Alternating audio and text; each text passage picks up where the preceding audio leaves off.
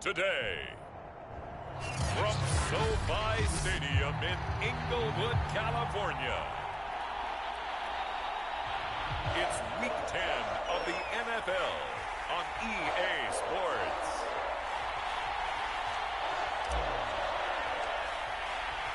The shadow's starting to get a bit longer. Week 10 of the NFL season is here, and we're underway on EA Sports. From a yard or two deep, here comes a return. And we've got a penalty marker down here as he's able to get this only to the 20-yard line.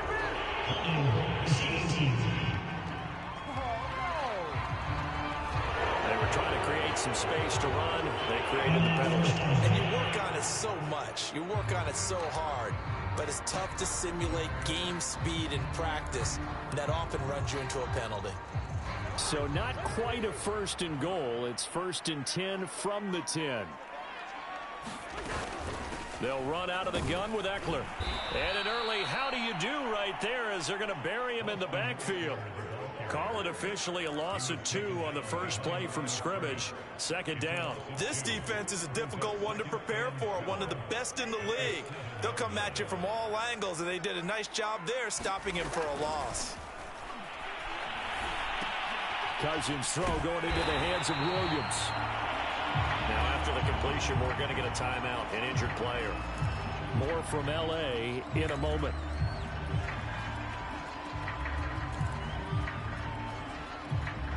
An early test, 2 plays in. This is 3rd and 2. They'll try to pick up the first with Eckler. And Eckler will not get there. Great defense at the point of attack. Going to stop him short of the first down. That'll make it 4th down after a loss of 1. After last week's loss, you bet this offense probably wanted to come out with a little more fire than a 3-and-out. And I'm sure that people are saying, hey, come on, Coach, where was the pregame talk? Have these guys ready to go? But you and I both know it goes into preparation and practice and being ready to go. That gives you the confidence to come out and play. They've got to find that and fast. On the return is Peterson. So a good punt, but a solid 12-yard return. And the Vikings, they'll be set up well as they take over in great field position. 1st and 10. So now you've got their offense coming out for the first time with great initial field position. And they'll be led by the NFL's Offensive Rookie of the Year for 2020. In his 2nd season, former Oregon Duck, Justin Herbert. His game last week reminded me of the old song, Accentuate the Positive, because that's about all he did, right? Yeah. 3 touchdown passes, over 300 yards in the air, receivers happy. And they got the win. Got the win. If you're a running back that likes to catch passes, they're happy as well. Big-time game. And a good burst there right from the start as he'll get this one out near the 35. And that's why Dalvin Cook is the Minnesota Vikings featured back. You put the ball in his hands, good things happen. 2nd in the NFL last year in rushing with 1,557 yards, and that's now back-to-back 1,000-yard seasons with 30 combined total touchdowns.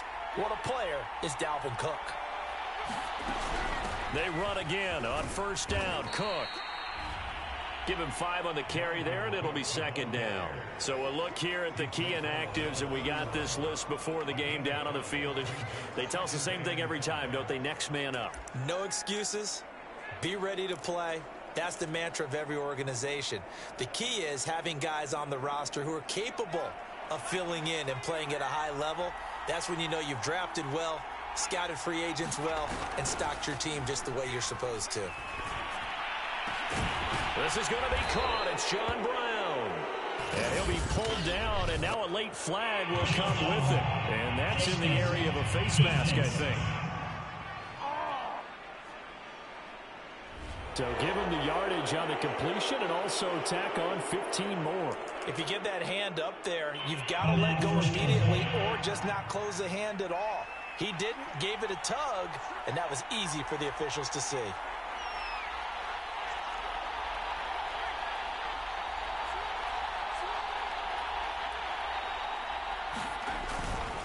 They'll let the fullback try and take him home. And he'll get in. Touchdown, Minnesota. C.J. Ham. Touchdown number 15 of the year. And the Vikings have taken a first quarter lead. Well, you've got to like that start on both sides of the football. You force the 3 and out, and then you score on your first drive. Well, I know someone who doesn't like that start. Well, yeah, the other side. Yeah, they don't like that at all, right? This is not the way it's supposed to be. But what you just described, that's team football, all right? When you get a 3 and out, you're supposed to take advantage of it on the offensive side of the ball. You said, thank you very much for getting us the rock. Let's put it in the end zone, and they did exactly that.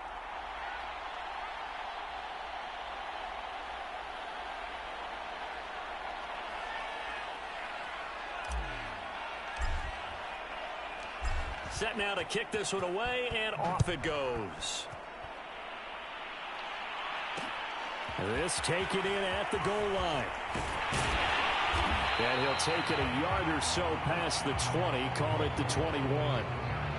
Now on the return here, we've got an injured player down there. More from L.A. in a moment.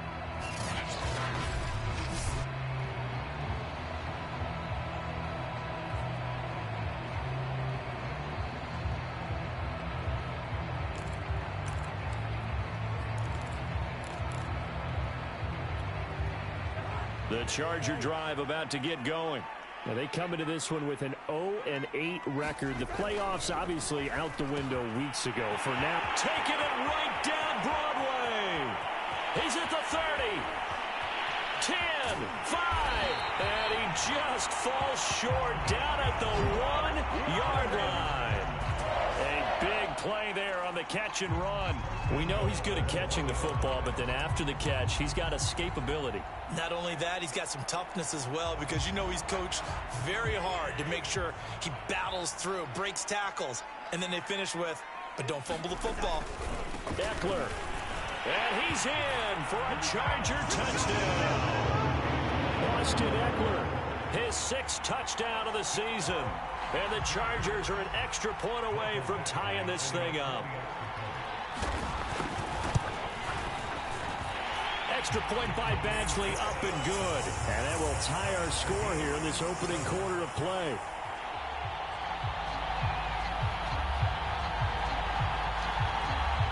So all even at 7 now as they kick it away. Now D.D. Westbrook to return. And he brings us out past the 20 to the 24.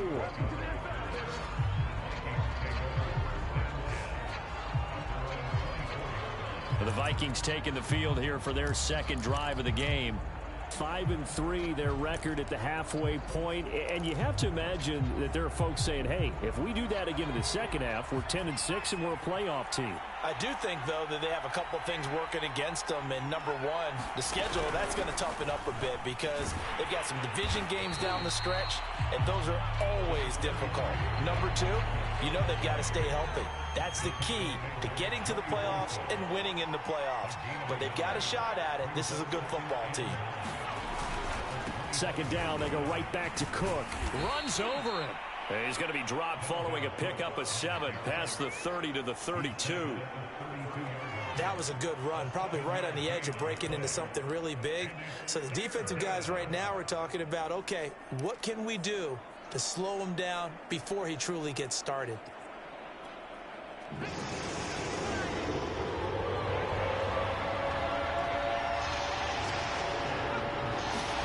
Play action. It's Herbert. And Herbert going to slide to a stop, and he has a 1st down. We just saw a nice example of why teams often bring in baseball guys to teach quarterbacks how to slide in key situations. You want to protect your franchise guy. Make sure he doesn't get hurt. He did exactly that on that play. A perfect slide to avoid the big hit and pick up a 1st down.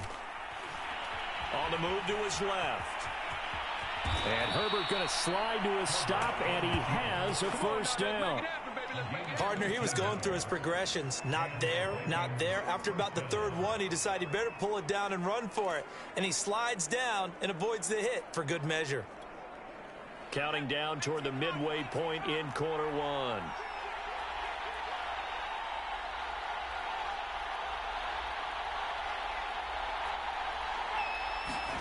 They'll try the air now with Herbert. And the Chargers rush is going to get there. Down he goes. Second and 15.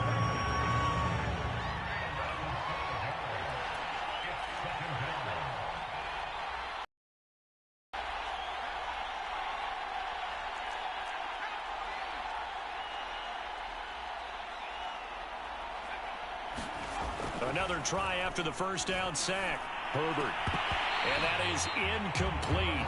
A lot of force bearing down on him there. He could not hang on. It's third down. So much about defending the pass is being able to be right there at the moment the ball gets to the receiver. And he was right in his hip pocket, helping force that incompletion.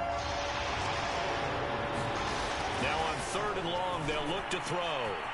And complete to Zach Ertz. And he's brought to the ground with another first down at the Chargers 16. And that's well executed there on third down. And I love the confidence that they had to let their tight end try and find some space in the middle of the field, right in their quarterback's line of vision. And QBs love to make that easy throw, and they hooked up there for a first down. Herbert operating from the red zone. And this will be incomplete. Physical play on the football there, and it's second down. In the red zone, precision is the watchword. If the throw's a little too early, too late, maybe off a little bit, going to be a good chance that any attempt is going to be a contested one, and that one falls incomplete. Steps away to his left. And he will score. Touchdown, Vikings. Justin Herbert. His 19th touchdown now on the season. And the Vikings have taken the lead. Not the first time on this drive we saw him take matters into his own hands, and this time he finishes things off with a touchdown run. You're not going to be happy with me, but I think he took matters into his own feet, didn't he? Oh, Davis from the top rope. I like it. Extra point by Sly is up and good. And that makes the score 14-7.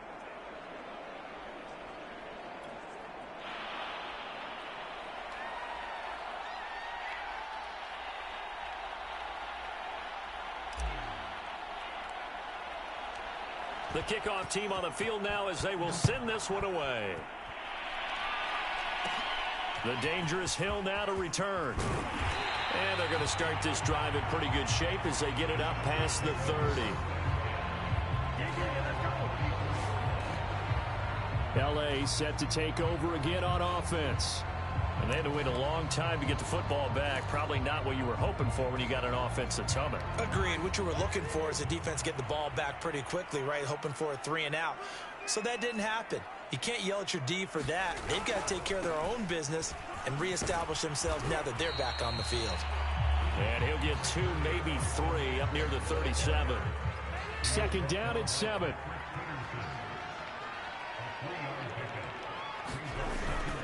A handoff, it's Eckler. And a 5-yard gain gets him to the 42. You know, Charles, for this defense, look, it's no secret. You're facing a team that is really, really struggling. They haven't won in what seems like forever, but sometimes a desperate team can be a dangerous team, right?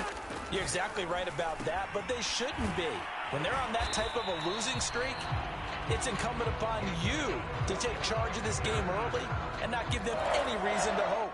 Get out in a tackle and make sure you knock them back on their butts.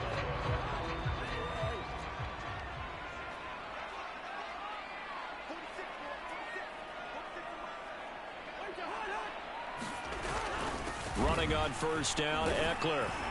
And he's got it across the midfield stripe and into Viking territory. It's a pickup of 4, and it'll bring up second down.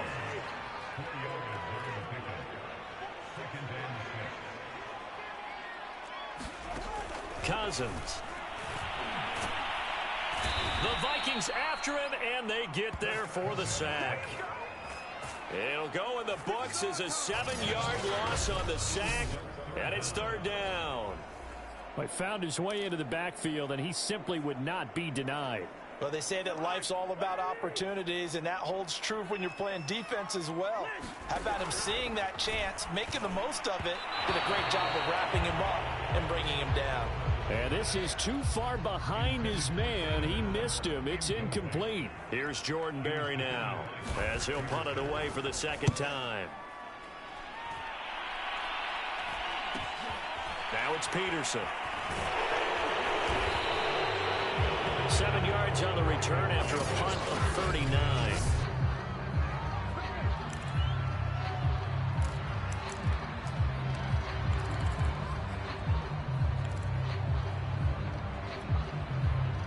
Here are the Vikings now to start their next drive. And, Charles, if the season ended today, and it's not going to, we still have December left. More football. We're only in November. But they would be a wild card team. And that's great. They'd be in the playoffs, but you know they're trying to bump up to be one of those division leaders. That guarantees you at least one home game in the playoffs, and that's what you're really seeking. But there also isn't much margin for error for this team, right? Because right where they're sitting, a 2-game losing streak could have them out of the playoffs, so they've got to make sure they continue to keep the momentum going. Absolutely. There's some sharks smelling blood in the water behind them.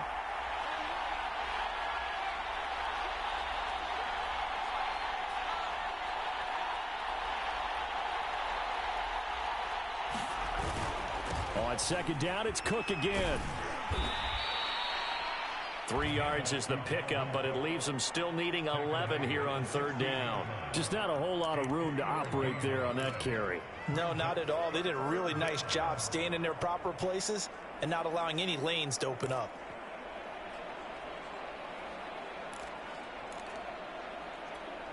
Third and 11. And some extra depth in the secondary here. They're in the dime.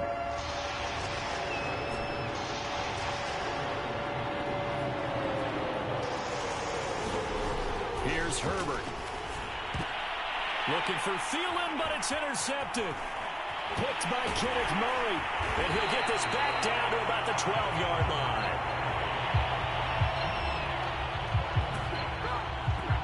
CD, I know it's just his second year in the league as a quarterback, but that's going to be one when he flips on the tape. He's like, I shouldn't have thrown that ball. No doubt about it, and his coaching staff will be emphatic about he shouldn't have thrown that ball. But remember, second year, as you noted, on-the-job training, so he's got to take this feedback that he's getting, negative or otherwise, and turn it into positives moving forward. And he'll be taken down as that will take us to the end of the first quarter of play. Through one quarter, 14-7 our score.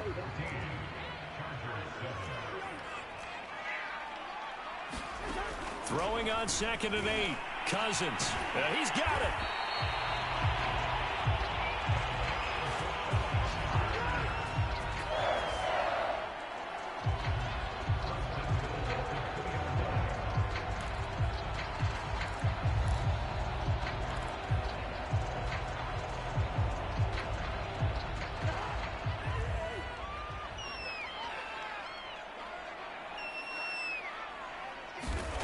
Cousins now. And this is caught. He's got it. Touchdown, LA. Austin Eckler with his second touchdown of the game, number 7 on the year. And the Chargers are an extra point away from tying this thing up. Extra point by Badgley, up and good. And we are tied here in the second quarter. So they only needed 3 plays on that drive. This one tied at 14 now as he sends this one away. And it winds up with a touchdown for Los Angeles. And he'll be stopped up at the 25.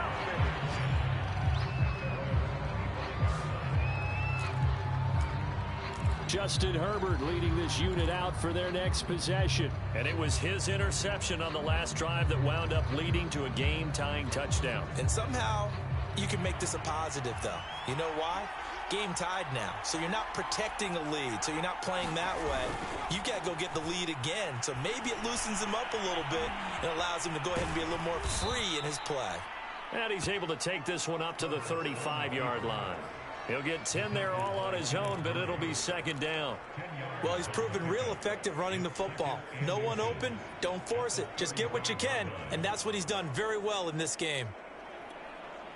A good gain on first has him set up with second and just a couple of inches now from the 29.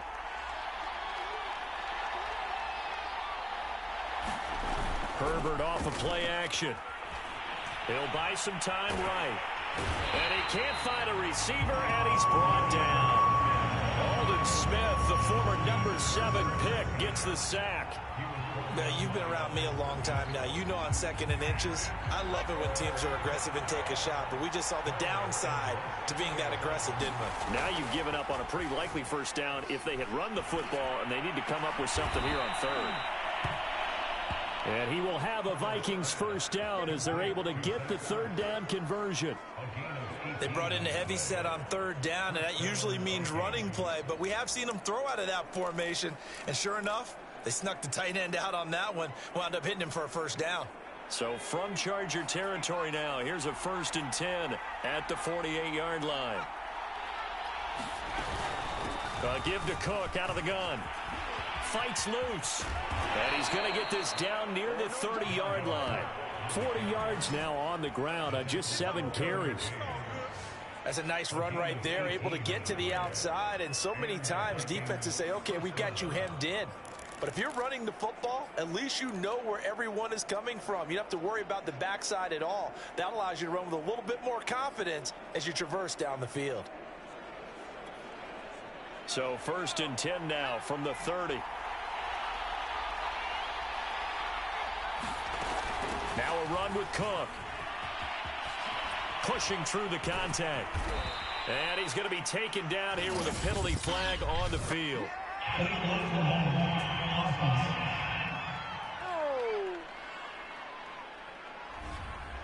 So a decent gain, but all for naught on the penalty.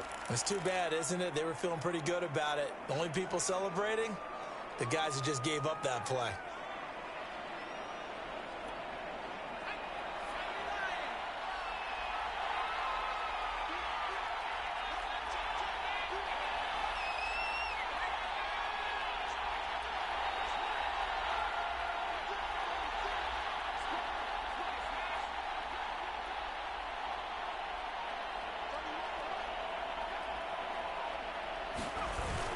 Cook following the penalty. And he's able to get it down to the 25-yard line. That's a gain of 11. Would have been a first down if not for that penalty moments ago. On any explosive run, you can almost feel the ground shaking, and that's from the offensive linemen creating space for their runners. I had an old coach tell me before, they always told his runners, run around the offensive line in pregame. Get used to the ground shaking so you don't trip and fall when it happens in a game. A first carry now for Kareem Hunt. And they'll work it inside the 15-yard line before it's all said and done. Back-to-back 11-yard gains, and they've got another first down. For a lot of guys playing this game, there's no better feeling than running right through a tackle. He's able to lower his center of gravity and churn his legs for a really nice pickup.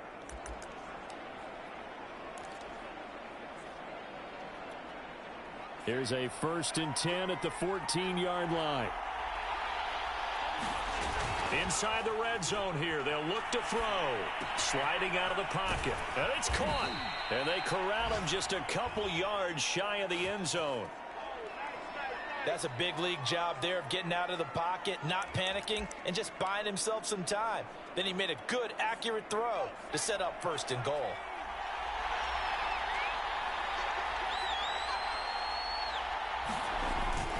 And they'll turn to the power game to try to get in. And he will fight his way into the end zone for a touchdown. C.J. Ham, his 2nd TD of the game and 16th on the season. And the Vikings are going to take the lead. Well, fullback touchdowns have become rare. We just saw 2 of them by the same guy here. And if you had him on your fantasy team, I'm hanging out with you now for stock tips. Sly on for the extra point. It's up and good, and that'll make the score 21-14. So that drive in total 8 plays, and it's culminated by a 2-yard touchdown run.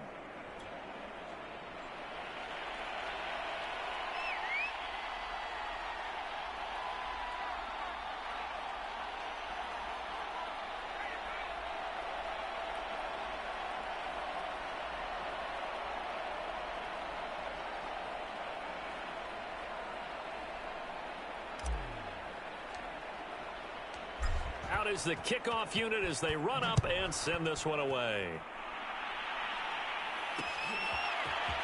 And here comes a return from just beyond the goal line.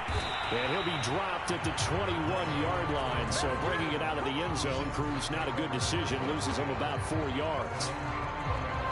Here comes Kirk Cousins now to lead his offense back out there. Been a decent start for him here in this first half, but they're losing. And I think as the captain of the offense, you probably always feel like you need to do more in that situation. The best have always felt that way, and they won't settle for anything less.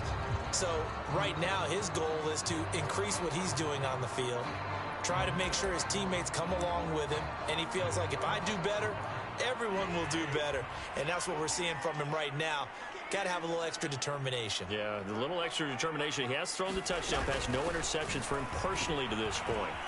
And he'll get about 6 up to the 27-yard line.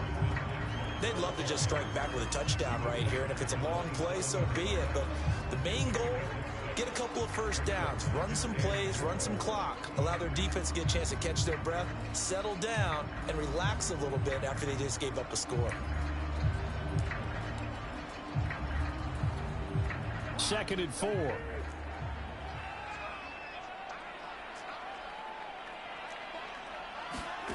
To throw, Cousins. That'll be complete to Cook.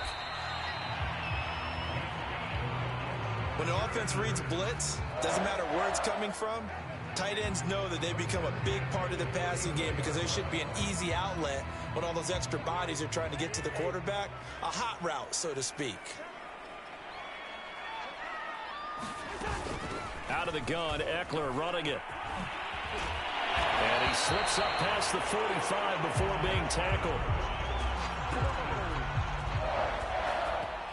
How many times do we say in this game that speed kills, and it does it in so many different ways? In this case, you got a back who's quick and shifty, can make moves, make people miss, but also gets to and through a hole before it can close down. That's some of the benefits of that speed, not just outrunning people in the secondary, and that led to a really nice game.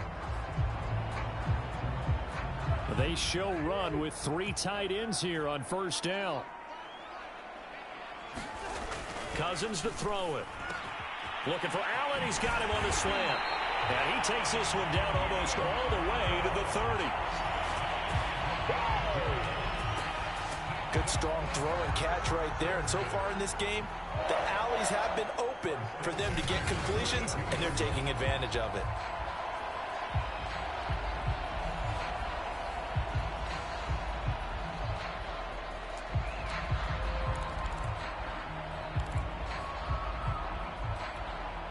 From Viking territory now, they'll come up 1st and 10 at the 32-yard line.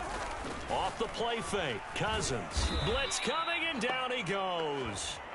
Harrison Smith on the safety blitz, able to get the sack.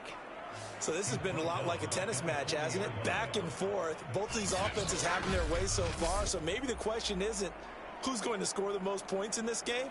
Maybe it's who's going to get some stops. Yeah, absolutely. And that sack, finally a first step in the right direction for a stop. Got to imagine the pass rush will be equally intense here on 2nd down following the sack. It's 2nd and 18. And that's incomplete. Keenan Allen, the intended receiver. And now it's 3rd down. You definitely would have liked to have hit on that one because now you've got a 3rd and long showing up, and you just know defense is going to be getting after it. They are pinning their ears back, and they are coming. The Chargers on 3rd down, just 1 for 3 thus far. This will be a tough 3rd and 18. This is caught by Williams. They get 7 there, but it brings up 4th. One hallmark of good defenses is understanding the game, understanding positioning, and tackling immediately in the secondary after catches. I think we just saw that on display right there. Got to him before he ever had a chance to think about turning it upfield.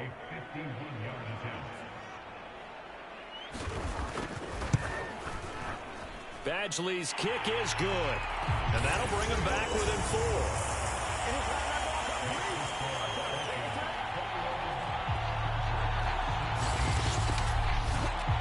So the margin shrinks there as they get the field goal to draw them a bit closer here in the 2nd quarter.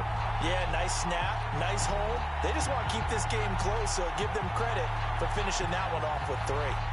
The kickoff unit is out on the field, and they will send this one away. And that one will bounce out of the back of the end zone, so we will start here at the 25. And you see Dalvin Cook and the offense heading.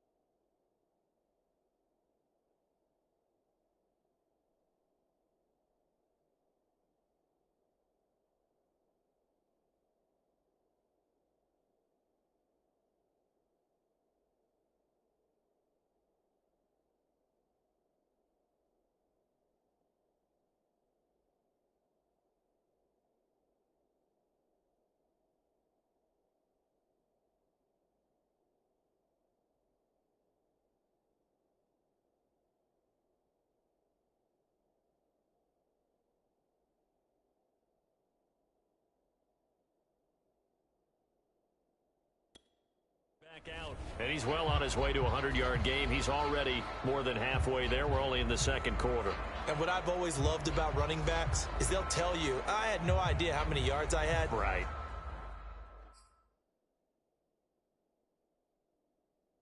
Those guys have an innate sense of where they are in a ball game and how many yards they've accumulated, because you know they're always working towards 100. He's been working well towards 100 here. Here are the Vikings now to start their next drive.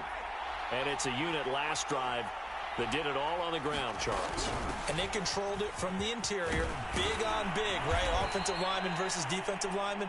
But you know, in order to keep the football moving downfield, other people have to get involved as well. Your wide receivers, your tight ends, lead runners, anything that you have possible to get in front and keep the ball moving. And now the defense may be looking out for a pass coming up.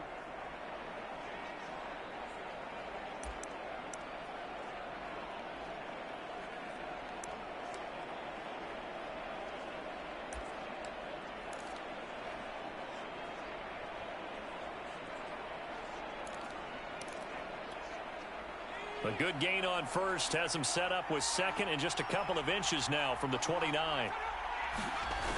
Justin Herbert looking to pass, rolling to his left, and he'll get it out near the 40 to the 39.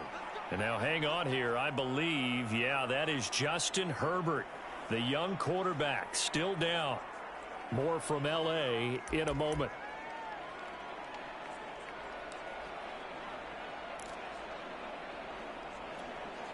So from the 39 now, they'll come up on a 1st and 10.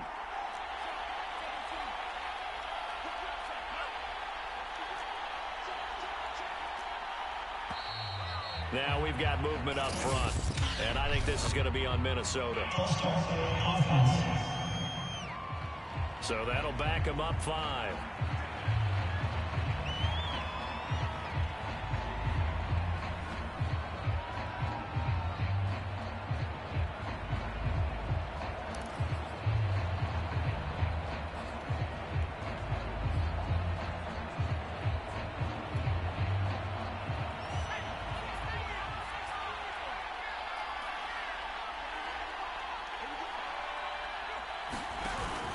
A 10th carry in the game for Cook. And he'll get this only up to about the 35. The all-pro pass rusher Joey Bosa able to make the tackle there. Well, obviously they would have at least liked to have gotten back to the original line of scrimmage. Instead now, they're dealing with 2nd and long. I thought they would have passed it after the penalty. Probably wish they would have now. Well, they don't need to run another play here before the 2-minute warning. Let's see if they do it anyway. 2nd down, they go right back to Cook. And the reinforcements come in as they're going to stop him behind the line. Second quarter action with 1:59 remaining.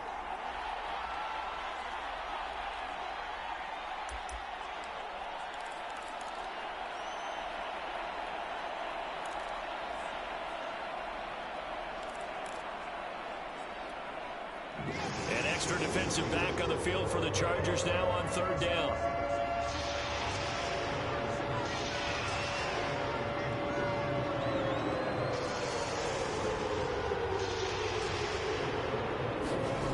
Now it's Herbert. Hard throw, incomplete.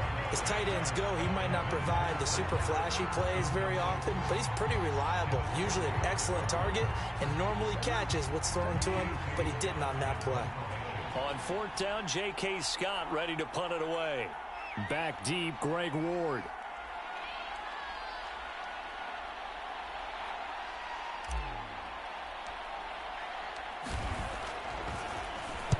This is away, but boy, headed straight for the sidelines. And the punt kicks out of bounds, and they will spot it right at the 25-yard line. The Chargers offense now, they get set to head back on the field. And after the field goal last time, we'll see what they can get here. At least they got points out of the last drive, Charles. I never met an offensive coach that didn't want to drive to end with a kick. Most of them want it to end with a PAT, right? In this case, a field goal, they'll take it. Way better than the alternative, which is a punt. Yeah, but you've met fan bases that wanted that, that weren't happy with that field goal. I haven't met a fan base yet that wants to drive to end with a kick, other than the extra point. That's it. Now the Chargers hustling, trying to get up and get set. On play action, Cousins. And a high throw there as this is knocked away, down to the ground and incomplete. Well, Brandon, all receivers are trying to make sure that the defender thinks they'll go into the middle of the field when they're running the out cut.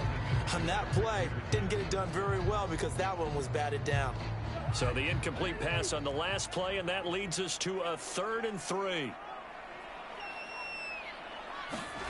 Here's Cousins. Over the middle, it's Jared Cook. First down now, but the clock continues to move. Again, it's Cousins. Looking middle, and it's incomplete. It certainly didn't appear that that's where he wanted to go with the ball initially, so he tried to get something out of it by dumping it off to his running back unsuccessfully. Here's 2nd and 10.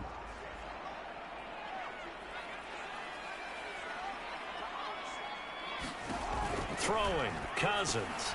On the screen, this is Eckler. Shifts past him at the 45. And they bring him to the ground just shy of midfield. The Chargers going to signal for the first of their timeouts as they'll stop it with just over a minute to go before halftime. 2 first downs have them up near midfield now on 1st and 10. Cousins. And this is caught by Williams. And he's going to have a first down here. They're also in a field goal range now at the 27-yard line. Now the Chargers will use the second of their timeouts as the clock will stop with 55 seconds to go until halftime.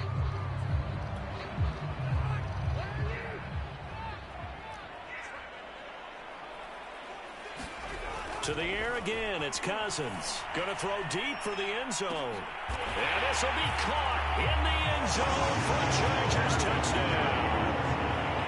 Greg Ward, his 4th touchdown on the year. And the Chargers are going to retake the lead.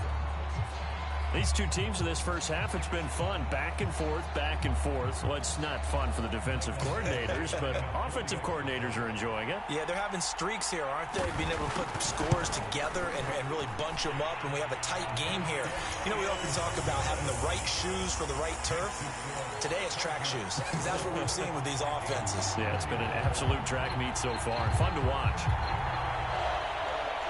Set now to kick this one away, and off it goes. With it on the return now, here's Westbrook. And they'll get him down inside the 30 at the 27.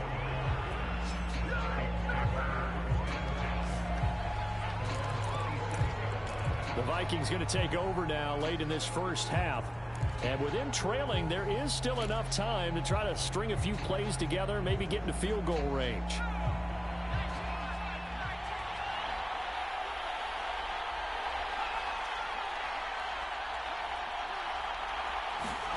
On 1st and 10, Herbert. There's Jefferson to pull that in. And he'll go out near midfield at the 49. Boy, that completion comes with a high degree of difficulty, especially on the catch. Had to look that one in one-handed, able to do so, and ends up picking up a first down as well. Herbert on 1st down now. And he's got this to Jefferson. Now the Vikings will use the second of their timeouts as the clock will stop with 33 seconds to go in the first half. Back-to-back good plays have them on the move on 1st down. Out of the gun, Herbert. And this one is incomplete. Well, the incompletion, yes, but maybe here not the worst thing in the world? No, not on 1st and 10. It actually gives them a chance to regroup, relax just a little bit. They huddle up, talk it over. Then they get a chance to continue their drive.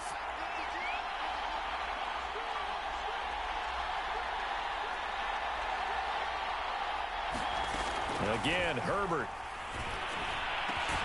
He goes right back to Jefferson, and this one complete. The Vikings going to use their third and final timeout as it comes with 22 seconds to go here in half number one.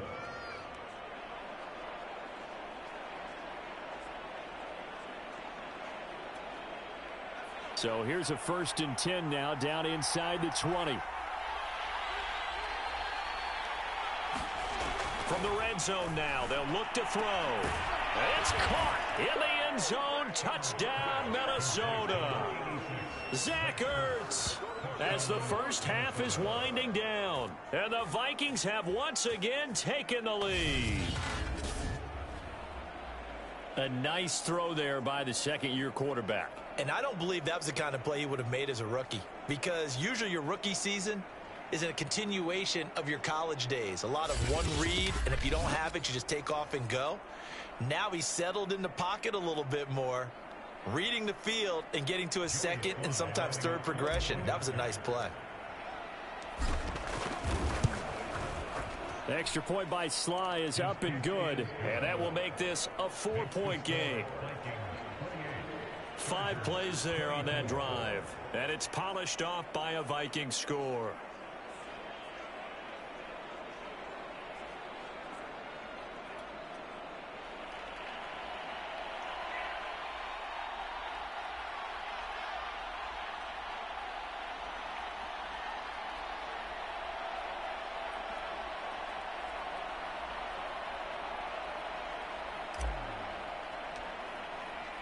So not much time to speak of remaining in this first half as the kick's away.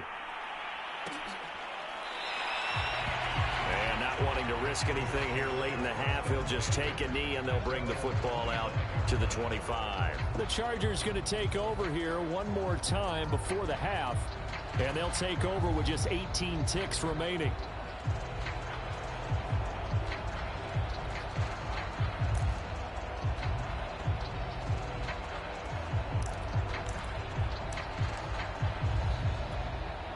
Just 18 seconds remain till halftime as they come up on 1st and 10. They're just going to run it here up the middle. And defensively, they're just looking to keep him contained as they're able to get him down. Chargers going to use their third and final timeout as they'll stop it with 14 seconds to go in this first half. From the 31, Cousins. And that's incomplete. Clock stops with 10 seconds left. Well, we always talk about how you've got to be quick when you go through your progressions, and here's another prime example. Trying to look downfield, he was standing in the pocket, but just couldn't find anyone open, could he? No, not enough time. They hit him and forced that incompletion. And he is going to have the Chargers first down by about 3 yards or so as they wind up getting 7 there on 3rd and 4. So we've reached halftime in a wild first half. We now proceed to the start of the second half. The Vikings have to like their position. They've got the lead. They get this football as well as we are back and underway for the second half. With it on the return now, here's Westbrook. And he'll get it up across the 20 to the 21-yard line.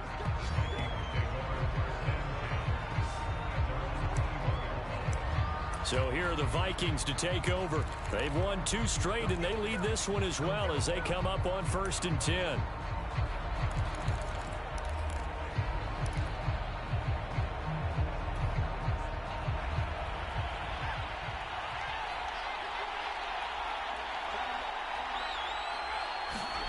Now Herbert with it, looking to pass. Oh, I'm not sure he saw the linebacker there as that's batted down and incomplete. Receiver coaches preach to their guys all the time. Separation, that's what's going to make the play successful. That time there was very little, and I think they were actually fortunate that it was only knocked away and not intercepted. Flush to his right. And he slides and covers up at the end as he's going to be able to pick up decent yardage.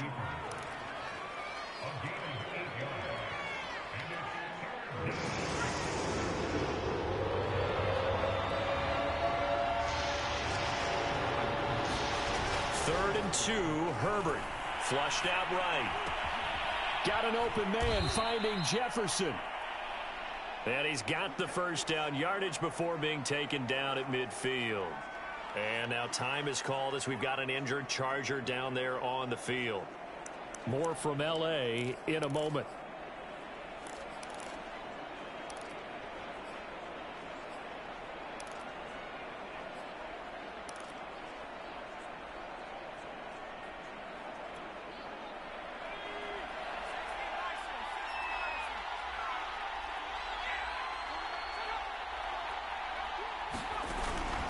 First down, here's the run with Cook. And he'll maneuver his way forward for about 4. 2nd and 6. When you find that kind of yardage, you couldn't be more confident as a ball carrier. And guess what? You're going to go back and tell your offensive coordinator, I'd like to keep carrying it, thank you.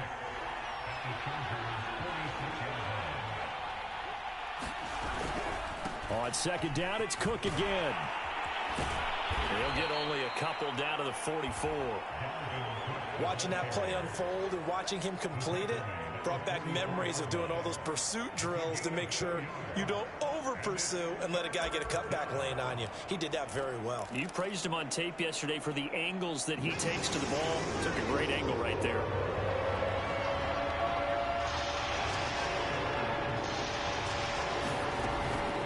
Third down, Dalvin Cook.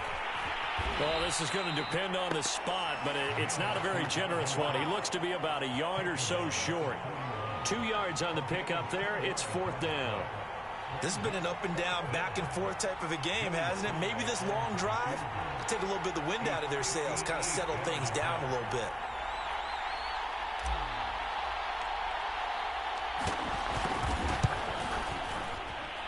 And I tell you what, he got it from 58. That had lots of leg behind it.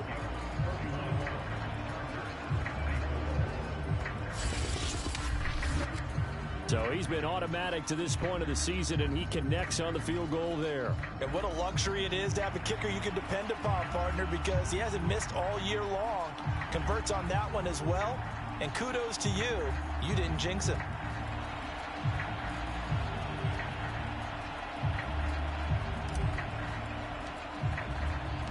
The kickoff team on the field now as they will send this one away. From a couple yards deep, he'll bring it out of the end zone.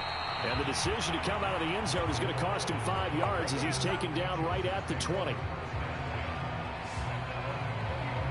Now we'll look at the Chargers offense. They get ready for their first possession of the second half. And their deficit a little wider now than it was at halftime following the field goal a moment ago. But the goal is still the same because you know they want to come out, establish a rhythm in the second half, and get going. Make no mistake about it, though. Kicking field goals, not in their game plan. They need to get the ball in the end zone.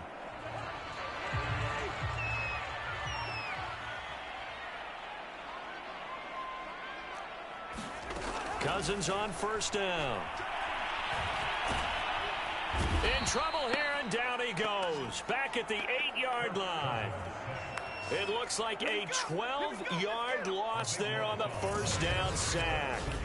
But when you see a quarterback retreating away from the line of scrimmage toward the other goal line like that, usually doesn't end well. You're exactly right about that. Normally, if they're moving from side to side, they've got a chance maybe to get back upfield. He was trying to shake defenders and extend the play, but it doesn't work out very well for them at all. You need those extra yards on the other side of the line of scrimmage. Now you're digging a hole for your offense.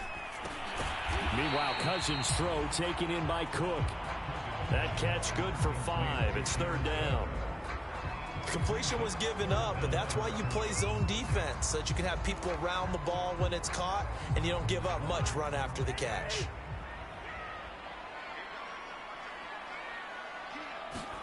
Third and long for Cousins. He'll get this to Eckler. And he's going to get this to about the 20, but that is well short of what he needed. That'll bring up fourth down. They wind up getting 8 yards, but they needed more than that. That's a nice design there, but sometimes, though, you get so many blockers out ahead of you, they kind of slow you down and force you to adjust. You always appreciate guys trying to help you, but maybe one less there could have turned this into a bigger gain. Here's Jordan Berry now as he's on to punt for L.A.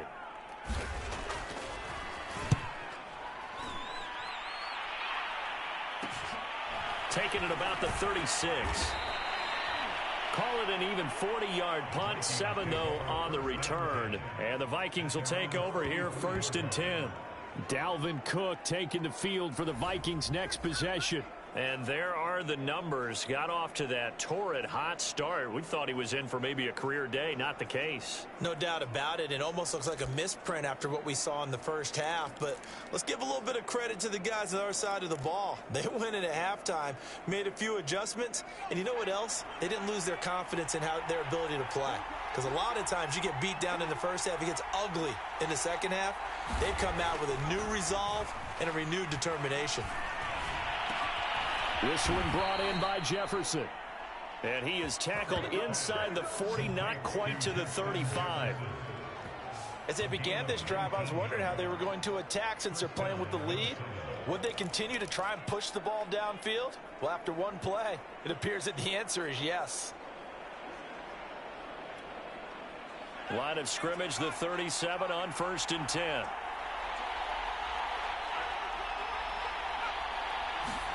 They'll fake the handoff. Now Herbert rolling to his right. He'll get 5 out of the scramble. It's 2nd down. So many times we talk about having good eye discipline when you're playing defense, making sure your eyes are in the proper place on a given play. Looks like that discipline came to the front there, didn't it? They were able to hold him for a short gain when he took off running.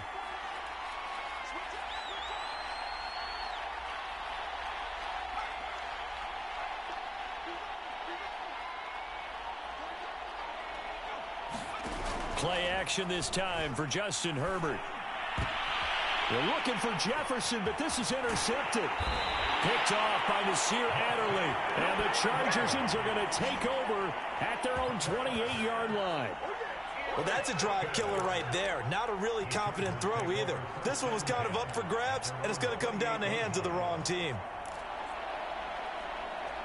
And the LA offense ready for this next possession. And we have seen a lot on the scoreboard here in this quarter. So sometimes you talk to me about tendency breakers on offense. These defenses struggling. Are there tendency breakers on defense? All defensive coordinators keep something in their hip pocket for these types of situations. What can we do to slow down the onslaught? But the biggest thing is make sure these guys encourage each other, pick themselves up, because right now it's been a really tough ball game trying to stop these offenses. Oh, it really has, especially as of late.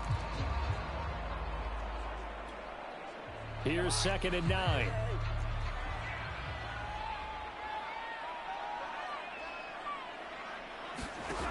Working out of the gun, Cousins. It's caught on the right side, Williams. And a nice job to break free of one tackle, but it slowed his momentum somewhat, and he's taken down right after it. Only 3 yards on the catch. It's 3rd down.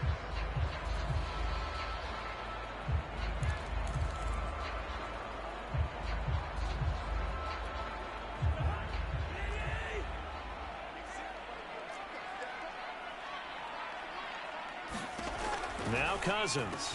And this is Cook with a grab. And he'll be tackled right on the chalk of the 45. Well, a lot of times when you get a manageable 3rd down situation like this, you have to think about your tight end, and he comes through for him, picking up the 1st down. On the give, this is Eckler. And he'll be taken down just shy of midfield. 5 yards is the tally on 1st down. That brings up 2nd and 5. That's a really nice, tough run inside, and they gained 5 yards on it. And to be frank about it, most offenses don't expect to get 5 yards on a play call like that. So when they do, they go back to their huddle with a little pep in their steps. They're starting to think that they're starting to dominate the line of scrimmage. It's a game of matchups, and that's why you take your receivers and move them around a bunch, especially your best guys. And when they work out of the slot, you often hear the coaches talk about how great it is because it gives you a two-way go. You can break out or you can break in. That makes it hard to defend. Tackle made by Devondre Campbell. That's a really nice job by them picking up the run blitz and detecting it and blocking it and turning it into a nice run. And a lot of times you think if you blitz a running play, you're going to smother it. But a lot of the blitzers, they come in a little bit high. They don't have great leverage, and they're easily blocked and turned to the side. Eckler going to get it again on 2nd down. And he works it to the 30-yard line here, right at the 30. 58 yards rushing for him in the ball game now on 14 carries. I think they like this drive a little bit better there, partner. Running game helping out, picking up some of the slack. Because remember the last drive, they went 3 and out.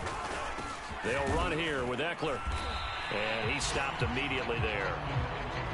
No gain on the play. It'll be second down. And the big fella stuffed that one up in a big way. I think doubling him has to be a priority because you can't move up to the next level if you don't take care of him first. Third quarter of a tight football game as we come up on a 2nd and 10. Here is Eckler. A short gain here, maybe a yard to the 29.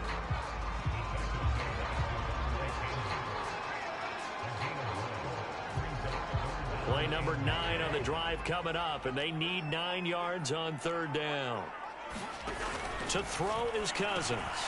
That's into the hands of Eckler. And he will not make it to that imaginary yellow line as they get him to the ground at about the 23. That one good for only 6, and it leaves him with a 4th down. And that doesn't have to gain big yardage to be an impactful play, because if you can get those pass rushers second-guessing themselves that they might get hit with a screen, maybe you can wind up slowing them down just a step. And if you do that, that's a win for that play. Badgley able to punch this one through. And that'll bring him back within 4. So the turnover leads to points as they add 3 there. Yeah, what a sequence there, and a nice win for them. They forced the interception, put together a little drive, and then come away with 3 points. Nothing to it, partner. Just do it.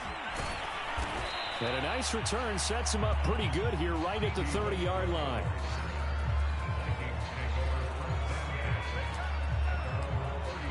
Justin Herbert leading this unit out for their next possession. And he comes out on the heels of an interception he threw last time they had the ball. Yeah, and you know, the quarterbacks that I know that are the best ones, the ones that really know how to lead their team, they tell them, that's on me. That's my bad. But let's go back out there and move ahead again, guys. We can get this done. One good thing for him, it did only lead to 3 points and not a touchdown after that turnover. Big thanks to the defense. Being chased out left. And he's brought down after a very nice gain.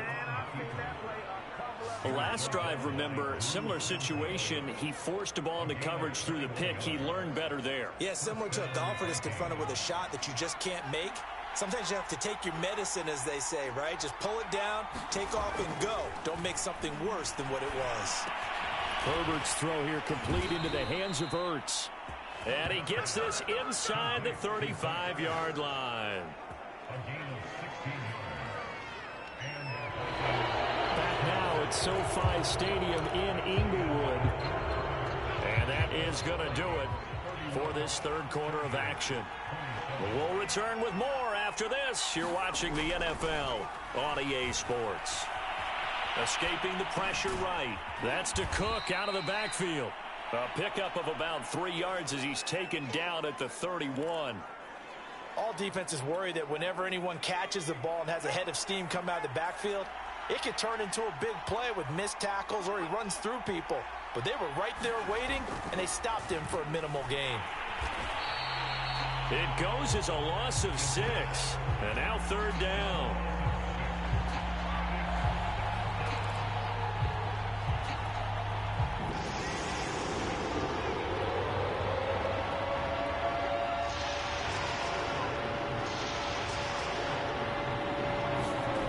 Here's Herbert. And this pass broken up. The contact well timed there, and now 4th down. So on 4th down, out trots the kicker in a big spot here.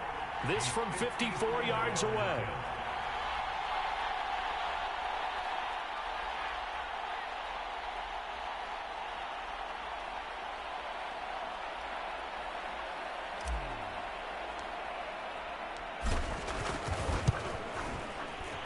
And this will split the uprights. It's right down the middle.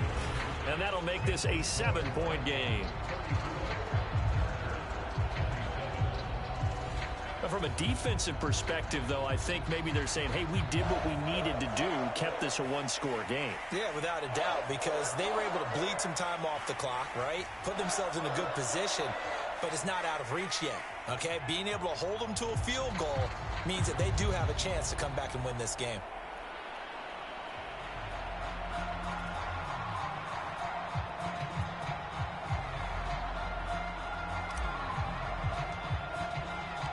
Out is the kickoff unit as they run up and send this one away.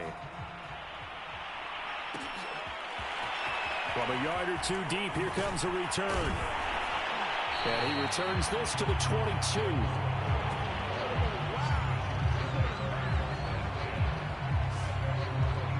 Here's a Los Angeles offense as they get set to take possession. And last time able to get 3. It's not what they wanted. They wanted 6, but they got at least something. They mustered something out of the drive. They'll take it. I like the way you've described it. Not ideal, but they'll take it. Anything to put some points on the board. But this time on offense, they don't even want to see the field goal kicker trot on the field. They want that ball in the end zone. Yeah, they'll be going for 6. Cousins' throw going into the hands of Williams. 7 yards to pick up there.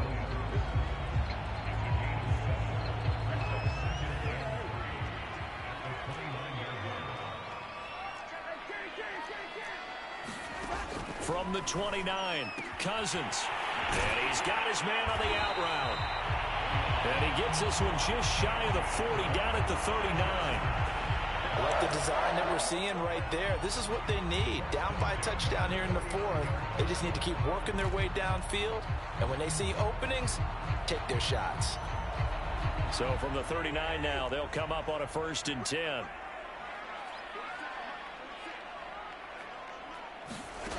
Now Cousins.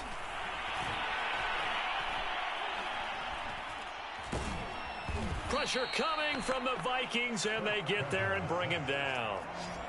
Afadi Adenabo. Credit him with a sack as he buries him for a loss of 10. And he was plus 5 seconds there with a football. Is there a time that a quarterback has to get rid of it? Somewhere generally around 3 seconds. So just like we're playing in our turkey bowl, right, in our backyards, 1 Mississippi, 2 Mississippi, 3 Mississippi, that ball better be gone because anything past that, that's usually the end result. From the snap, he certainly looked like he knew where he wanted to go with the ball, but surprise, that guy was covered. So that took his attention elsewhere to no avail. The Chargers on 3rd down, not quite 50%, 4 for 9. This will be 3rd and forever. From the shotgun, it's Cousins. Got a man over the middle, it's Williams. And he can only manage to take the football to the 40, and that is well shy of the 1st down marker.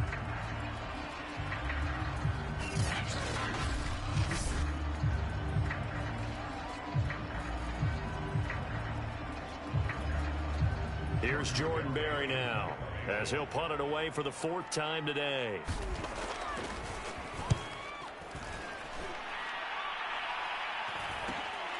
This is taken at the 18.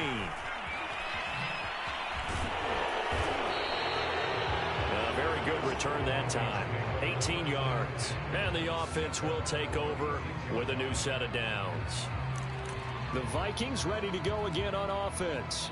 They have the lead, obviously, late in the game. I guess the good news for them is if for some reason they would make a mistake, a field goal does the opposition no good. Everyone loves to have a little bit of a cushion, and that helps you immeasurably. But the bottom line is, do all the things that you're taught in order to close out the game. Don't even let that become an issue. Yeah, but still a one-possession game. This one not fully over yet. They start the drive with Cook. And able to break one tackle, but then quickly brought down. But a nice little gain. 76 yards on the ground for him so far. If you can keep getting gains like that, Charles, with the lead here in the 4th quarter, I mean, keep running it, right? No doubt about it, but what the offense coordinator has to do is understand. They're going to continue to stack the line of scrimmage. What runs do you have in your arsenal that'll work against a stacked box and continue to move the ball?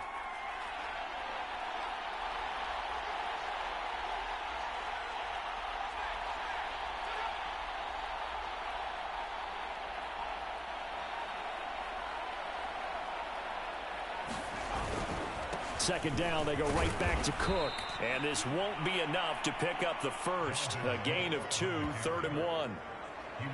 The good run on first down followed up by a not-so-good run on second down. Now let's find out if they're going to stick with the run here on third down. A lot of people would love to see some play action here. I say go with your best running play over your best blocker. The Vikings on third down. They're at 50%, 4 for 8. They're up against a 3rd-and-1 situation. Play action. It's Herbert. They'll roll him out right. And unable to connect. If he had caught it, it would have been a first down. Instead, it's 4th. Well, he certainly did a nice job improvising there, extending the play, hoping someone would come open downfield, but they never did. And here's a big one now. Trying to hold this lead. They're going to go for it here on 4th down. Needing the tough yards, they run it with their fullback. And he'll be corralled out across midfield down to the 45. And yes, everyone, that was the fullback carrying the football. I know it's a dying breed, it's a dying position for a lot of people, but I still think it's valuable and important, especially one who can carry the ball. And you need short yardage. What makes sense? Go to a big body, let him plow forward just like he did there. It's still a big man's game. A play fake, and now Herbert to throw. Middle of the field to Jefferson. And they're able to work this to the 25 before it's all said and done. And these guys certainly are not hiding what their intention is. They're absolutely showing it. They're definitely not going to sit on this lead here in the 4th quarter.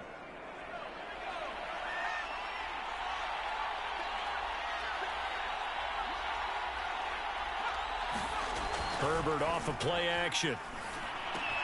That one into the hands of Thielen, complete. And down inside the 15, shy of the 10.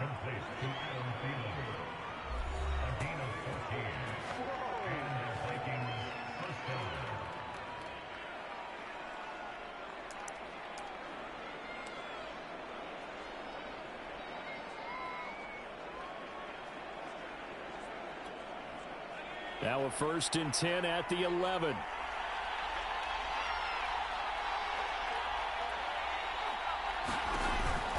Another tote for the workhorse this afternoon. It's Cook. And the result here, a pickup of 8. Leaves him with 2 to go on 2nd down. Oh, that's one to warm the hearts of all those old school football players, isn't it? Tough, hard, gritty run. Got behind his pads, bowled over a few people. Look at that one, right up the gut. So up through 3 quarters, no reason to lighten up now.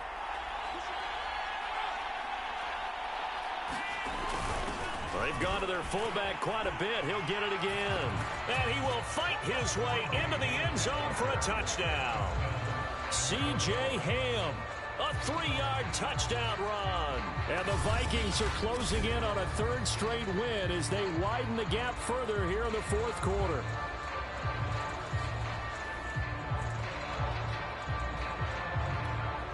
Now Joey Sly for the point after.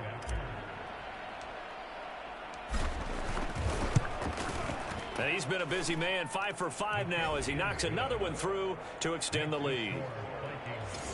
So that drive goes 8 plays, and it ends with a 3-yard scoring run.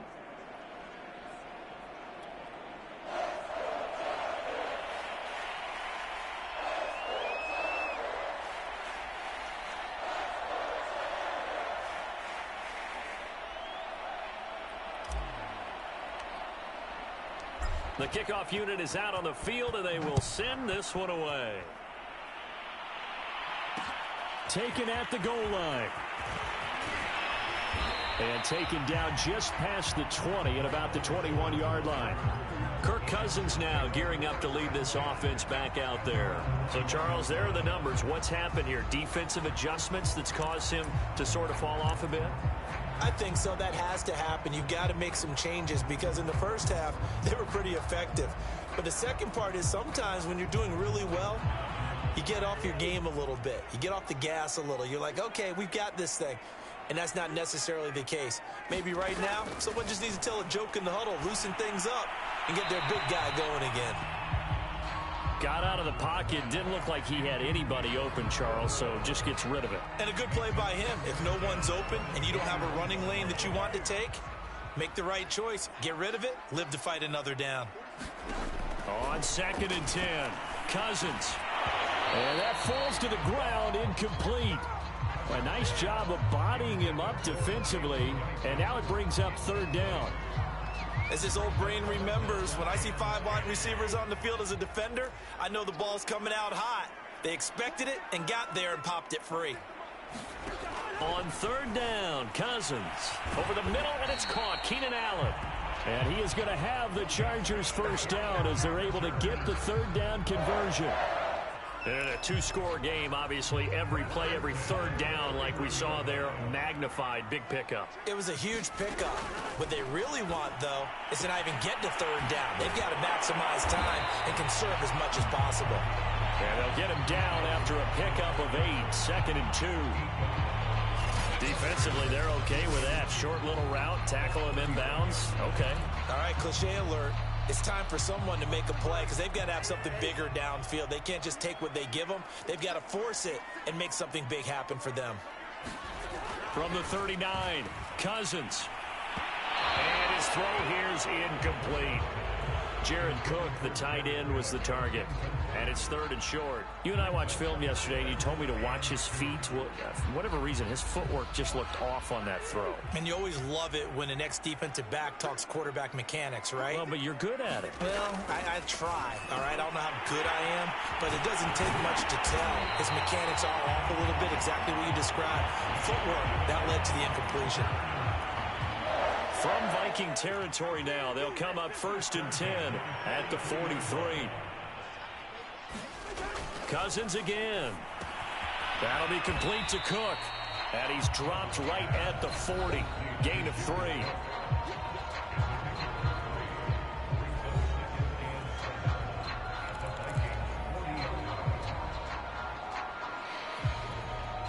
Coming up on 2nd and 7. From the gun, here's Cousins. And this is intercepted, and that should do it. Picked off by Harrison Smith. And the Vikings are going to have the football here at their own 35-yard line.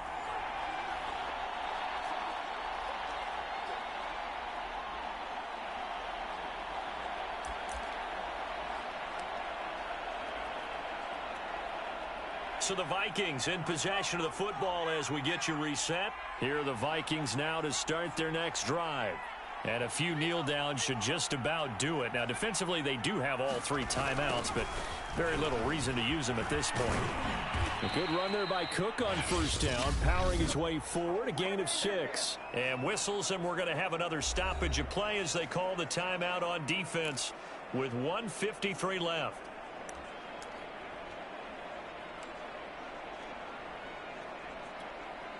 So they come up on 2nd down. If they can get another run like we just saw, would likely put an end to this thing. Again, it's Cook. And he'll be brought down just shy of midfield at the 49-yard line. Now the Chargers will use the 2nd of their timeouts. And they'll be disappointed to have to burn one there after giving up the first down.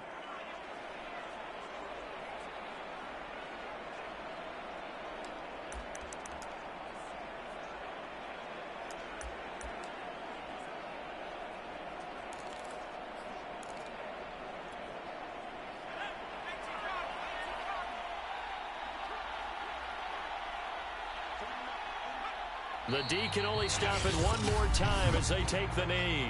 Chargers going to use their 3rd and final timeout as they'll talk things over prior to this upcoming 2nd down play.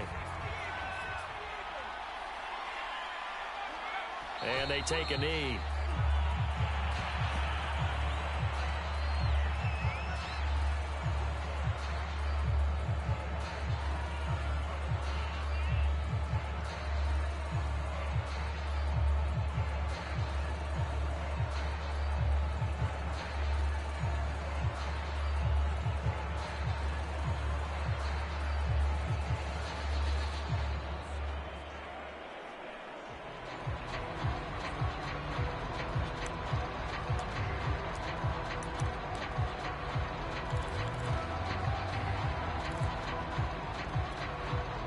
An extra cornerback now in the game for the Chargers here on 3rd.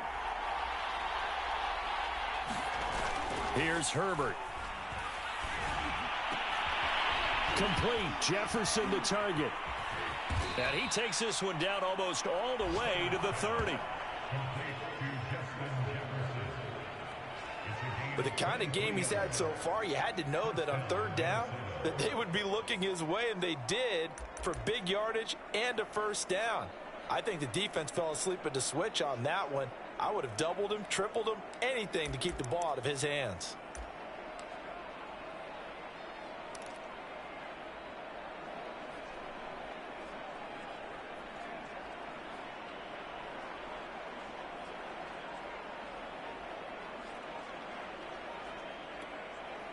Line of scrimmage, the 31 now on 1st and 10.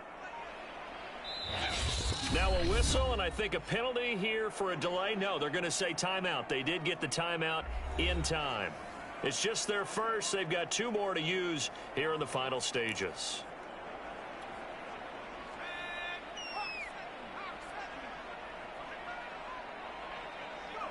Herbert to a knee, and that should just about write it into this one.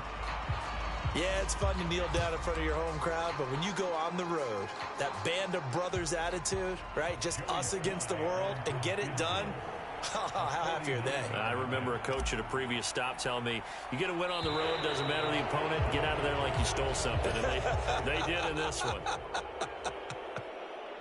Well, Charles, it's one thing to win. It's another thing to win and put up the amount of points that they did. Boy, were they clicking on offense. They can't help but feel great about themselves, can they? I mean, what a game to put up that number of points, continually feeling like they're moving the ball and things are working and clicking. They think that they can bottle this and carry it with them. And as an offensive coordinator, you just don't think you can do anything wrong. Whatever you call, run, pass, it's all going to work. That's called being in the zone. So for Minnesota, the win will help them keep pace in the playoff race.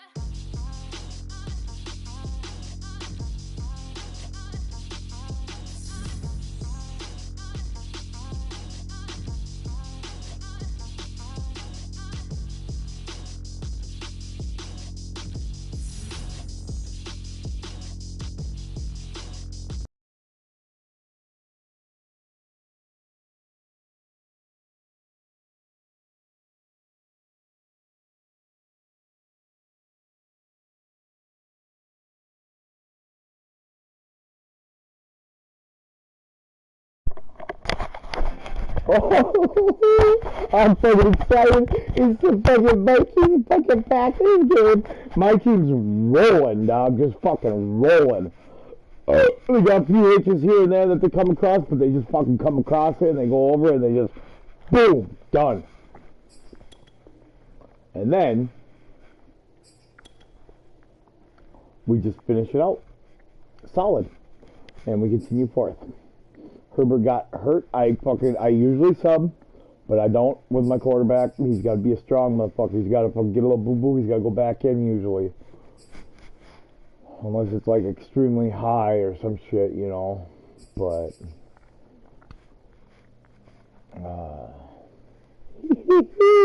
I'm looking forward to this shit. This is gonna be fun.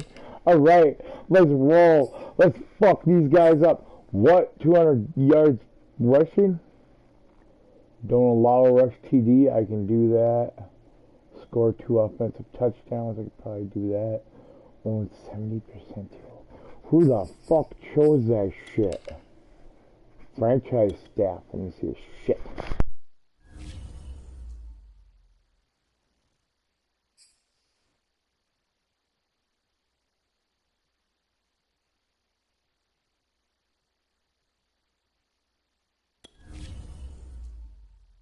I didn't know that. Alright. Shut up, Green Bay. I don't think I'll be able to do that.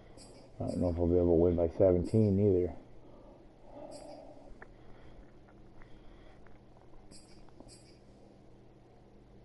Oh.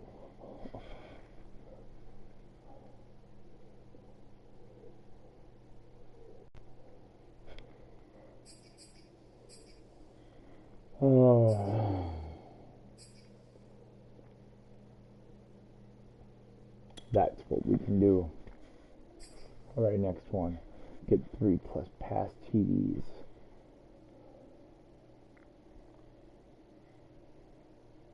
I gotta look at the thing before I choose them. I'll look at the league.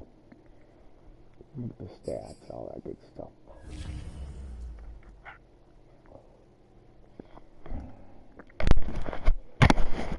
See what they're doing. Obviously, for defense, I'm going to choose something to do with stuffing the run. Because I'm not going to be able to stuff Rodgers. He's going to be beast in this one. It's like 1 or 2 year old game. I don't know how he's going to be this year. He's probably going to be good still. Alright.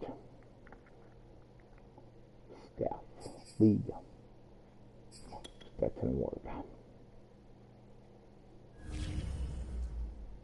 What stats? What team stats? Boom, boom, boom, boom, boom, boom, boom, boom, boom, boom, boom, boom. Where are we? We're in the north somewhere. Where are we? Yeah, NFC North. Ooh, alright. I'm just fucking behind them in offense.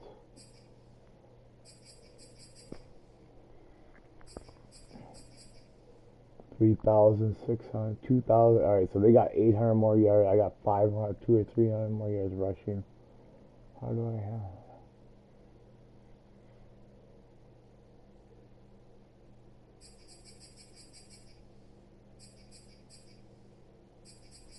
Running touchdown. I'm just hammering them out with the one they fucking won't expect. Ham! I'm getting fucking by 1-2 yard line. I'm just pounding it with the fucking fullback. Fuck it. The computer wants to be Jewish, and then if I start trying to run it with the fucking running back or trying to do all this other fancy shit, I'm not gonna get it. I'm gonna pound it with fullback. Boom, boom, boom, boom. I'm beating them in points per game. Passing touchdowns are beating me. I'm beating them by 8 in rushing touchdowns. They're beating me by 27 in first downs. How many? So I'm beating them by 8 in touchdowns there. They're beating me by 7 there. So I'm beating them by 1 in total touchdowns. And I have 27 less first downs, which means I'm getting more explosive plays. I'm getting more yards per play. That's what that tells me. Come on. I want the north. That is the north. Defense. They got the best, huh? And I've given up the most. Shit. My most is in passing. I have stuffed the run the most in the game, but I give up the most in passing. So I have to fucking do something in passing against this fucking team. Obviously.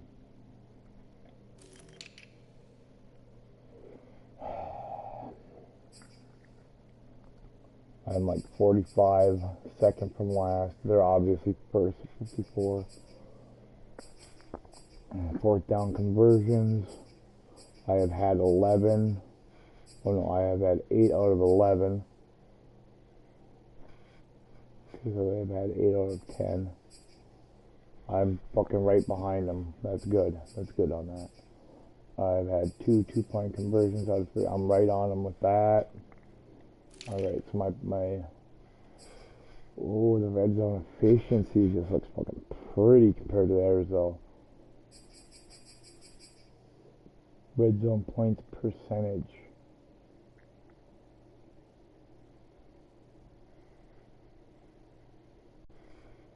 Is that my defense?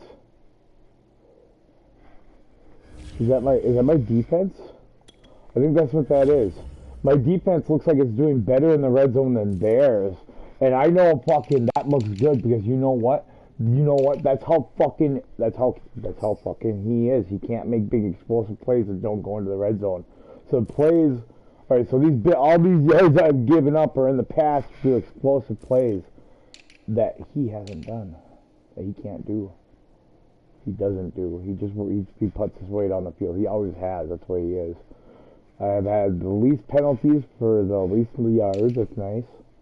But they're simming at fucking 60 minutes and I'm doing it at 40. So, whatever. But yes.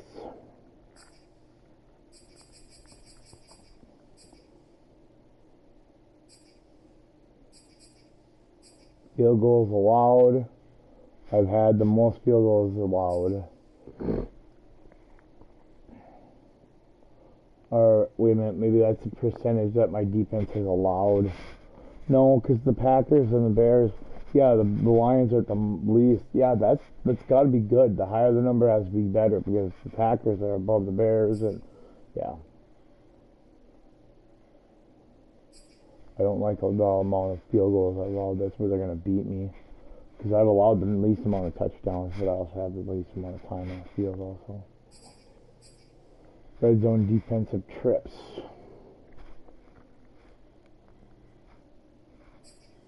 Offensive red zone points percentage.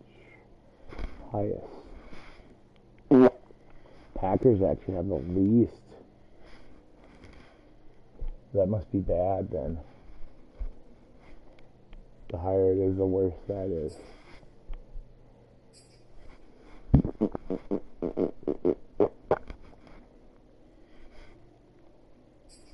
I don't know how that one works. Offensive red zone trips. I've had second most with the most touchdowns. Whoop, whoop, whoop. And the second most. I think I'm going to fucking whoop the Packers' ass here is what I think is going to happen. I got to fucking stuff that fucking pass though. Pass yards total. I mean, that's going to be the hardest fucking thing to do. And I think I've done that. My defense has, yeah. Big thing is stuffing the run to make it so that he can't do anything. And then getting Devontae Adams' ass doing something. Digging in the dirt, motherfucker.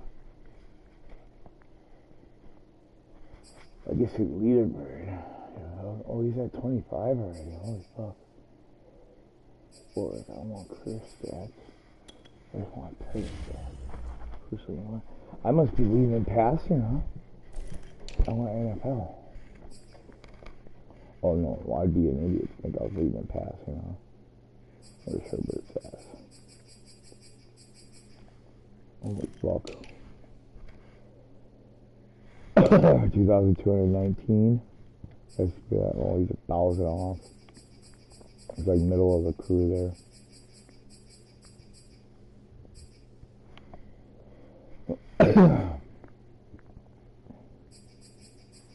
But you gotta remember, he also has the least amount of time. So, I'm just playing real, you know. I'm not fucking cranking shit up and just smashing everything to fucking bits.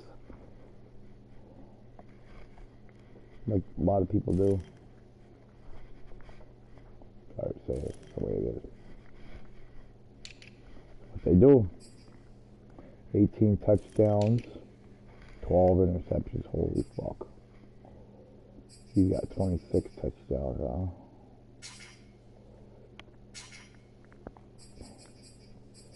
I'm probably like a 15 mark. Yeah, I think it's 12, 15 mark. For touchdowns. I'm probably leading the pack on interceptions, I bet. Ooh, third. Mac Jones. Yeah, I'm gonna fucking... My complete percentage. When in doubt, just fucking check it out. That's how it is too. I have some outs in a main route, and then fucking, when in doubt, check it out. Like, you can do about 3 to 4 backups if I really have to, if there's some good ones. I drop the ones that are shit. I won't fucking even deal with some of them. Not most of them. Passing interceptions, pass completion percentage, 52 yards per game, 246. It's not too bad, I guess. Mahomes just pushed out 312, but he wasn't doing shit for at first. And I'm trying to do a well-rounded team that does passing and running, so I don't really care, you know, where he's at. Passer rating 87, huh? That ain't bad. That ain't bad. That's actually respectable. Okay. I mean, Carr's pushing 66. Yards per attempt is 8.9. That might be leading. No. Leading for most attempts, yes, it is. That is leading for the most attempts. Hundley. He's got like 1 fucking attempt, 3 attempts, 1 touchdown, 3 completions. Holy fuck, ain't bad. 6-year-old fucking quarterback though. Let's see. Herbert's been sacked. I've been sacked 21 fucking times. Holy shit. That's why I'm tripping out about my fucking line. I bet you I'm like first. Oh no, that still ain't good though, because you know what? I'm not putting in the 60 minutes. I'm probably getting sacked the most in 60 minutes.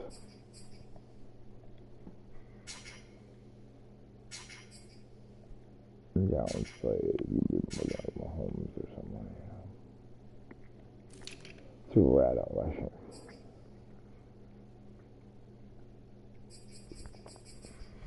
Henry's at first down.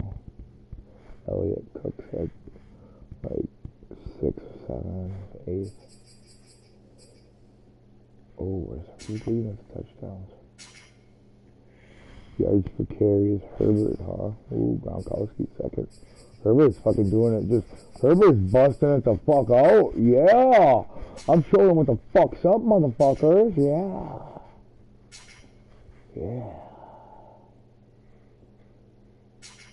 Fucking Herbert's like, go fuck yourself, vatos. Do this shit myself. Guys carries 5.5 with him, huh?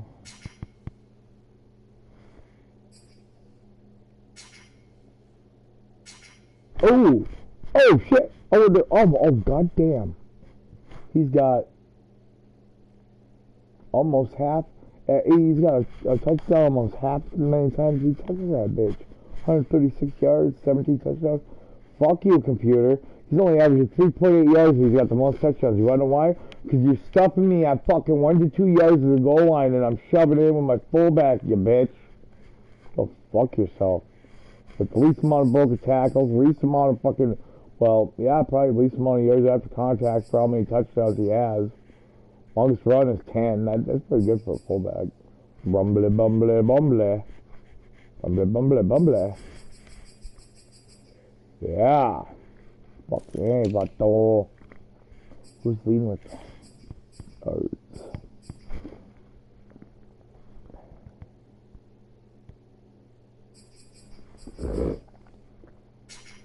Mm.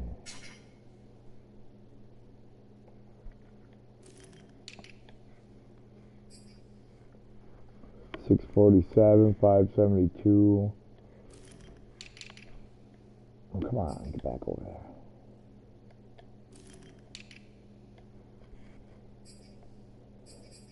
So yeah, like 15, 20th.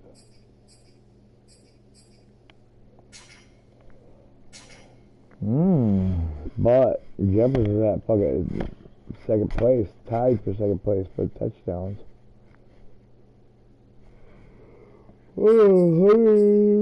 Average.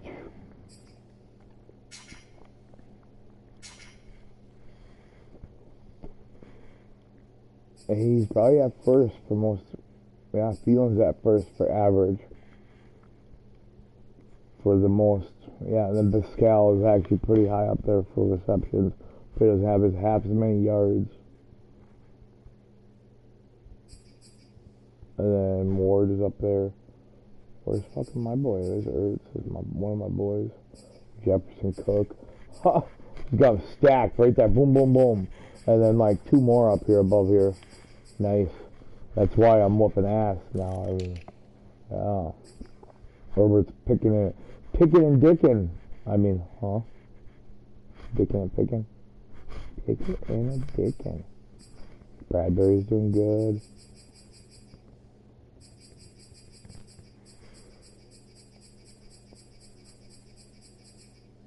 Oh, Dotson's doing too.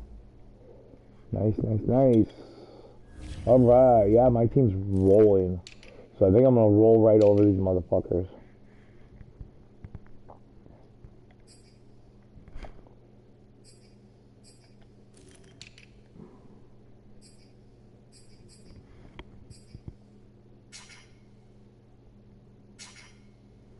.996, he leads the league in it. Most kick returns too.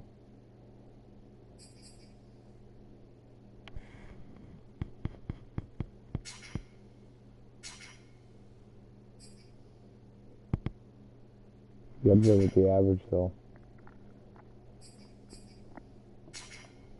And the only guy with a touchdown. I like that.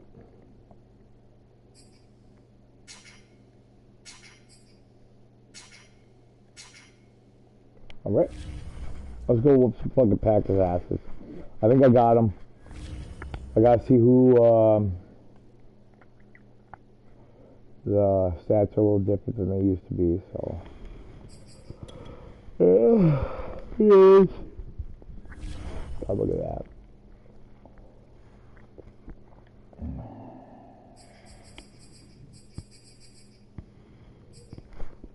Well, obviously. I want to know what I got to worry about with this motherfucker. What he's extra capable of. Dashing dead eye. Perfect pass accuracy on the run up to 40 yards. Should have known that. Gambler. Faster passes that can't be picked off by AI defenders. Alright. Roaming dead eye. Perfect pass accuracy while standing outside pocket. Increased throw power when leading bullet passes. When leading bullet passes. Alright.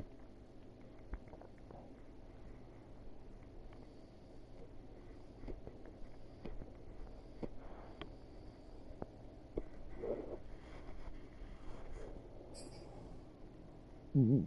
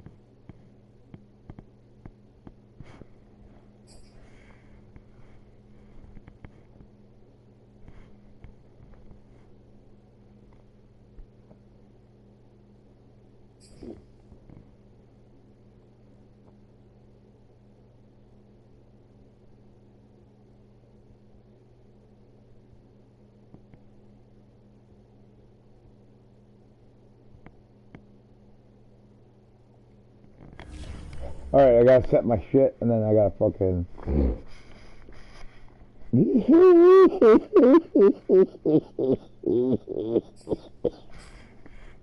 then I'll be done.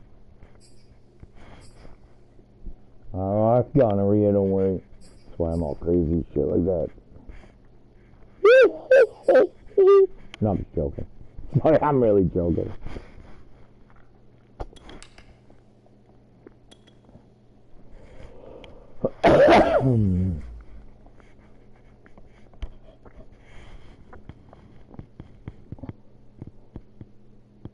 Yeah, that's definitely gonna happen.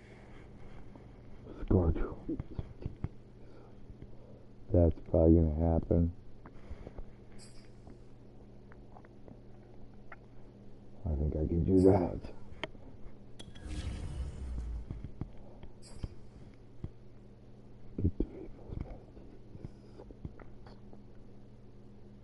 Why am I on that? Don't all rush to you. That's probably what's going to be. The good game plan. Allow 2 passing touchdowns.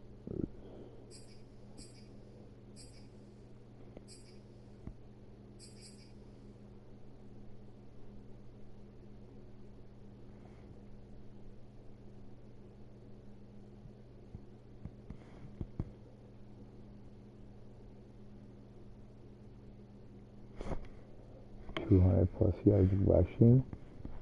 Oh. No.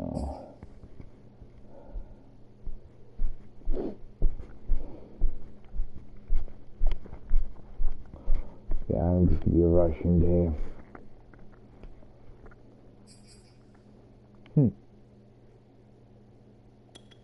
Yeah.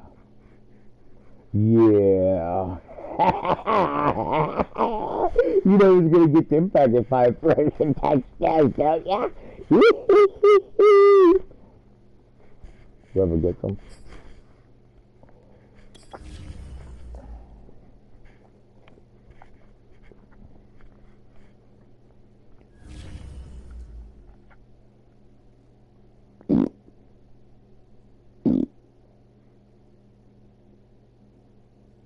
Let's whoop these motherfuckers' asses.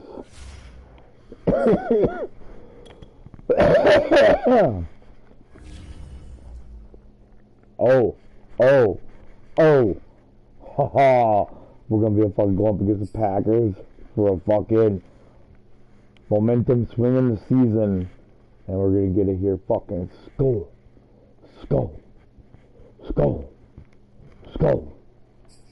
Back behind our play, dog. Fuck yeah.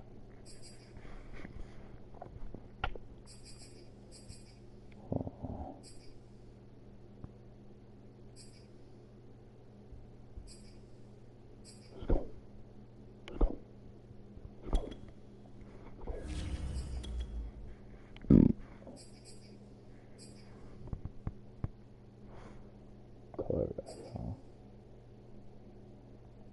I'm all purple, ain't I?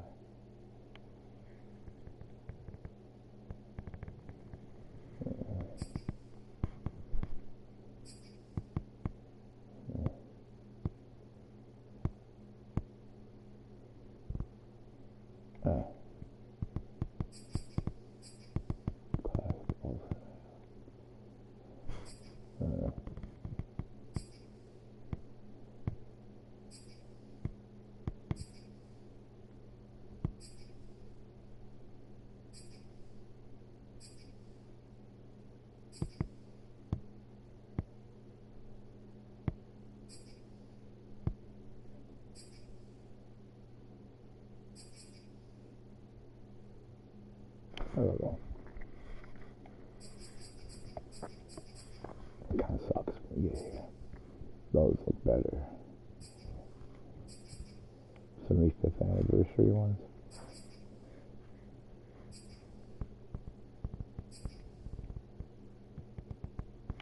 Yeah.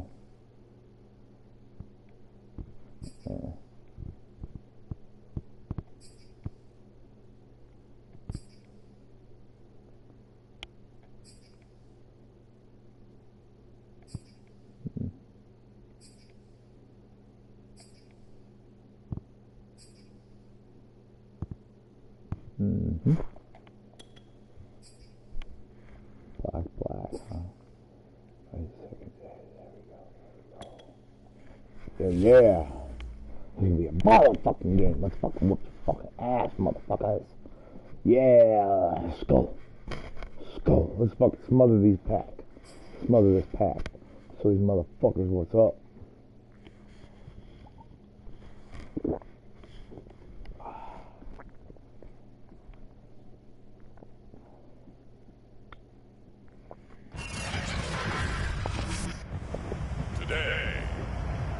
From U.S. Bank Stadium. The Packers get their asses kicked. It's week 11 of the NFL on EA Sports.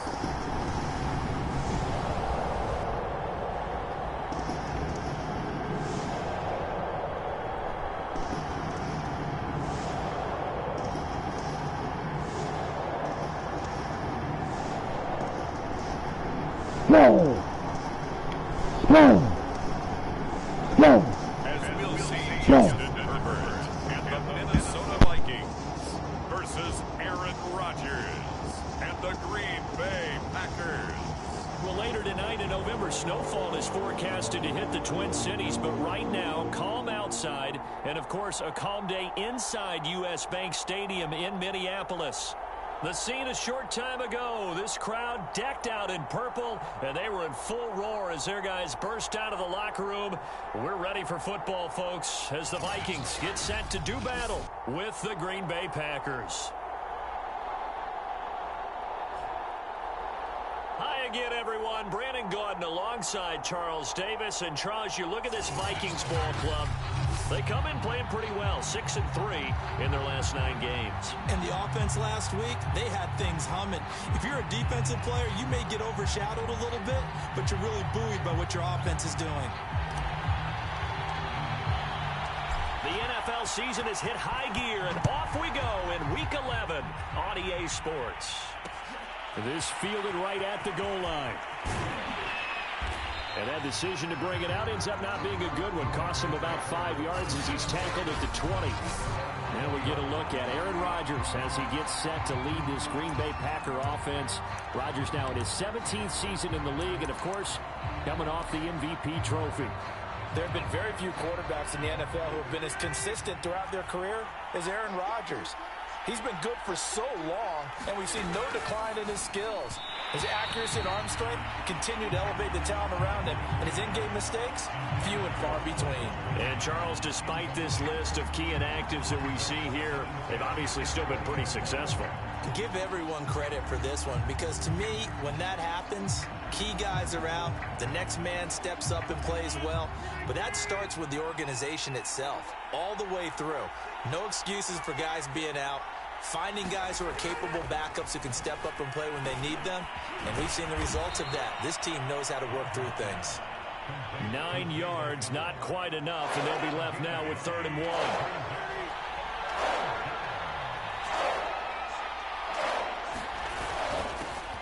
Now the man from UTEP, this is Aaron Jones. Yeah, boy, he is very close to a first down, but from where they're spotting that football, he's going to be a foot or so short. Just a 1-yard gain on the play, and that'll mean a call to the punt team as it's 4th down. They tried their best to pick up that 3rd and 1, but their surge wasn't enough to counteract what came back at them from the defensive side, was it? Offensive line, especially in the middle, looked like they were on skates a little bit when that one started. So now we bring up 4th and inches. This will be a critical call. On 4th down, on is Corey Bajorquez to punt. Back deep, Patrick Peterson.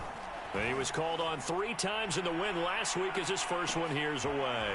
Taken in at the 22.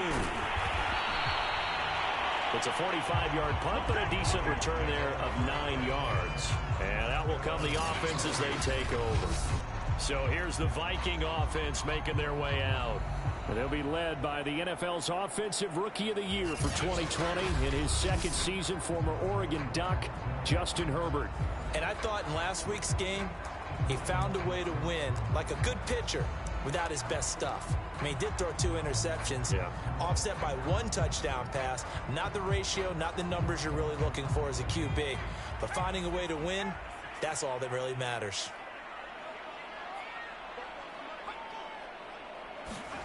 Herbert setting up to throw on first down. And he finds his tight end. It's Ertz. We get a look at what Ertz did receiving-wise last week.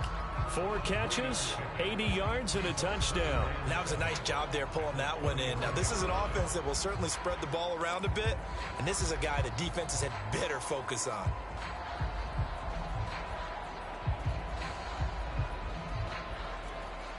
Second and 7, operating from the 34.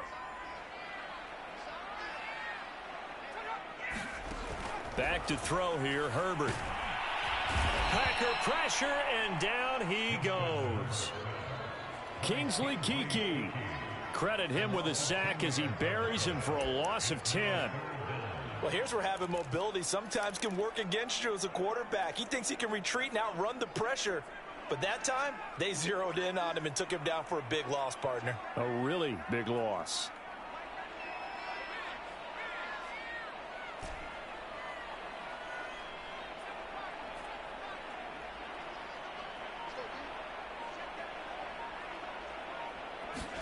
Now on 3rd and long, they'll look to throw. And that's going to be incomplete. The contact there enough to jar that ball free, and it brings up 4th down. Here's J.K. Scott set to do the punting honors.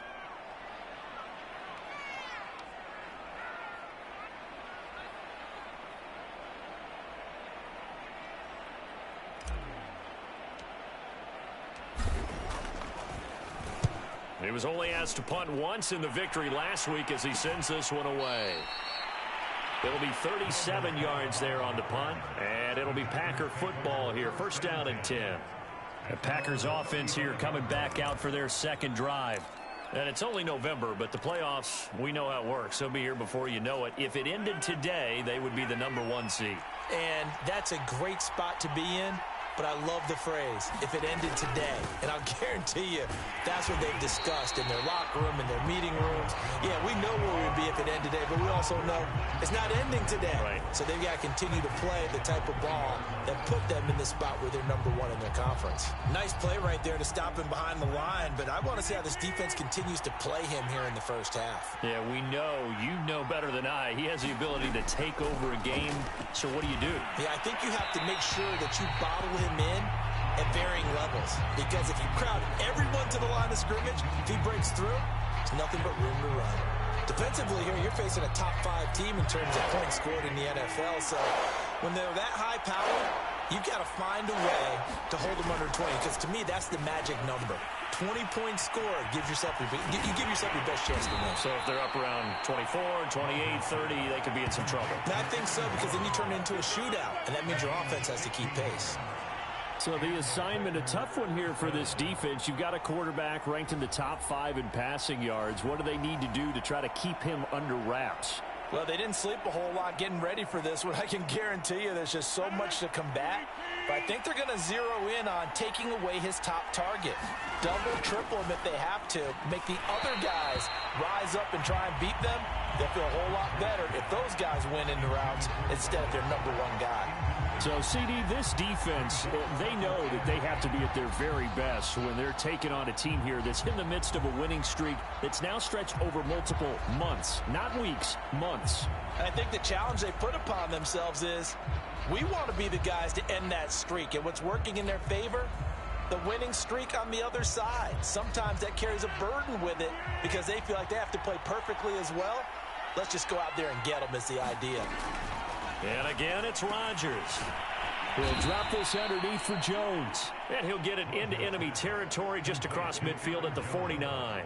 They get 6. That'll leave them with 3rd and 4.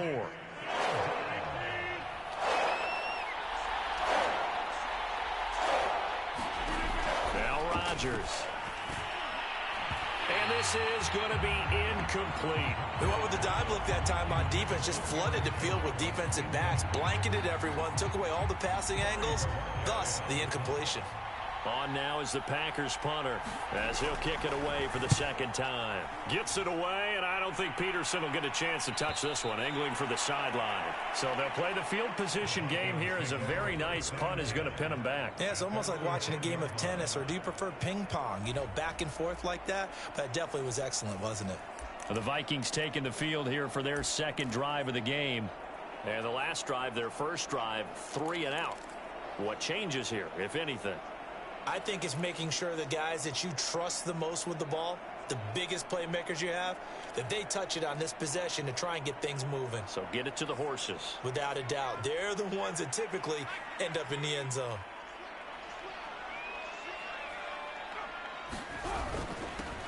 Now the first carry for Dalvin Cook. This will be stopped about 2 yards shy of the marker. 8-yard gain, 2nd and 2.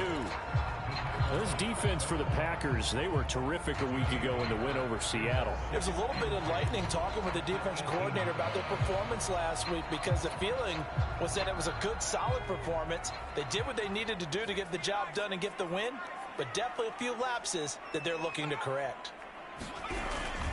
On second down, it's Cook again. And a short pickup there as he'll take this up to right around the 20. Well done to sniff that out defensively. He had it diagnosed pretty quickly. I love that description, because diagnosed is perfect on that one. Read his keys, made the play, and he couldn't even get going moving the football. They'll run it. Here's Cook. And he's going to get the first down as they bring him down at the 23. Well, partner, none of these runs individually have added up to a whole lot. Now 3 plays, all 3 short runs, but together a first down. Yeah, it's amazing how the narrative changes when you string them together. On first down, Cook. And he'll go down right at the 30-yard line. 8 yards on the pickup, and now they'll have some options on 2nd and short. A nice run here early on. It doesn't take a great play caller to realize you want to establish a guy of his caliber with runs like this early, because they'll pay dividends as the game progresses. 8 yards the gain on that last run. Here's 2nd and a couple. They'll try the air now with Herbert. He'll buy some time right. And he will slide to a stop. He does have the first down. Offensively, they like their situation, so they tried to take a shot downfield, but no one was open. So it was tuck it in run time, and he picks up a first down. All runs on this drive so far. It's 1st and 10. Justin Herbert looking to pass. Sliding out of the pocket. And he'll protect himself at the end here as he winds up getting pretty decent yardage. The improv on the scramble there gets him 6, and it'll be 2nd down. And that was not a bad scramble there on first down. He didn't force it, nor did he throw it away. He was able to take off, and now he made it a very manageable 2nd and short.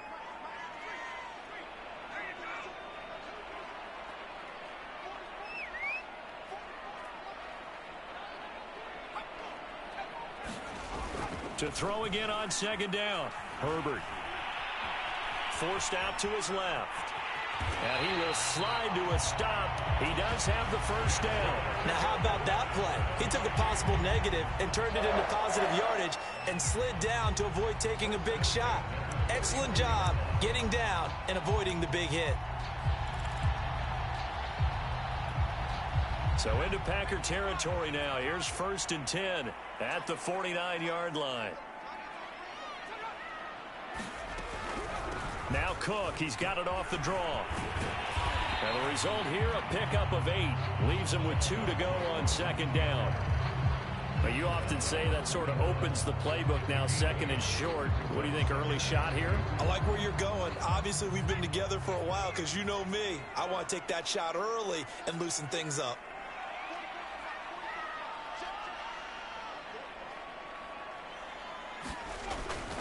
Second down, they go right back to Cook. And he'll get it inside the 40 to the 39.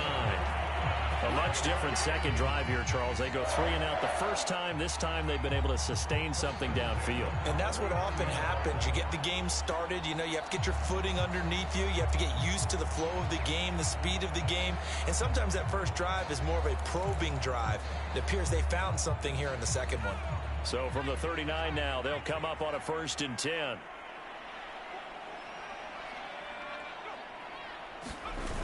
Coming right, this is Cook on the toss play. And they will only muster a yard here to the 38. No doubt about it. A really nice job there by the defense, not allowing him to get to the perimeter.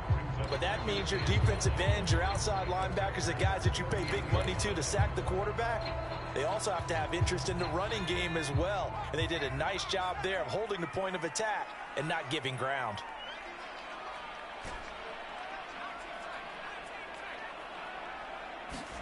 On 2nd and 9, Herbert. That is caught by Thielen. And this is going to result in another first down as the tackle's made at the Packers' 17-yard line. And as a quarterback, you always want to exploit gaps in the defense, and he finds one here. Crossing route, working from right to left across the field. And once you get defenders going in the wrong direction, it is awfully hard for them to pivot back, and you end up getting the first down. So from the 17 now, here's a 1st and 10.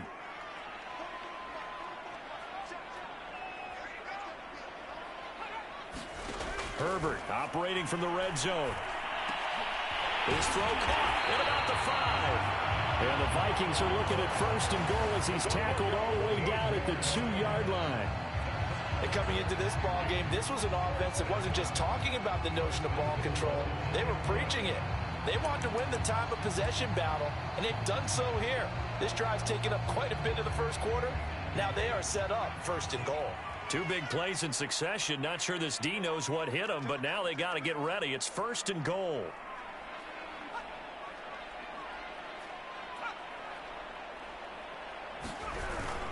Trying the power game with Ham. And he will fight his way into the end zone for a touchdown. C.J. Ham, touchdown number 18 on the year. And the Vikings have taken a first quarter lead.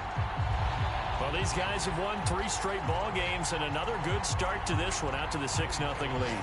And I've talked with so many different coaches, as have you along the way, and they always talk about winning streaks and the mood of a team and how much easier it is to actually prepare during that time.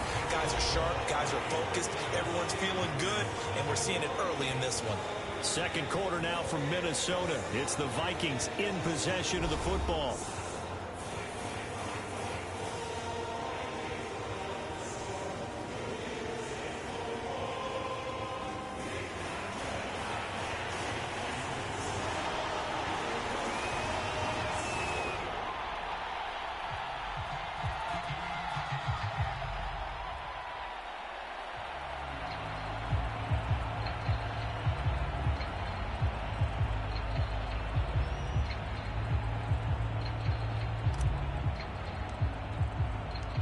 Set now to kick this one away, and off it goes.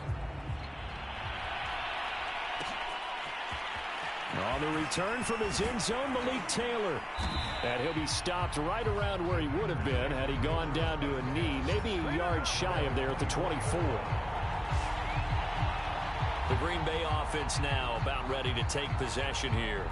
They've shown precious little here offensively thus far as they try again with a first down now.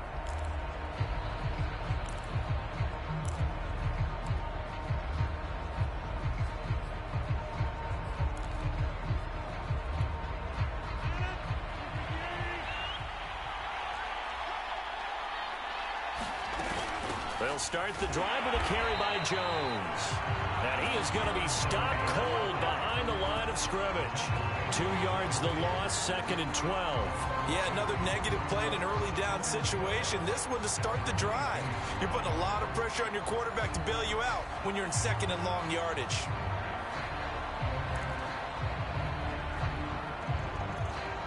So the opening play of the drive goes backwards. Now they'll come up on 2nd and 12.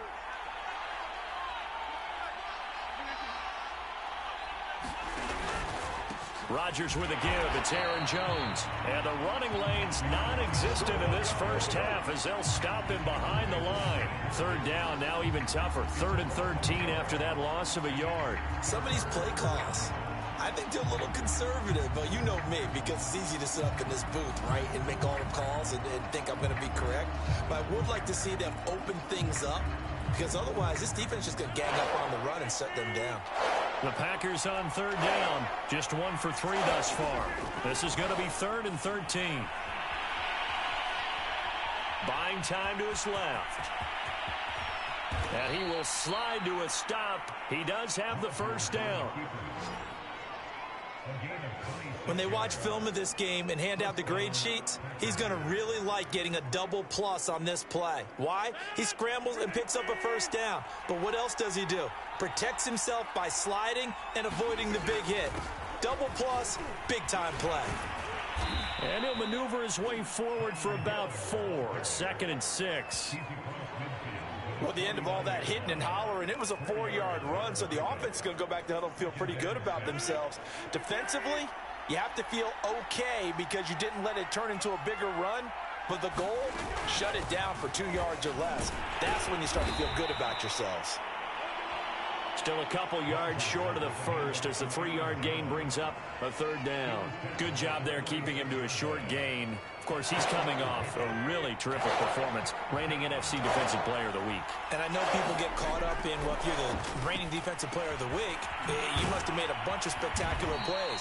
Like you mixed in a few of those, but most of the plays are just like we saw there. Keep them to short gains, make the fundamental tackle. That's what we're used to seeing from him right there. Plays like that, why he's number 4 in the league in terms of receiving yardage. Able to make adjustments all along the way. Doesn't matter where he lines up, where he releases from. Working his way into the secondary, figures out defenses and finds weak spots in order to get open.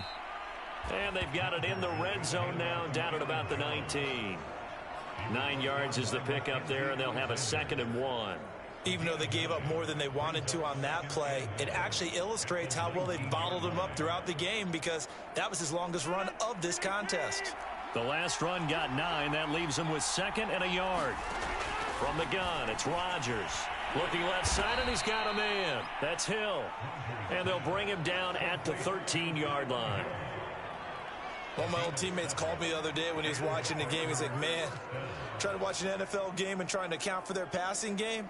That's difficult. And just when you think you get everything covered, here comes a back out of the backfield. And in this case, he picks up a first down.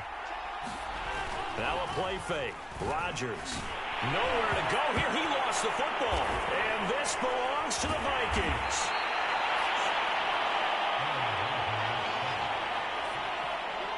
The defense, they were swarming that time and ultimately got to him before he could get rid of the football and knocked it free. And don't you feel just a little bit of sympathy for him back there, though? So much going on, so much swirling around. He's trying to find someone downfield. He's trying to move around to find an open target.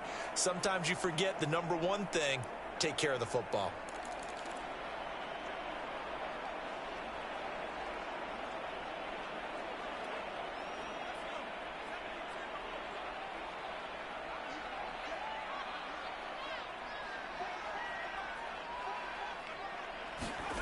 Now Herbert following the turnover. And he'll be taken down, but not before they work it across midfield. Certainly no settling into the drive there. They came right out on the first play and attacked the middle of the field for a big gainer and a first down.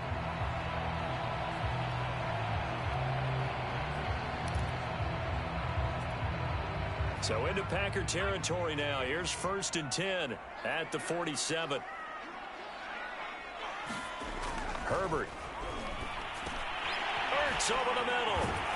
And he is tackled inside the 40, not quite to the 35. I like how they worked the tight end on a nice little under route there. And if you're going to give him that much space, he's not even going to catch the football. He's going to run away from you a little bit, and that's exactly what he just did there, picking up extra yardage. Line of scrimmage, the 37 on 1st and 10.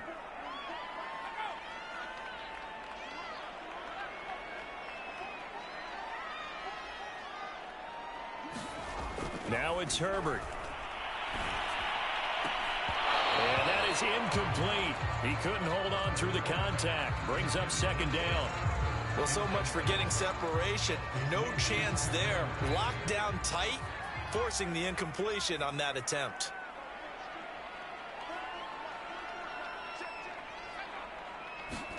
Throwing again on 2nd and 10. Herbert. His throw incomplete. Normally, he's pretty reliable. He usually catches what's thrown to him. On that play, he simply dropped it. So back-to-back incompletions, and that has him staring at a 3rd and 10. To the air again, Herbert. Eluding the pressure right. And he'll be taken down well before the first at about the 36-yard line. Only able to get back a yard for his efforts, and that leads us to 4th down. Now the Vikings will send out the special teams crew here for a field goal try. From the right hash, this from 53. And his kick is absolutely perfect. And the lead moves to 10-zip. So they wind up turning the turnover into points as they convert there for 3.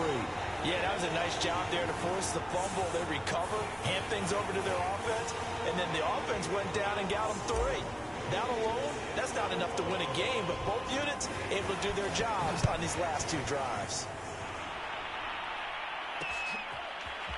Taylor now from the end zone. And only able to get this to the 19, so probably should have opted for the touchback. The Packers offense set to go. And last time the turnover on the fumble, and they were in enemy territory, so that had to be very frustrating. Down on the scoreboard here, can't do it again. You nailed every part of what was frustrating. Down on the scoreboard, had a drive going, had pushed it past the 50-yard line, so they thought they were in striking distance, and to come away with nothing, not a good feeling at all, to put it mildly. Now they can't afford to do that again. Yeah, now can they get that bad taste out of their mouth here? They'll lose a yard there, and it's 2nd and 11. I have a feeling they'll stay committed to running the football, especially on their early downs. They just haven't had a whole lot of success just yet.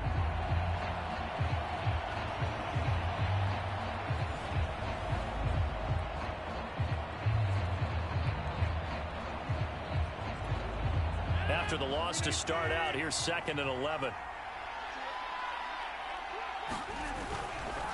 The give is to Jones. And nothing doing. He's immediately taken down at the line of scrimmage. Officially nothing on that one, no gain, so they're left with still 10 to go on 3rd down. The running lanes have definitely not been there for him here in the first half, and I don't think it's all been his fault. His offensive line hasn't given him much space. A loss results there. Throwing is Rodgers on 3rd down. And he's unable to haul it in, so it falls incomplete over the middle third of the field, and that brings up 4th. On now is the Packers punter, standing right on his own 5-yard line. He's been a busy man here in this first half as he gets it away. Now it's Peterson. Escapes the defender. So a good punt there, but a nice return of 11 yards. And possession will switch hands, 1st and 10. Adam Thielen and the rest of the Vikings offense, they get set for their next possession. Second quarter here, he has only 1 catch, but they have the lead. You got to think there's going to be more involved at some point. That's what you would expect, but sometimes what defenses do to take away a player of his magnitude, it costs them in other areas. And right now, with them losing, they may have to change their focus, and maybe he will open up a little bit more as the game goes on. So far, just the single catch. And Herbert going to slide to his stop, and he has a 1st down. Partner, as a quarterback, sometimes you just got to know when the clock has gone off in your head, it's time to go. Tuck it and get all you can. So from the 39 now, they'll come up on a 1st and 10. Herbert now. Oh, going for Jefferson downfield. And this a leaping effort, but it's knocked away and incomplete. Yes, sir. How about an attaboy there on 1st down? Got his hand in and knocked it away. 2nd and 10.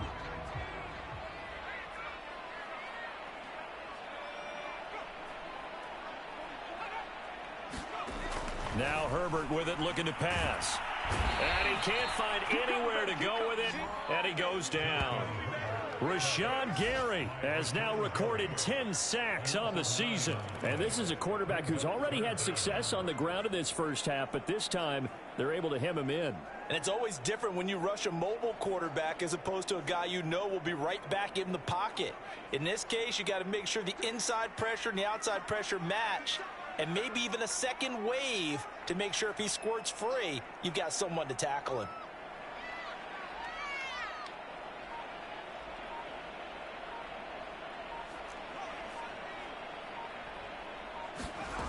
Third and long, it's Herbert.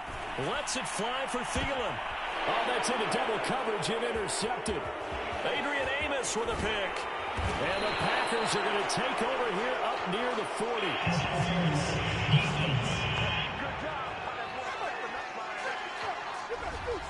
So a costly penalty yardage-wise as that'll move the football down to the spot of the foul. And what the officials are looking for in these situations, whether you're playing the man or the ball. And if you're playing the man, you get a lot less. And he's going to have to eat this one as down he goes. Zadarius Smith in there to get him, and that is sack number 6 now for him on the year. We've hit the 2-minute mark of the first half. 10-0 our score.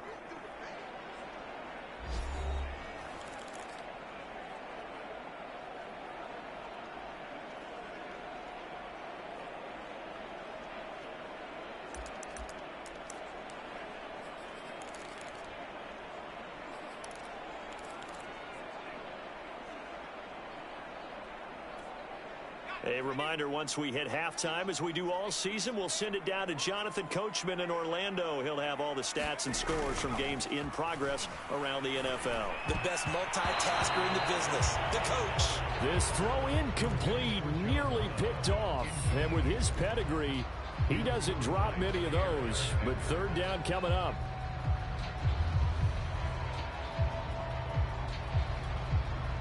An incomplete pass on that last play, and that means they'll need to come up with something here on third down. Looking to throw. Herbert setting up the screen for Cook. And he will lose yardage back to the 34-yard line. The Packers going to use one of their timeouts. It's just their first, so they'll have 2 remaining here before we get to halftime.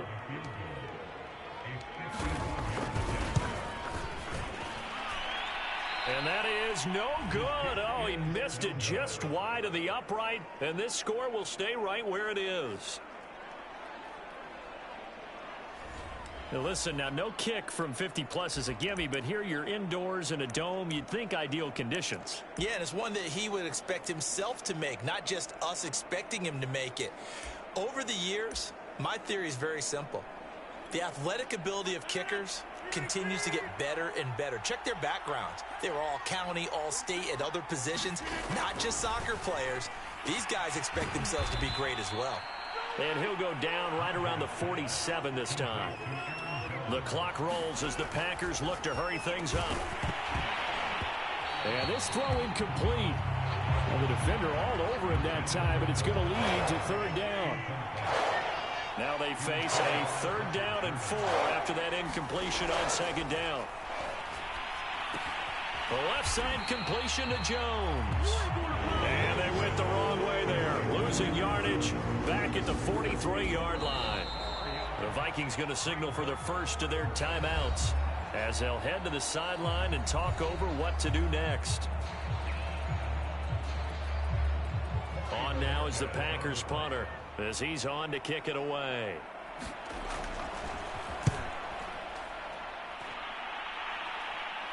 Fair catch signaled for and taken at about the 15-yard line. 37 yards on the punt with no return. And the Vikings will be backed up deep to begin their drive as they...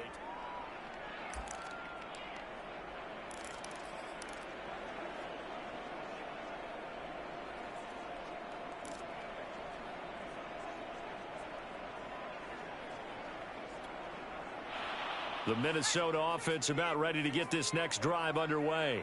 And still plenty of time remaining here in the half, more than a minute. And we'll see if they just want to protect that lead or try to add on to it. Well, with as much time as is left on the clock, I would imagine it would be the latter. I think they're going to try and add on to it.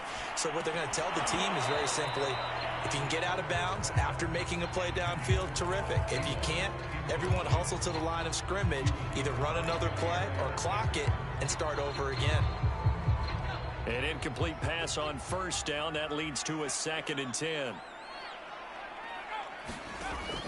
Throwing again. Herbert trying for the tight end. Ertz, and it's intercepted. Picked off around the 27. And they're going to be set up in the red zone at the 15.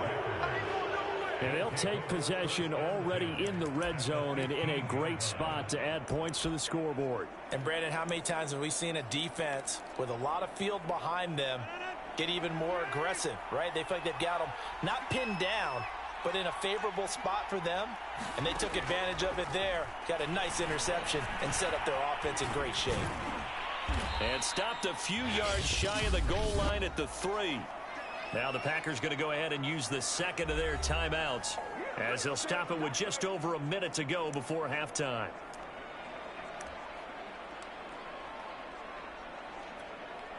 First and goal, and they got to be thinking a chance to get right back into this football game. Throwing is Rodgers. This is caught. And he is out of bounds here. 3 yards the gain there, 2nd down. I know sometimes we can get fooled when we watch him make catches, as we just saw him do there, because he really looks like a wide receiver the way he goes about his business. Yeah, 230, 240 range. Yeah, not super huge. Maybe not counted on to be that inline point-of-attack blocker that we used to have in the good old days, but you can flex him out. You can run. And he'll take this into the end zone for...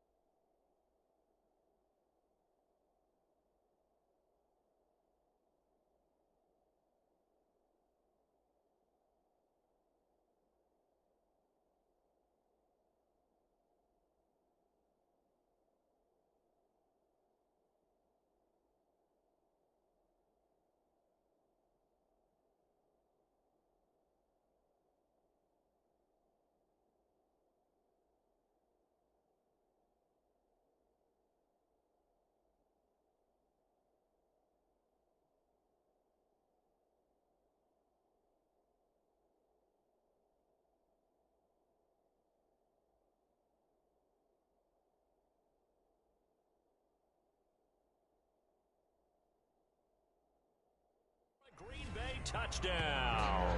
It's his 12th rushing touchdown, his 14th overall. And the Packers get a late score here in the final minute of the first half. So they brought the extra bulk in down on the 1-yard line, and they're able to push this one across. Yeah, I can just see your face right now because I know we're mind melding on this one. Coach Madden would love this. Power football, hat on a hat, chest to chest, driving forward, touchdown. Crosby connects on the extra point, and the lead is down to a field goal. Scoring summary, 3-play drive. And it was A.J. Dillon who capped it off with a touchdown run.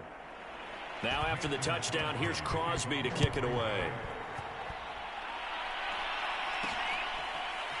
And here comes a return from just beyond the goal line. And no return here from Westbrook. This will be a touchback. The Vikings going to take over now late in this first half. And with a little under a minute to go, still time to try to put a drive together to add to their lead should they so choose.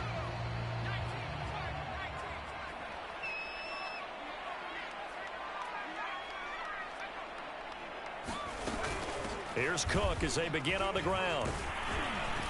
He'll be dropped after a gain of about 6 across the 30 to the 31. Now, Brandon, that's the way you want to run the football. There should almost be quote bubbles above the offense right now. Bam, boom, biff. That's how they feel good about moving the football.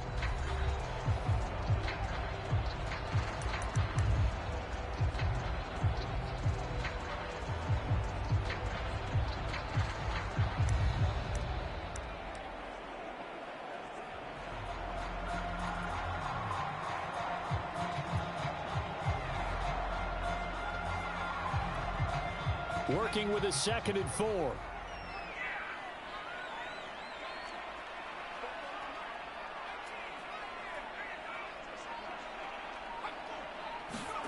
Play action this time for Justin Herbert. Lets it fly for Thielen. And that's going to be incomplete. Good effort there trying to take a shot, but it's 3rd down. Well, you most certainly don't want to go 3 and out here and give the football right back because your friend, Old Momentum, he's wondering if he should change sidelines about right now. And if you don't convert here, guess what? He's going to make the trek to the opposite side, and all of a sudden, you've got a battle on your hands. Now they face a 3rd down and 4 after that incompletion on 2nd down.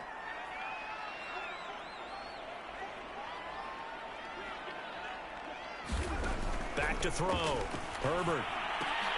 That's complete to the receiver, Thielen. Now the Packers going to burn their 3rd and final timeout as the clock will stop with 35 seconds to go in quarter number 2.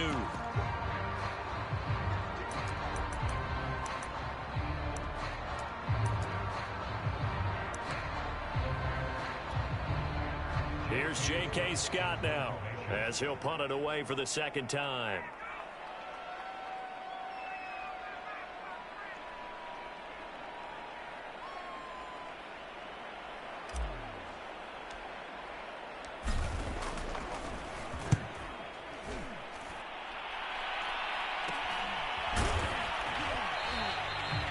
They'll score that a 36-yard punt.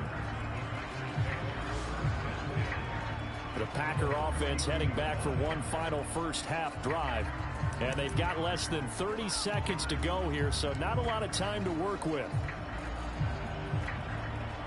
A little under 30 seconds to go. We'll see how they play it here on 1st and 10. Shotgun now for Rodgers. A throw complete to the tight end, Tunyon.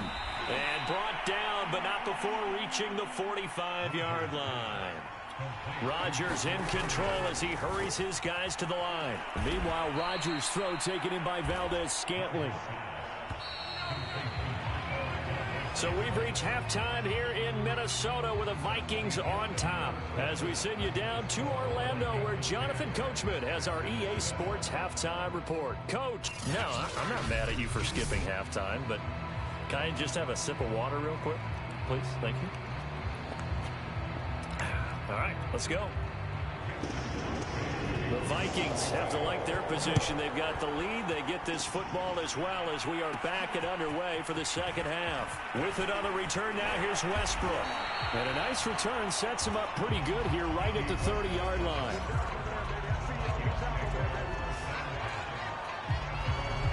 So here are the Vikings to take over. They're on a 3-game winning streak and right now looking good in this one as well.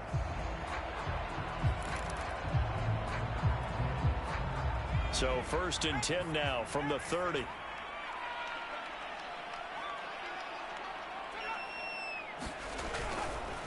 Starting the third quarter with Cook. And he's tackled a yard short of the marker. Good gain of 9 on 1st down. First play of the drive, let's give credit all around. Excellent blocking, but the guy carrying the ball, he was the finisher. A really nice run.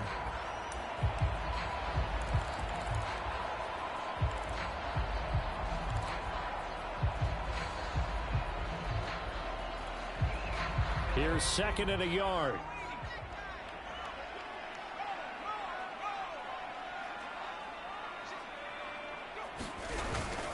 They run it again with Cook. And he'll get up to the 43-yard line. 2nd and 1, if people want to run the football, this is where every back in the league is supposed to do exactly what we just saw there. Pick up the 1st down.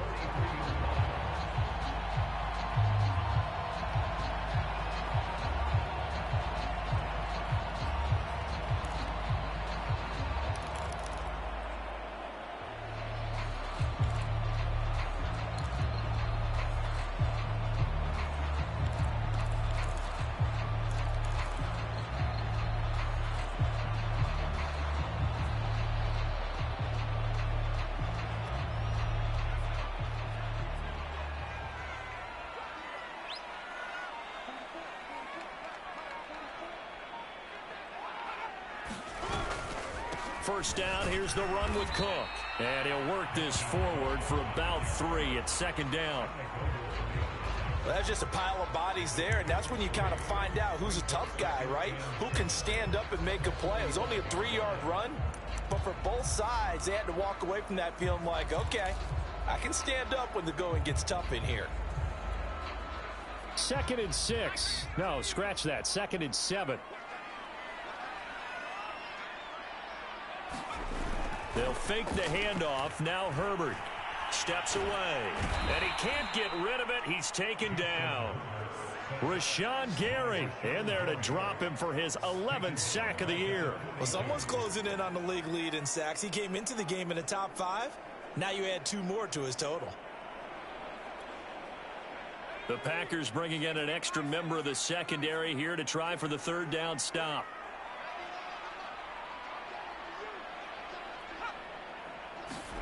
Out of the gun, Herbert. And that is incomplete. This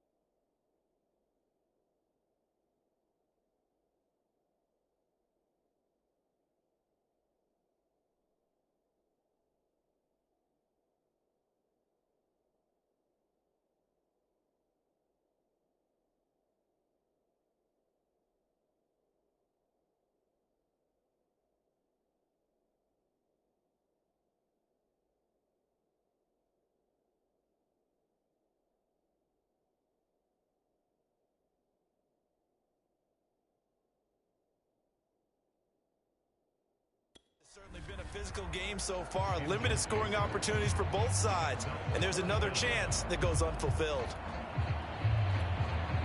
Here's J.K. Scott now as he's on to punt for Minnesota.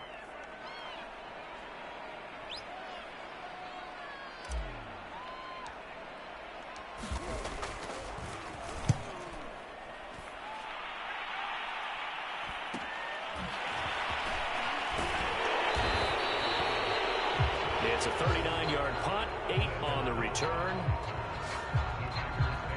Here's the Packers offense now getting set to start off this third quarter. And their defense did its job by forcing the punt to start things out. And now, Charles, can the offense get in gear? I think, partner, you can sense them saying, okay, the first half was theirs, but now let's get the momentum back on our side. We forced a punt. Now let's go downfield and score. If we do that, we'll be set up well for this second half. Rodgers will bring the pack up with a 1st and 10 at their own 24. And he'll begin the drive with a give to Jones. He'll be brought down on the 30-yard line after a gain of 6. Running lanes were at a premium in the first half, but he's able to find some room there, and he's hoping that that's a precursor of a big second half. 6 yards on that last play. Here's 2nd and 4. Working from the gun, Rodgers. All right, rifles one, and that's going to be intercepted. Rasul Douglas picks it, and he will return this one to the 30-yard line.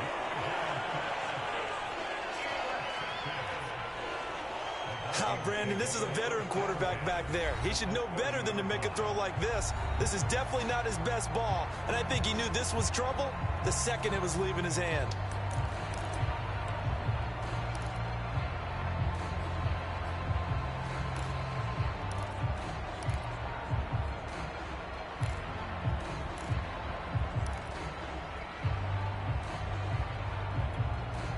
So 1st and 10 now from the 30.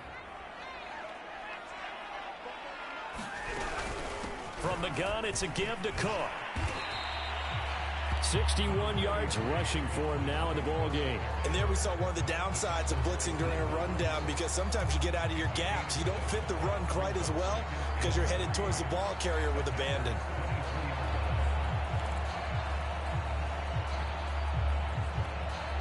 A good run, got 7 on 1st. Here's 2nd and 3.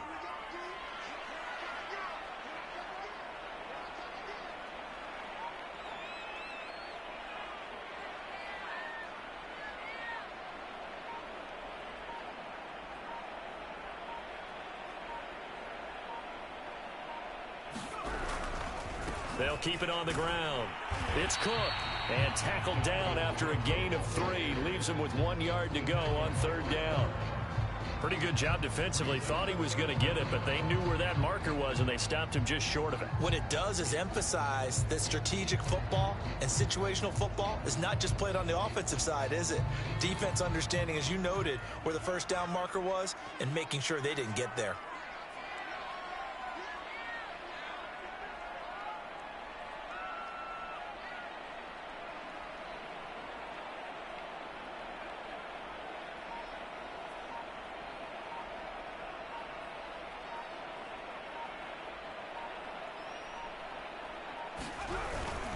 And they'll let their fullback try and push the pile. And he's going to have a 1st down here as he gets this one to the 17-yard line. 3rd and inches, they just hand it to the big battering ram there. That's football 101, isn't it? That's bread and butter. Turn around and hand it to the big fella and let him get forward for a 1st down.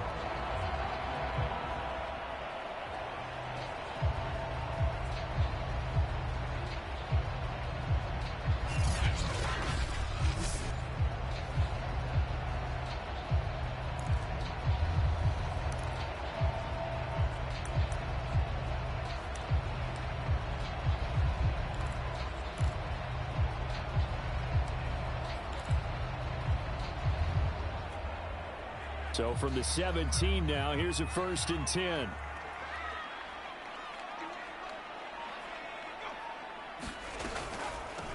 Give to Cook out of the gun. And able to break one tackle, but then quickly brought down. But a nice little gain.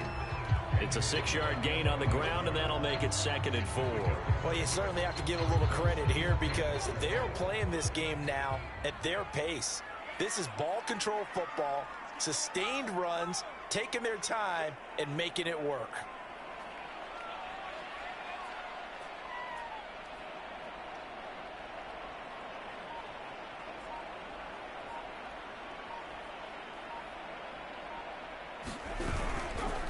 On 2nd down, it's Cook again. And he'll get this one down to about the 10-yard line. Just a yard on the pickup there, and it'll leave him with a 3rd and 3. Sometimes you're aligned perfectly and the play comes to you, and sometimes you got to cover some ground to go make the play, as we just saw there. We saw a great example of perseverance right there on that play. Got to be careful. They might want to throw one over his head as this game progresses.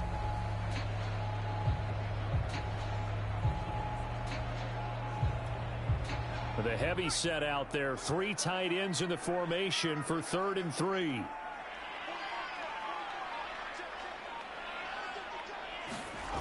Off the play fake. Herbert. He's got Burton here. And this play doesn't go anywhere. Backwards, losing yardage to the 11. This will wind up a loss on the play, and that's going to make it 4th down. As a defense, you're more balanced when you're in zone coverage because you're able to keep your eyes on the quarterback and see the play develop in front of you. They're able to keep the quick pass in front of them and stop it right at the line of scrimmage. Now the Vikings will send out the special teams crew here for a field goal try.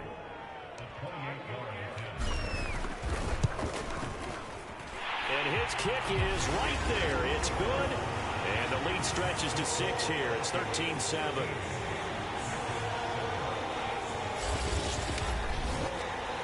So it was a 3-point lead at halftime, and they doubled that with a field goal here. And I think defensively, you've got to be okay with that because you kept this game within a touchdown. Your hope is that you've inspired your offense to put a drive together, get in the end zone themselves, and hopefully get you the lead.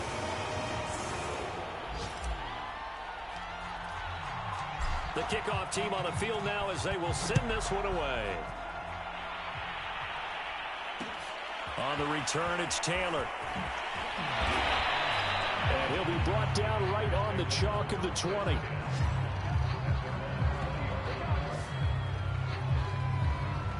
Another drive coming up for this Packers offense. And following the interception, just any interception, are you a little bit more cautious when you start that next drive, or no, you just throw that out the window? I think you are. I don't think that there's any way you can run back out there and go, totally didn't affect me. Let's just go ahead and be loose with the football again. You're going to take care of it, but you have to be careful about being too cautious because now you can't run any offense at all. Still want to attack. We'll see how they attack them here. Just a yard on the first down carry, so it's 2nd and 9.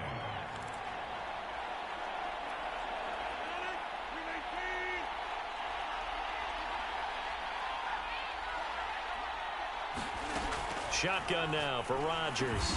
He gets it over the middle to Cobb.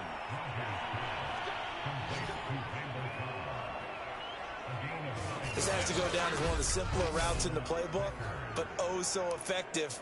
Nice completion there. Keeps the sticks moving. Line of scrimmage, the 31 now on 1st and 10. Out of the shotgun, it's Jones. And able to break one tackle, but then quickly brought down. But a nice little gain. It's a 7-yard carry to set them up with a 2nd and 3. Now, they struggled to get him rolling on the ground in the first half, and that's sort of continuing here in the 3rd quarter. Yeah, but I don't think it's time to abandon the running game. I would say keep feeding the horse, and I believe it'll eventually reward them, especially as we get deeper in the game. An ex-teammate used to tell me all the time, I hate experienced quarterbacks because no matter what, you really can't hide what you're doing. And I think that right there, he knew right away where the blitz was coming from, where his primary guy was going to be, and he ended up going to a secondary target for a nice game. I was just going to ask you, that wasn't the primary target, and he's so good at that, isn't he? I think he knew right away that he wasn't going to get to his primary guy. I think he read that as soon as he got to the line of scrimmage, knew where the pressure was going to come from, and said, I know how to beat that, and that's what he did. And able to find Allen Lazard. And this is going to turn into another first down as the tackle is made at the Vikings 39. It's taken a while for this offense to get going. A little creaky at the start, but they're oiled up now. A nice throw there, and they're really putting together a good drive. Now a first down carry by Jones. And he'll get 4 here down to the 35-yard line. Sometimes with the running game, you've just got to stick with it. Look, it's the third quarter, no time to panic. But that also doesn't mean you just do it the same way you've been doing it the entire ball game. Maybe change up some blocking assignments or run a few different plays, but stay with the overall essence of the running game. Rodgers' throw complete here on target to Tunyon. And this is going to turn into another first down as the tackle is made at the Vikings 18. And that is going to do it for this third quarter of action. We'll return with more after this break. You're watching the NFL on EA Sports. So from inside the 20, here's 1st and 10 at the 18.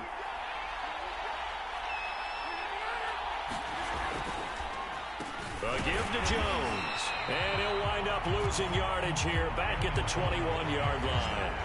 Devondre Campbell, the one who fought his way in there to make the play. Defensively, you said coming in earlier in the broadcast, the magic number was 20 points for you. That's what you thought they would have to hold this offense to, or less than that. And, wow, they've done that in a big way, haven't they? Not only have they done it, they put themselves in a great position to win this one because holding them down was paramount. If they could get it done, well, guess what? We see the end result. Right now, they have their eye on victory. And leading here in the 4th.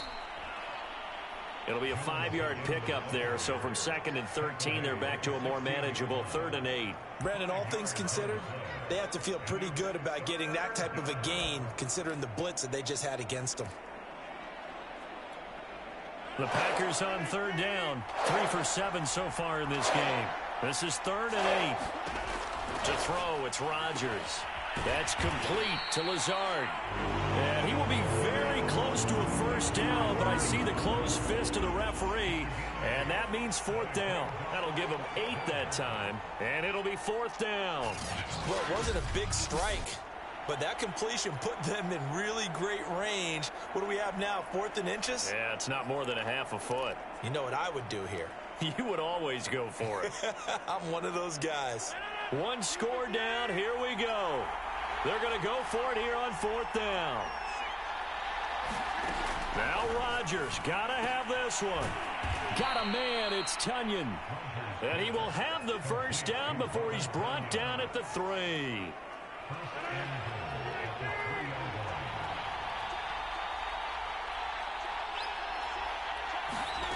Rodgers now to throw. Looking end zone, but it's incomplete. Down this close to the goal line, first down. Surprised that wasn't a run? I am, and you know I'm old school. I want to run the ball on first down in this situation because 2nd down, that gives me an option of running play action, maybe throwing it. Jones. And he's maybe going to get this back to the 4, but that's about all. It'll go as no gain on the play, and now they're looking at a 3rd and goal. Partner's been my experience that after 2 stops like that near the goal line, defenses only become bolder. They don't back off at all. I think they continue to bring pressure and force them to make a really big play against them. And the incompletion, then the run for no gain. Let's see. That is caught by Cobb. And it's a Packer touchdown. Randall Cobb, his 6th touchdown of the season. And the Packers are an extra point away from taking the lead. There was no going through the progressions on that touchdown pass. Yeah, nor was it necessary. His receiver won that route early, presented himself. No reason to wait. Go ahead and put it on him and score a touchdown. A very important extra point there, up and good. And they have taken the lead here in this 4th quarter.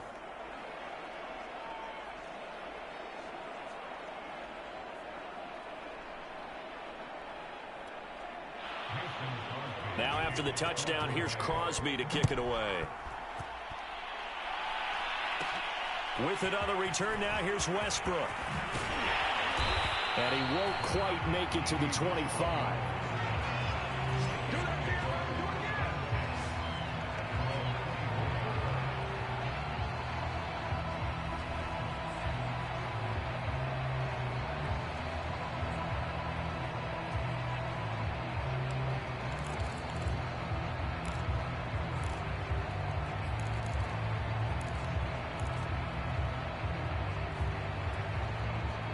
Here are the Vikings now to start their next drive. And they will be looking to answer the touchdown their defense just surrendered. Still a good chunk of time remaining here in the fourth quarter and a chance to regain the lead in a tight one. And that play going absolutely nowhere as he's belted before he could get out of the backfield. That's going to wind up a loss of a full 3 yards on first down. Well, that's not an easy play for a defensive end because most of his responsibility has him getting upfield and working, but how about his vision to see where the play was going, crashed down inside, and tackled him for a loss.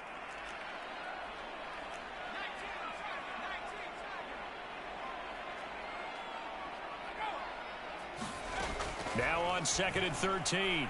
Herbert. Caught by the tight end Ertz. And he's taken down but able to slip across the 35. And that's a more than acceptable read right there because it's zone coverage, so timing is everything. This time he waits for his man to come open, puts it right on him, and they pick up a first down. So here's a 1st and 10 at the 38.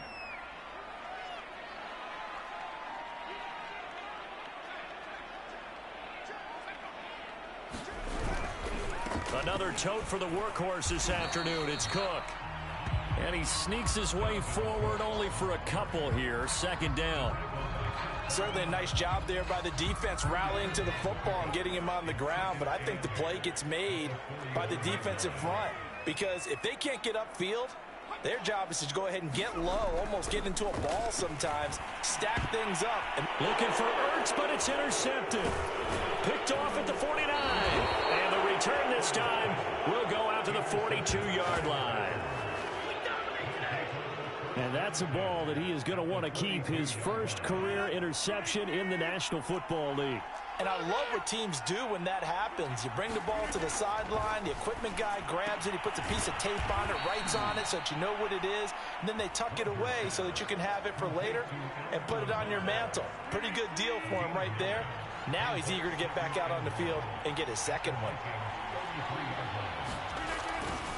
Running right, Jones. And he gets it down to the 32.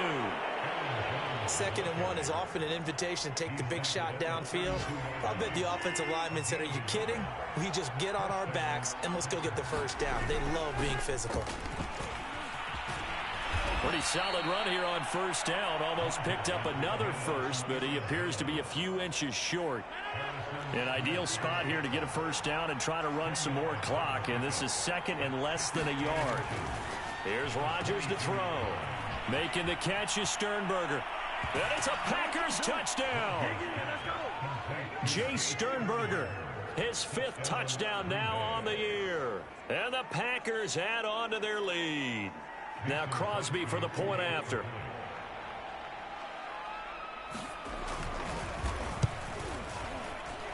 And with that, the lead is up to 8. A drive there of just 4 plays. And the result, a Green Bay score. Now after the touchdown, here's Crosby to kick it away. From a couple yards deep, he'll bring it out of the end zone. And no return here from Westbrook. This will be a touchback. Justin Herbert leading this unit out for their next possession. And the interception that ended their previous drive, that might be one we look back on and say that was the turning point of this game. Hey, partner, guess what? There's still time for a few more turning points in this ball game. They're only 1 score down. Yeah, true. We could have some twists and turns. Stay tuned. Trying to shake off the interception. He'll look to throw. This one brought in by Jefferson. And he'll get this up past the 25 before he's out of bounds. 3 yards the gain there, 2nd down. This possession means so much for them. They've got to focus on this drive and find a way to make this a one-possession game. Yes. Got to get a score. Yeah, so good with a field goal. Don't necessarily need a touchdown. Looking to throw again on 2nd down. Herbert, that one into the hands of Thielen, complete. And he gets this one just shy of the 40 to mark him down at the 39. And that's a much-needed first down right there. Look, they're down by 8. So logic says they don't have to get a touchdown out of this drive. But the way things are going, I don't know if I'd put it in the hands of my defense here. You might not get the ball back at all. So if a 4th down situation comes up, I'm thinking hard about going for it right here and right now.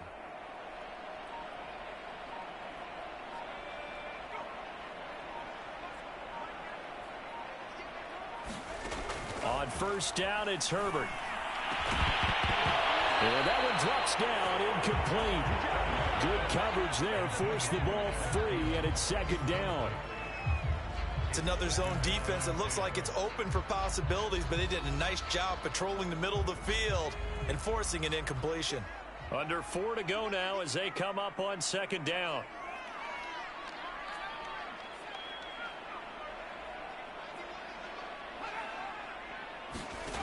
A shotgun snap for Herbert.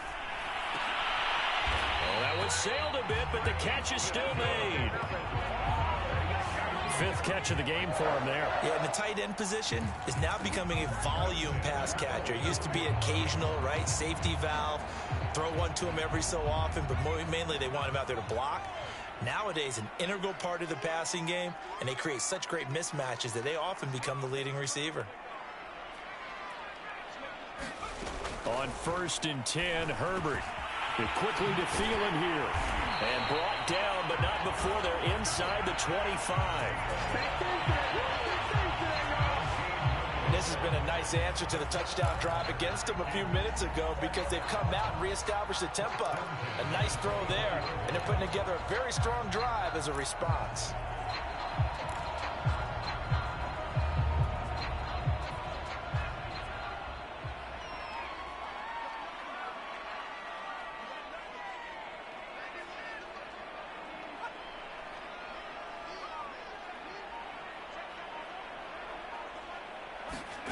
Again, Herbert. And they've got it inside the 10 at the 8.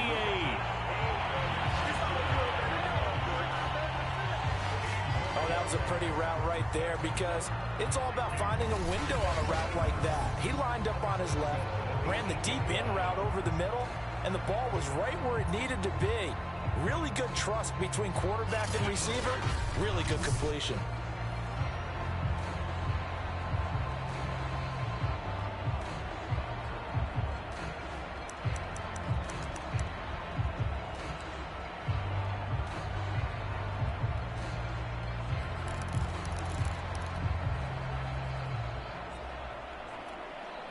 First and goal, a touchdown and a 2-point conversion here are musts.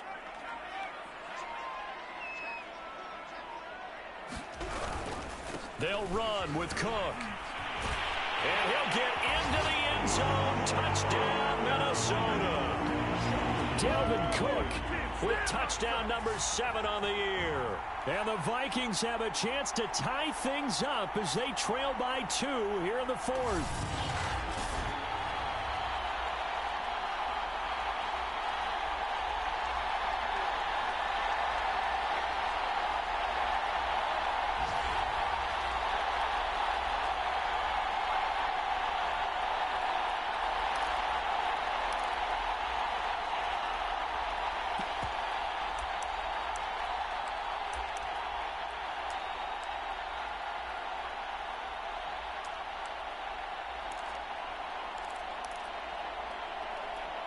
All right, now a big 2-point conversion attempt still to come.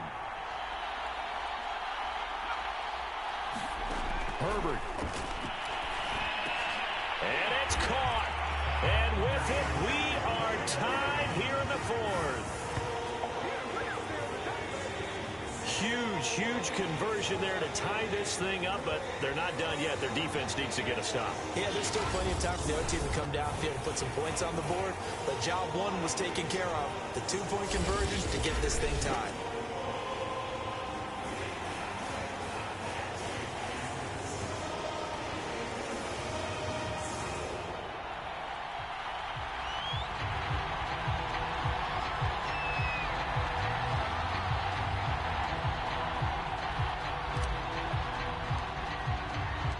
Couple of teams locked into a good one here. 21 all the score as the kick's away. On the return, it's Taylor.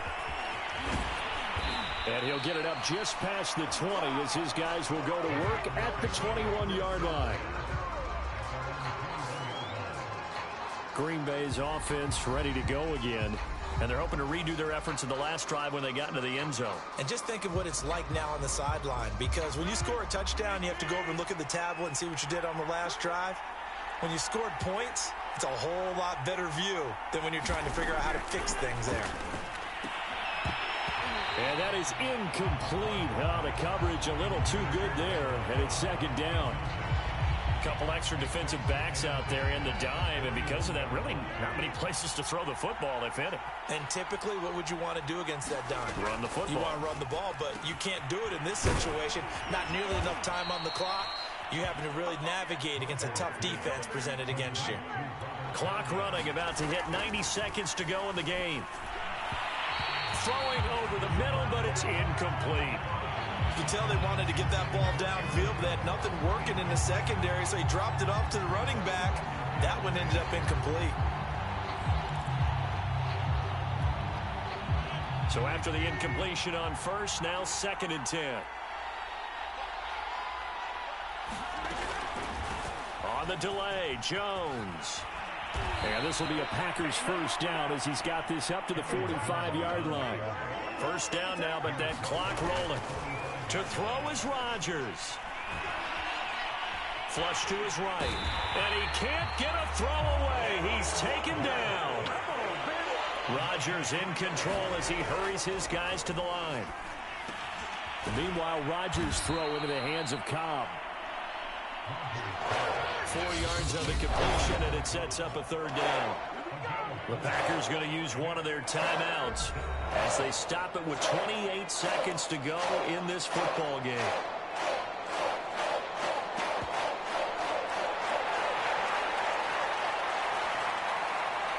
An extra defender in the secondary for the Vikings here on third down.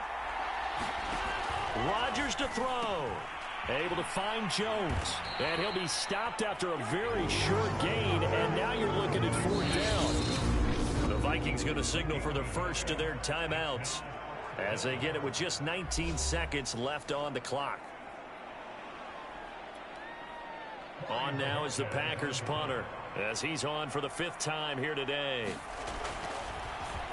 And he deserves a bronze leg as he gets this one away. And that is very well done there as this will be marked out of bounds at the 5-yard line. Man, that ain't made no sense. So this will be accepted as it moves the offense backwards.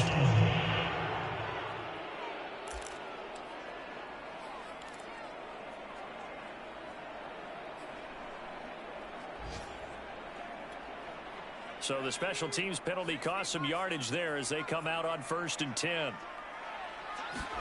Herbert completes this to Jefferson. And able to get it across the 10 to the 15. And with inside of 10 seconds, 8 to be precise, we get whistles and a timeout on the field. Line of scrimmage, the 15. It's 1st and 10.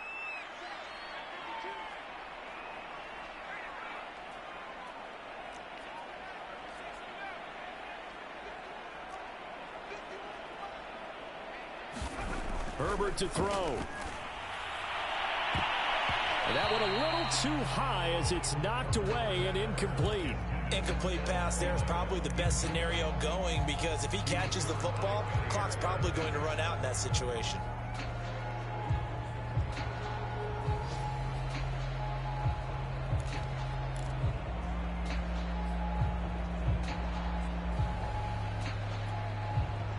So now 2nd and 10 after the incompletion on 1st down. Now Herbert. Throw left side complete. That's Cook. And they'll get him down here at the 23. And we need overtime to decide this one after 4 quarters of play. We're all even. And here in overtime, if the team that receives the ball scores a touchdown, it's over. If they don't, we can still have some more football. That's exactly right. If they go down and kick a field goal, the other team gets a possession to either match it or score a touchdown to win the ball game. If both teams kick field goals, the next team to score wins. But if the receiving team throws a pick six or fumbles the ball and it gets picked up by the defense and they score, the game is over at that point.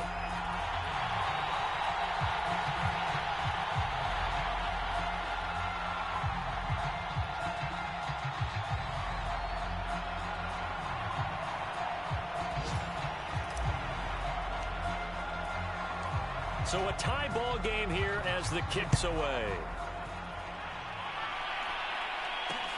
On the return, it's Taylor. And he'll be out of bounds here just past the 20-yard line.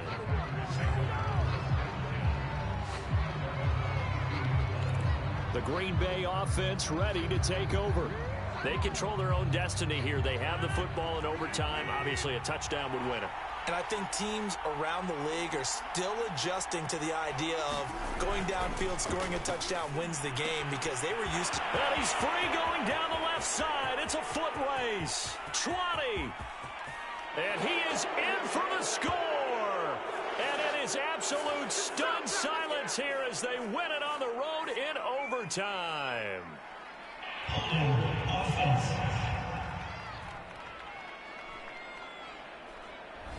Wow, Charles, that doesn't just take points off the board. That takes a win off the board. So now you have to regroup because you've gone from celebrating what you think is a win to trying to figure out how to do it again and make it a win.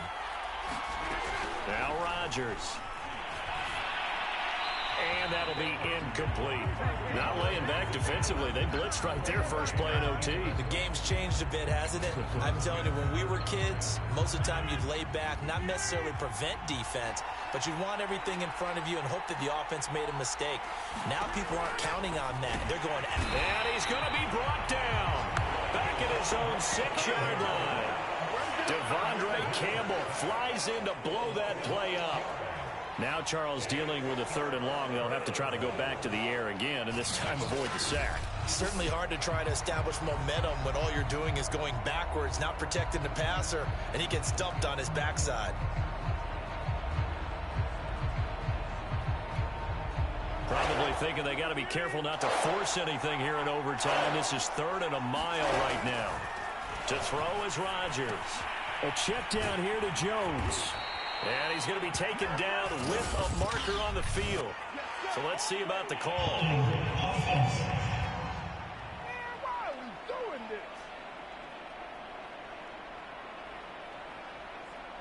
So a holding penalty, and that'll send him backwards. You know they're trying not to do that. I mean, we know that, right? We talk to them all the time. But sometimes the defensive guys just put you in awkward situations, and you get caught grabbing their jerseys. Now on 3rd and long, they'll look to throw. This one swung out here to Jones. And he'll be brought down, it looks like right at the 15.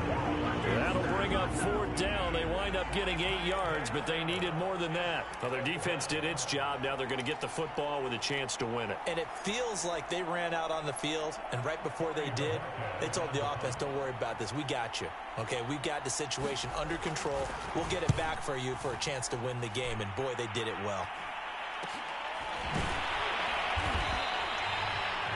So possession goes over here on the punt. And the Vikings, they'll be set up well as they take over in great field position. 1st and 10. Minnesota's offense takes over possession. Their defense did its job, got the stop. All they need is 3, and this is over. Couldn't have done much else other than score themselves and end it. But they turned it back over to them, and now all they need is a field goal to win the game. An excellent job by the defense. Can the offense finish things off? Now part 1 is done, now part 2. They'll run on 1st down. It's Cook. Preston Smith there on the stop. Brandon, 5 yards on that run. Let's get back to the huddle and make sure if you're a back, you spend time with your offensive line and give them credit. Hard to move those 300-plus pounders at the line of scrimmage, and they did for a significant chunk of yardage.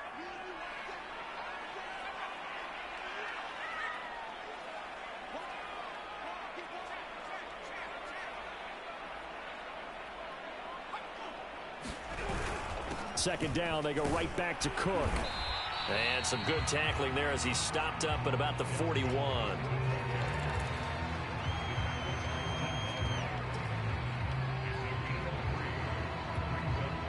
A couple extra tight ends in the formation here as they line up 3rd and 2. Now we've got movement up front. And I think this is going to be on Minnesota. Expect this from the visiting team when playing indoors, but not the home team. They're supposed to get all the advantages, right? The home crowd's supposed to help them. They forgot where they were, perhaps.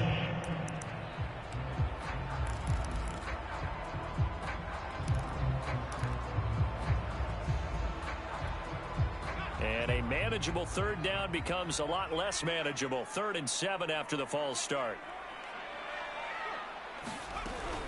Cook following the penalty. And a nice job there defensively. They get him to the ground short of the first, right around the 42. It's a gain of 5 on the play, and it'll bring up a 4th down. And there's a run to be happy with. Good, solid yardage. He'll take that anytime you hand the ball to a back. A bit of extra pressure now for this one on Joey Sly. And now the Packers going to take another timeout. They'll be left with just 1 remaining here at OT.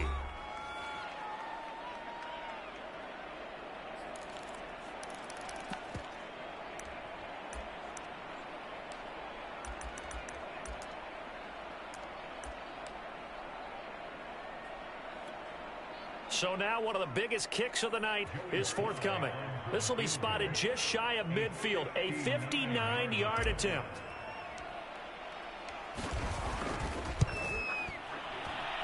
And he got it. The kick is good. In overtime, he's able to split the uprights. And they have regained the lead.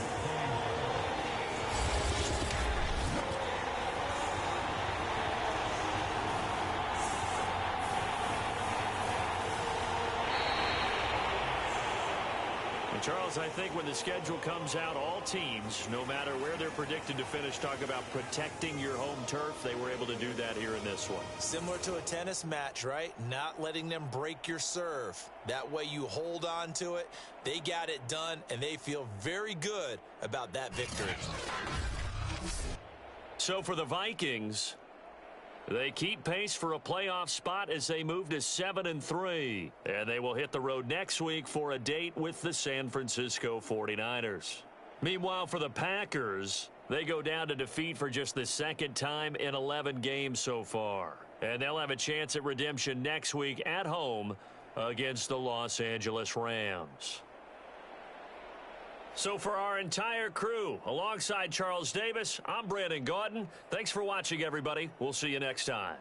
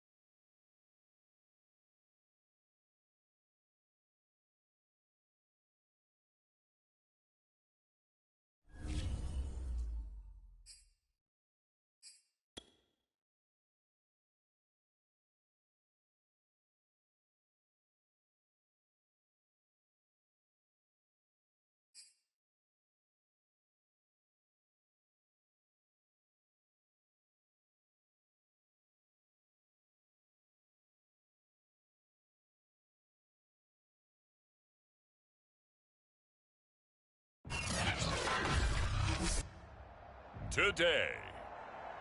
From Levi's Stadium in Santa Clara, California, it's Week 12 of the NFL on EA Sports.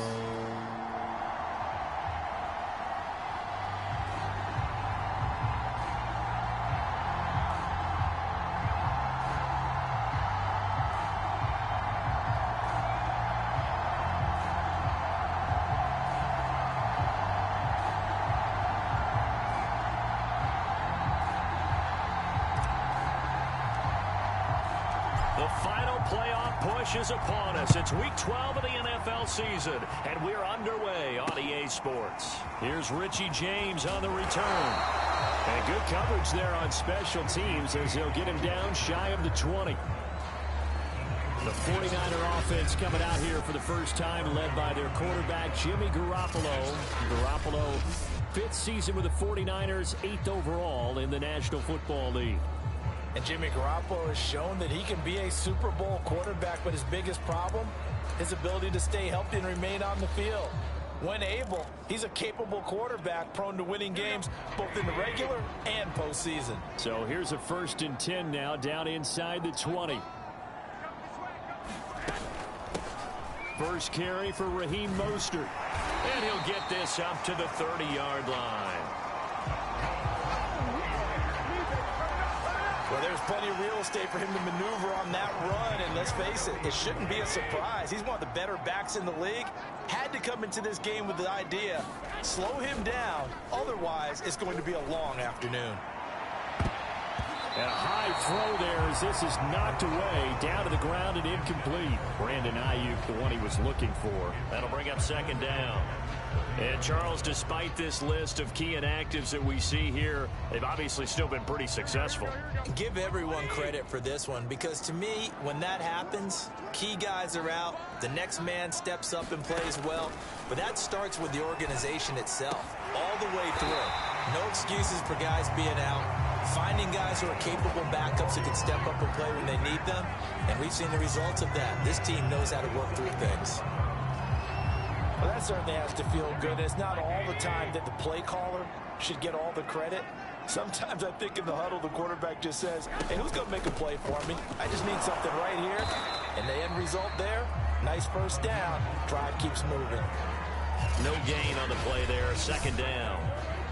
This defense for the Vikings, they played extremely well last week in that win over Green Bay. Yeah, what stood out to me on tape, the way they were flying to the football. So that tells me that they've got all their assignments down, and they're playing with extreme confidence. So after the run for no gain, here's 2nd and 10. To throw is Garoppolo.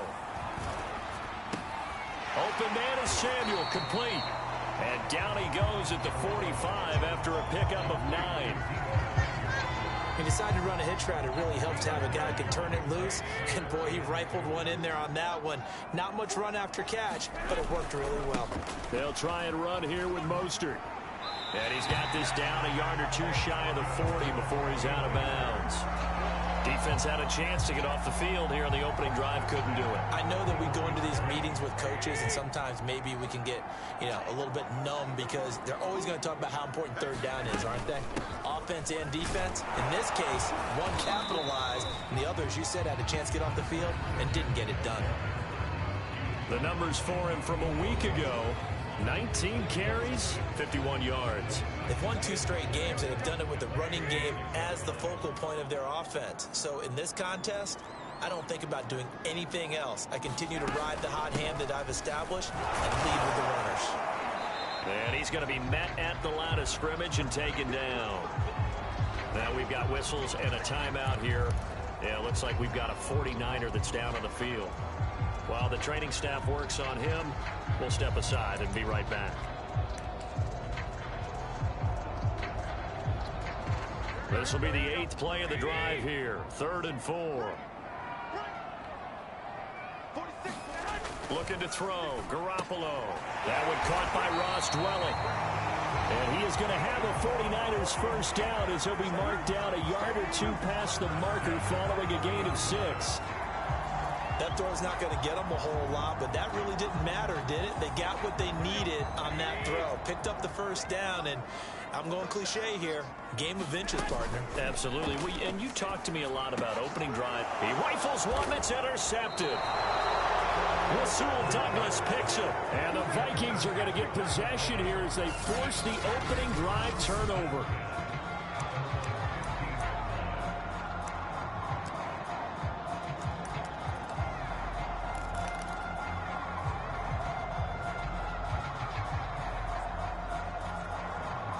Line of scrimmage, the 15. It's 1st and 10.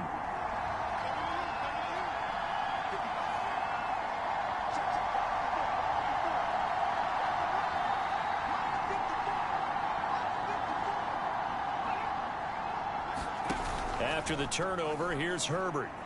Rolling to his right. Nice work to get 7 out of that, and it's 2nd down. I think we have to give credit to him for buying time and extending the play. But, you know, there's some really upset defenders on that one. They thought that they had him. Instead, he was coated in Teflon and got away. 2nd down and 3.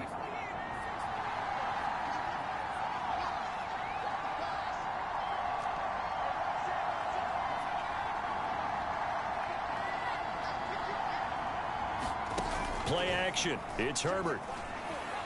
They'll roll him out right.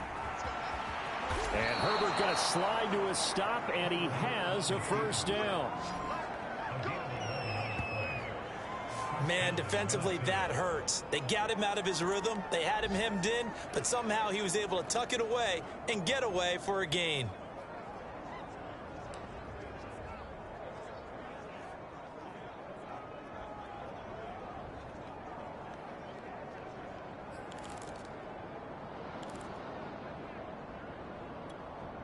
So they'll come up 1st and 10 now from the 33. A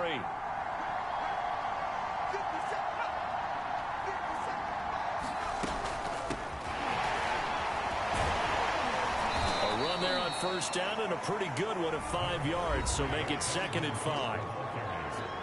The numbers a week ago for Cook. 21 carries, 91 yards, and a touchdown. And they love what they've got in him. He's the number 4 rusher in the league right now, so you know that you have to account for him on defense, which means you can play complementary football as well. Throw the play action, get it out to the wide receivers, because they should have some open space, because the defense will key on them.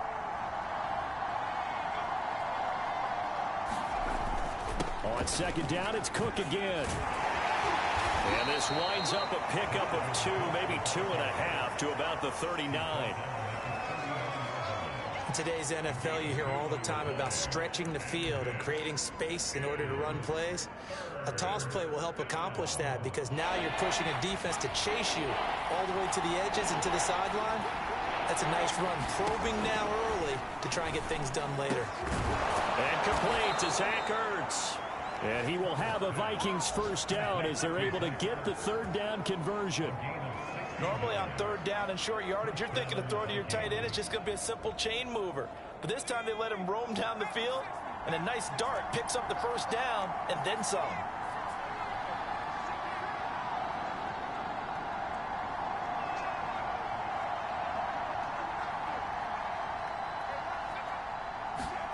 A play fake, and now Herbert to throw. Open here, Adam Thielen. And he goes down, but not before getting this inside the 25.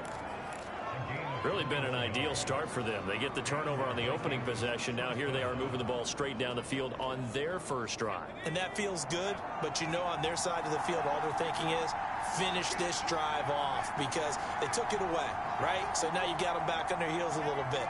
Now go down, put a touchdown on them. Look out. You've won the mental battle early in the game, and that may carry over for you. And this one almost intercepted. Not a good throw there. Nearly an opening drive INT.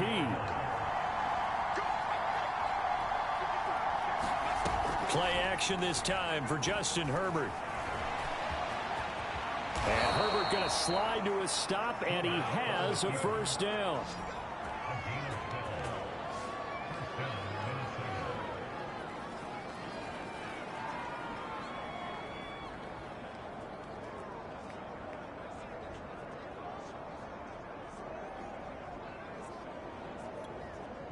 From down at the 12, it's 1st and 10.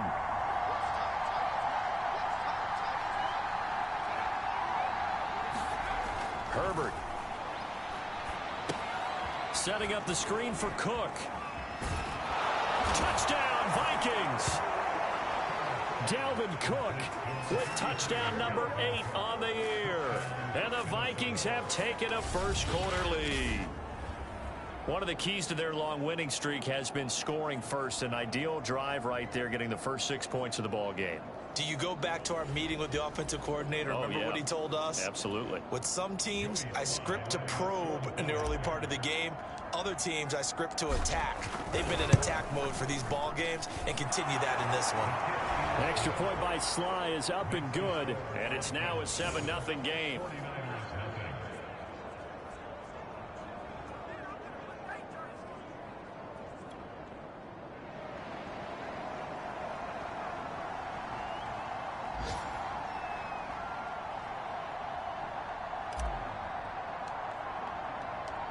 Out is the kickoff unit as they run up and send this one away. Fielded just outside the goal line. And he will make it to the 20-yard line and no further.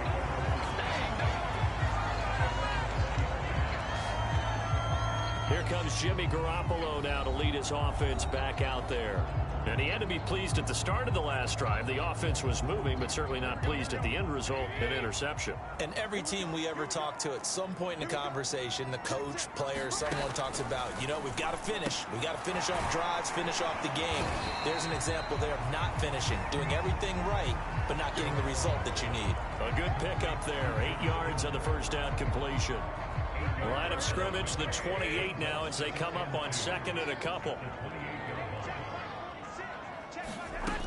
Garoppolo going to give to Mostert. And he gets this one just shy of the 40, down at the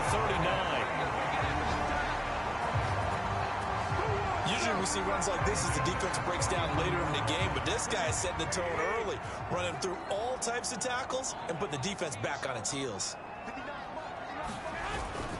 Here's Mostert. First down and a little extra for Mostert. Past the 20. Touchdown, 49ers. Raheem Mostert with touchdown number 7 on the year. And the 49ers are within an extra point of tying this thing up. Earlier in the week when they had their scouting report meeting, this was the explosiveness that they talked about trying to contain. They were concerned about it all week, yet he still did it to them. Wonder how that's going to carry over the rest of the game. Gold with the extra point, and that will tie our score here in this opening quarter of play.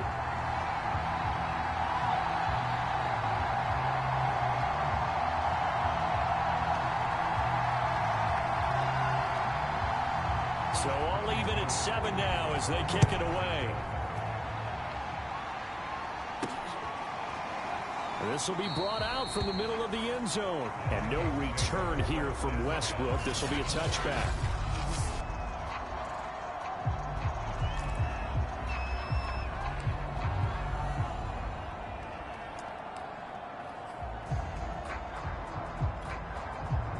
Here are the Vikings now to start their next drive. And that recipe on their last drive that resulted in a touchdown looked pretty good, so they'll be hoping to do that once more. It takes me back to when we sat with the offensive coordinator and the head coach. They felt pretty good about their game plan and thought there were some holes in the defense, and they exploited them the last time out. Let's see if they can come back and put together a similar drive. And we'll see if they can do just that.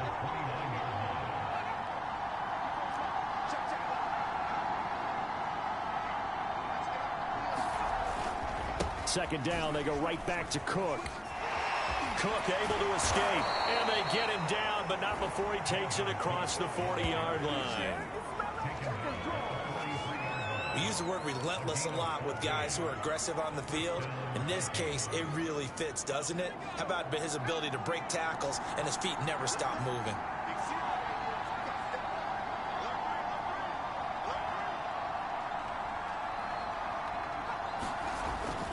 On first down, Cook. And he'll work it across midfield inside the 45. Same result as last play, 14 yards and another first down. Well, they came into this game saying it was important that they set the tone and show that they can run the football. And I believe that they've done that here in the first quarter.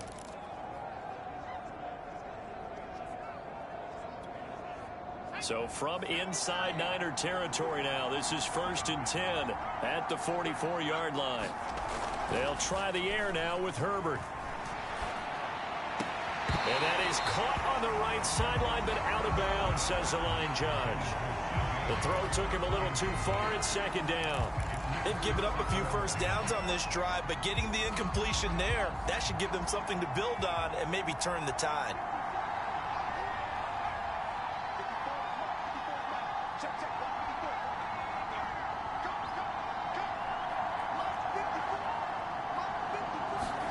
Herbert off of play action. Into a double team, and it's intercepted. Picked off by Quan Williams. And he will be brought down on what will be the final play of this first half.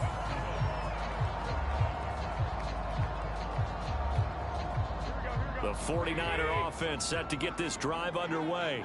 The last possession, these guys were able to tie the game with a touchdown, and now they'll have a chance to move out in front. Yeah, let's give a big assist to the defense who got the ball back. The special teams went out there, handled things.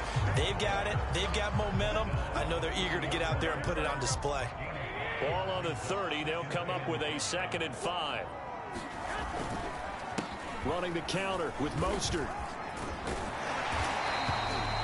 103 yards rushing for him as he has been tough to stop here in this first half. So from the 36 now, 1st and 10. Looking to throw, Garoppolo. This one into the hands of Kittle, the tight end. And able to get this one across the 45 before he's brought down.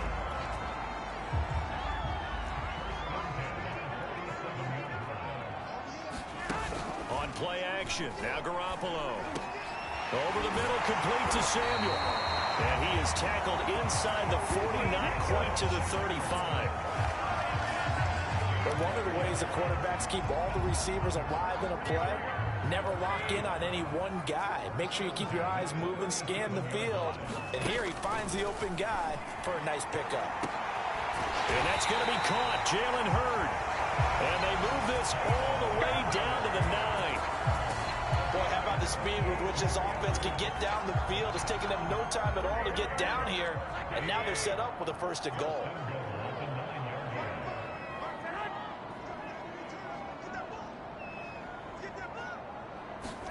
And yet again, it's Garoppolo. And that's incomplete. And there's a good opportunity to just want to ride there. A drop pass. I guess that's why they call them running backs and not catching backs. Another shot from the 9 on 2nd and goal.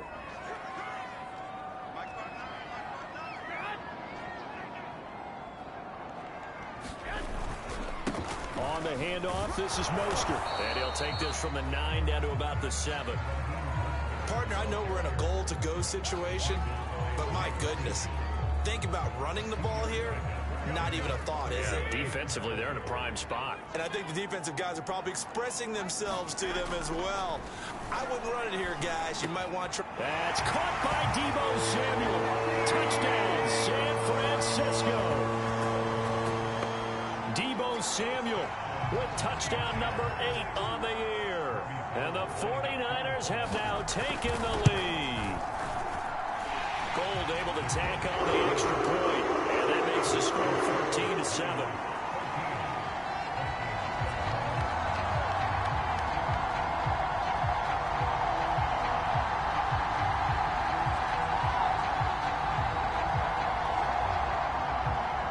After the touchdown, it's Robbie Gould now to kick it away. With it on the return now, here's Westbrook. And he'll be tackled just shy of the 25.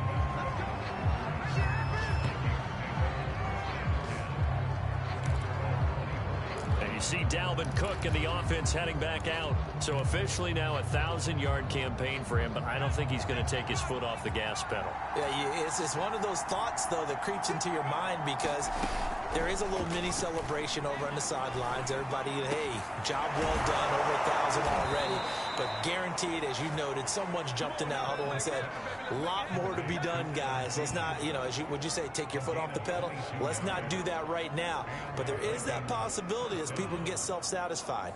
The greats do not. We'll find out what he's made of.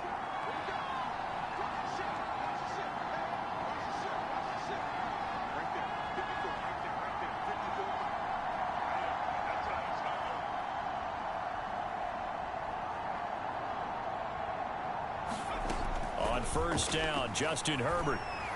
And this is going to be caught, but they'll say out of bounds. So it's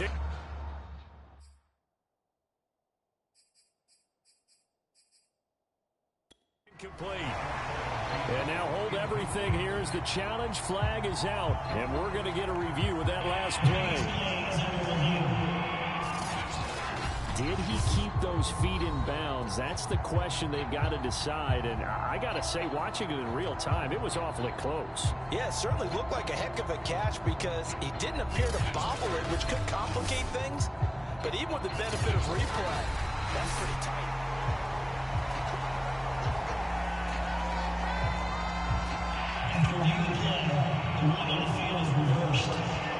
So a good challenge there. The look pretty conclusive. The feet were in, and it's a completed pass. Herbert setting up to throw on first down. That's to Cook out of the backfield. Oh, still won't go down. And he takes this just a few yards shy of the red zone before going out. Well, it certainly doesn't matter if it's been through the air like on this play or on the ground. I don't know what's going on with this defense. In a sense, they've been AWOL on this drive so far. 3 plays, 3 first downs given up. They've got to find the answers, and they've got to find them quick. And all the way down inside the 5 to the 4. And there's a completion to the tight end. And look at the size of these players nowadays. At that spot, 6'4", 6'5", and up. A lot of guys used to be basketball players, somehow came back to football. And that's really good for the game of football. You're getting better athleticism, great hand-eye coordination, guys who know how to control their bodies when they run their... And he will score. Touchdown, Vikings. C.J. Ham, his 19th touchdown now on the season. And the Vikings are an extra point away from tying this thing up. Well, they weren't messing around. First and goal, they don't do anything fancy. They just go to the fullback right away. I like how you phrase that because oftentimes they come back to the fullback when it's late in the down and distance count, right? In this case, first down, let's go get it right now. And he got it. 6 points on the board. Slide for the PAT. And we've got a good one brewing. We're all knotted up at 14. The drive summary that time, 5 plays. And it results in a 4-yard touchdown run.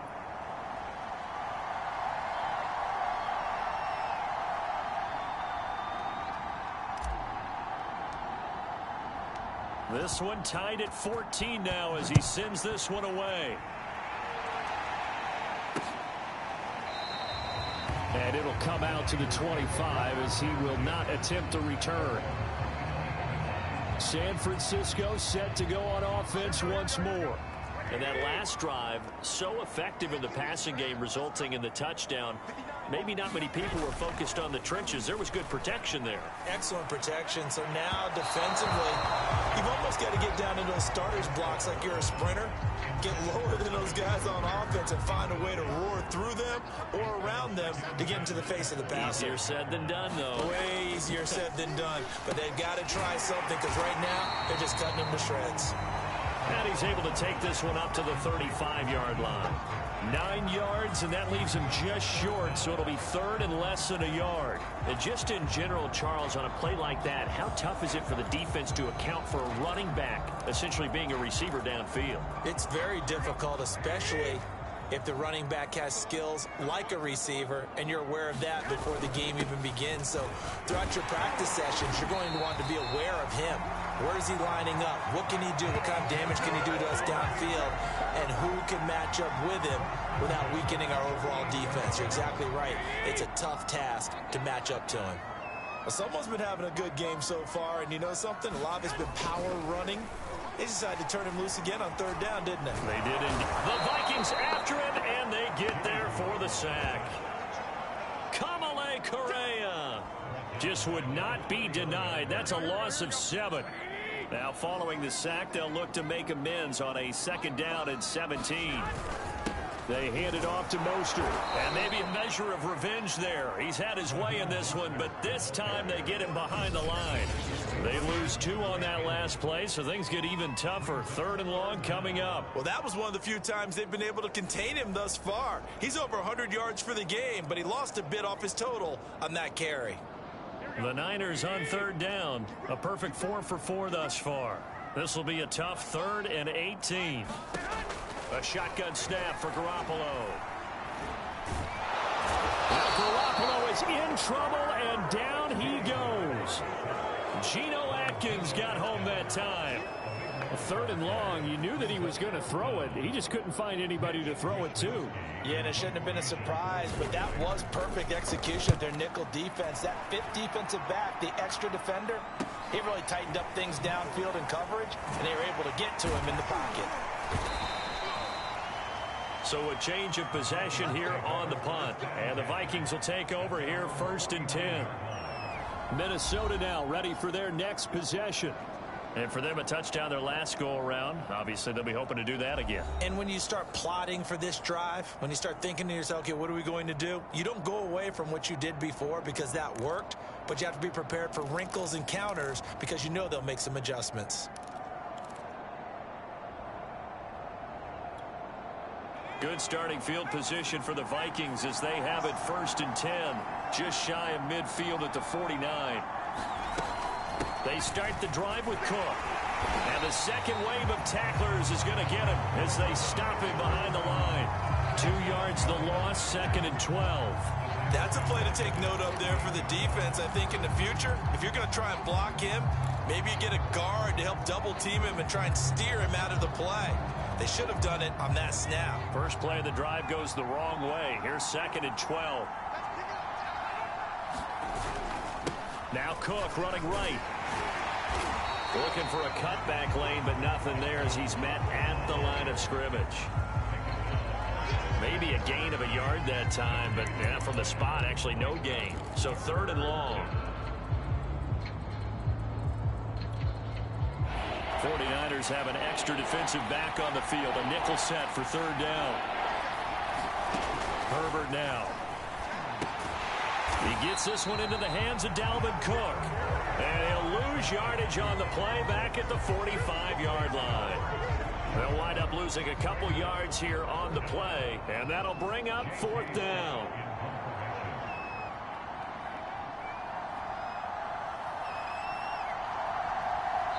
Second quarter, 2 minutes to go. Tie ball game.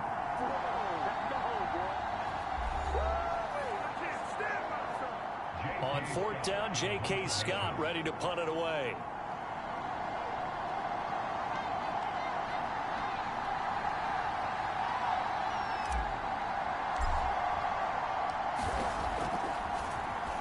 And he was called on 3 times in the win last week as his first one here's away. And a nice special teams job here. This is going to be down inside the 10 at the 7-yard line. Well, someone's going to be happy with that effort. You know who else is going to be happy? His defense. Absolutely.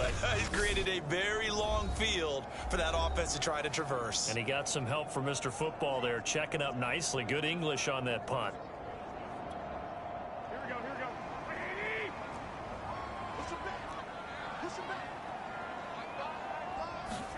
Garoppolo now, 1st down throw. This one caught by Kittle. And he's dropped just shy of the 25 at the 24.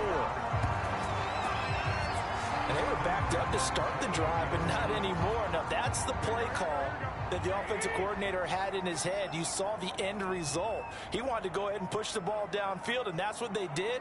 And they wound up with good yardage there to get things rolling. And he'll be hit as he releases it, and that'll fall incomplete. A lot of times it's that first read that you have. Maybe you get it in pre-snap, and he locked in on his target, but he was covered quite well, and that one's incomplete. Back to the air on second. It's Garoppolo. That's going to be caught by Samuel. 5 yards. Now it's 3rd and 5. One thing you're hoping for when you run drag routes, you're able to hit a receiver in stride, and he can pick up a lot of yardage after the catch. But in this situation, the defense was effective, able to stop him before he could get a good head of steam going. That's complete. It's Brandon Ayuk. The 49ers now going to use the first of their timeouts as they stop it with 19 seconds to go in half number 1. Line of scrimmage, the 37 on 1st and 10. Garoppolo again. He's got Ayuk once again. And this will be stopped at the 44. That one good for 7 yards. Now San Francisco going to call their second timeout, as it'll come with 15 seconds to play in the first half.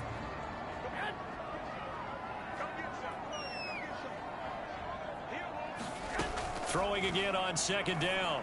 Garoppolo getting this out to the flat. Mostert. Now the Niners going to signal for their 3rd and final timeout as they stop it with 11 seconds remaining in this first half.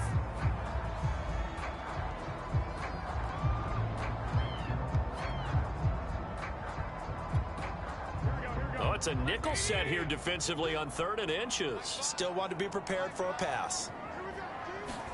A play fake from Mostert. Now Garoppolo.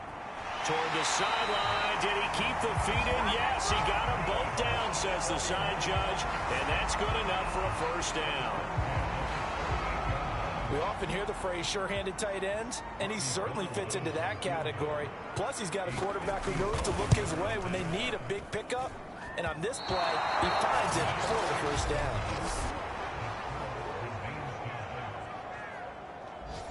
The long-distance shot before break comes up empty, but now Charles flipped the script. Time for likely one more play as field position becomes an issue. Yeah, when you talk about field position, remember, if this kick is missed, the ball comes back to where? The spot that they snapped it from. So field position becomes a factor. I think at this spot, you might also want to think about throwing the Hail Mary.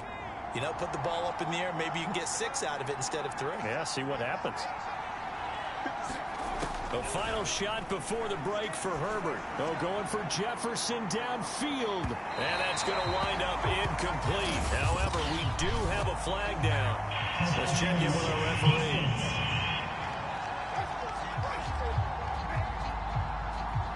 So that PI call will give him one more play. And it'll be an untimed play as well. Now the half will end after this one, unless there's another defensive penalty.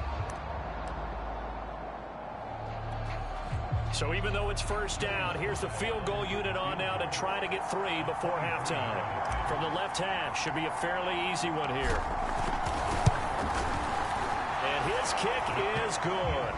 And that will do it for this first half. An abbreviated halftime show as we get rolling to quarter 3. The Vikings have to like their position. They've got the lead. They get this football as well as we are back and underway for the second half. With it on the return now, here's Westbrook. And the tackle going to be made right there at the 25-yard line. So here are the Vikings to take over. They're working on a 4-game winning streak, and they lead this one as well right now as they start 1st and 10.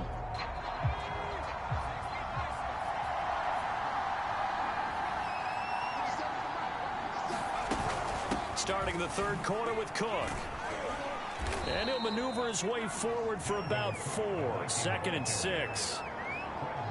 Well, you don't turn your nose up at a gain of 4, do you? They'll take that on first down. Playbook's got to be pretty well open on 2nd and 6.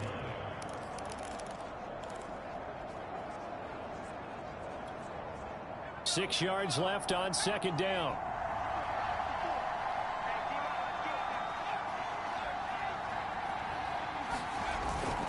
They run it again with Cook. And he's going to lose yards. They take him down at the 26. It'll be a loss of a full 3 yards there, and it also brings up third down. I think it's pretty evident we can say what a difference a week makes. Last week, he ran pretty much wild, didn't he? Did pretty much what he wanted to do. But this one, they stopped him cold. That, to me, that's good scouting and even better execution. Yeah, and they stopped him behind the line right there. They obviously watched the tape a few times and made some adjustments. And they get him down, but not before he takes it across the 40-yard line. Whenever we talk about moving the sticks and controlling the football, there's a great example right there. Those are the third downs you need to convert to win football games. We're in the third quarter of this one, and this is a tight one. In order to maintain pace, keep the ball away from the other team, and put points on the board, those are the plays they need to continue to convert. He'll buy some time right. And he slides and covers up at the end as he's going to be able to pick up decent yardage. He'll get 8 on the scramble there. It'll be second and a couple.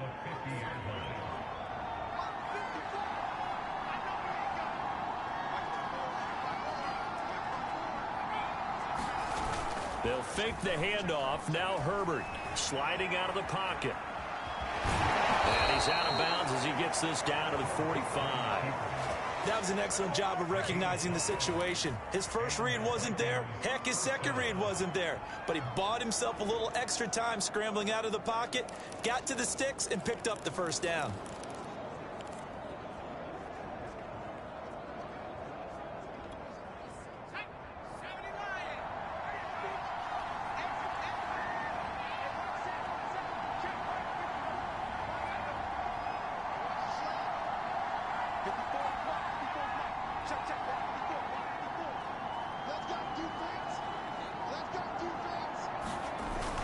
A 10th carry in the game for Cook. 5 yards on the carry. Good pickup on first down. That's a strong pickup right there on first down. And as this drive goes on, we're seeing an offensive line and running game imposing its will. Second down at 5.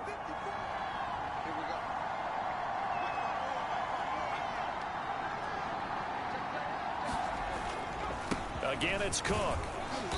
And a short gain there down to the 37-yard line. Still a couple yards short of the first as the 3-yard gain brings up a third down. Some of the most unselfish players on any football team, defensive tackles, because we ask them to just eat up blocks, allow other people to make tackles. But when he can make a play himself, as we just saw there, that's a big day. And he's able to get it to the 33. Good enough for a first down. Now after the running play, we've got a man down on the field. While the trainers take a look, we'll step aside.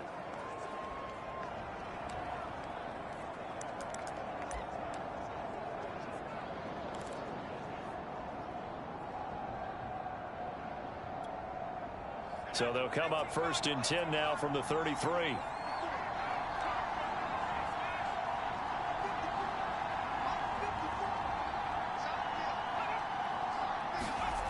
Here's Herbert. And this nearly an interception, but it's incomplete. Well, a turnover really would have helped him there, but not to be. I think he's got to be careful not to force anything into coverage right there. There weren't really any throwing lanes, but the best part for him, he's got second and third down to fall back on. After the incomplete pass, here now is second and 10. Now Cook, he's got it off the draw.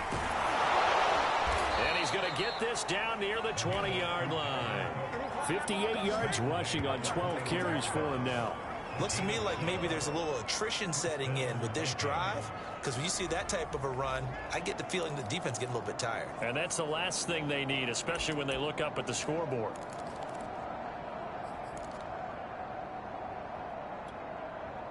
Following the good run by Cook, here's another first and 10.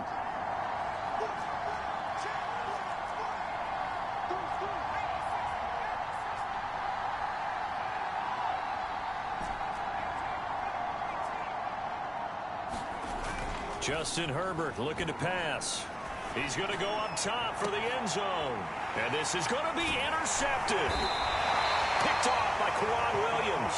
And the Niners are going to take possession here.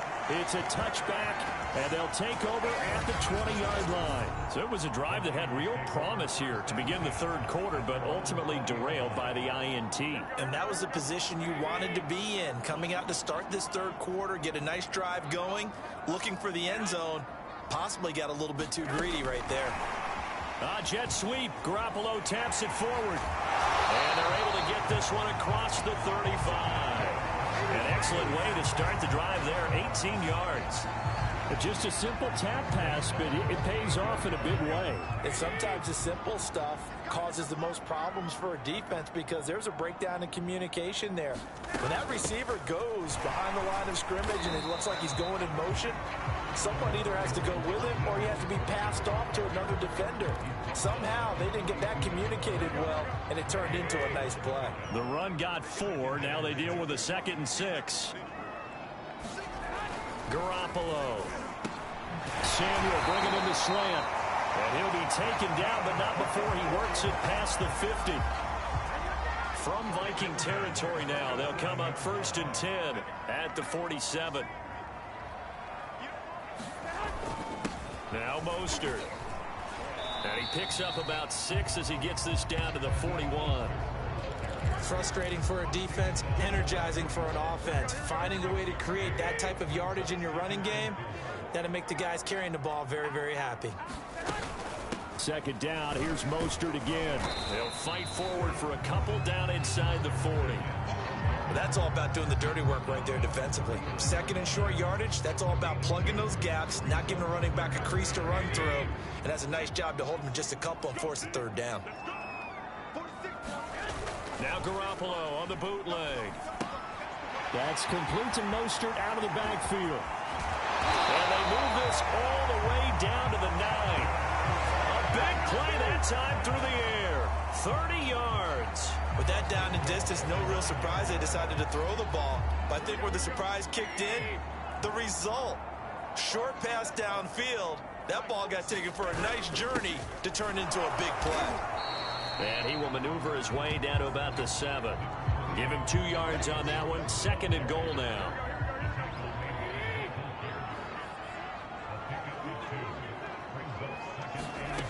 Throwing now is Garoppolo. Gets this one to Juszczyk. Touchdown 49ers. Kyle Juszczyk. His 3rd touchdown now on the year. And once again, the 49ers are back out in front. And he wasn't blocking or running it there. They tossed it to him. And you remember the good old days when the 49ers were riding roughshod in the league? They used their fullback and pass plays all the time. Roger Craig, Tom Rathman, those guys were terrific at running these types of plays. Going for the extra point, and that will make this a 4-point game. After the touchdown, it's Robbie Gould now to kick it away. With it on the return now, here's Westbrook. And able to get this out to the 25.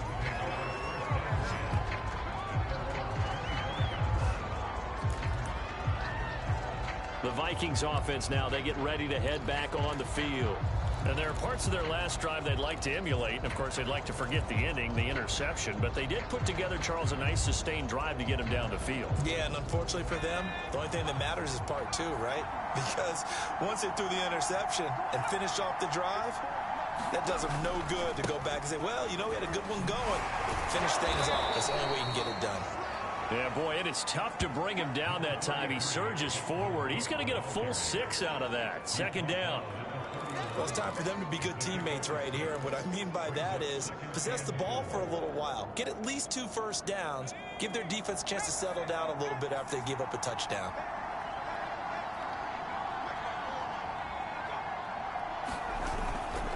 On 2nd down, it's Cook again.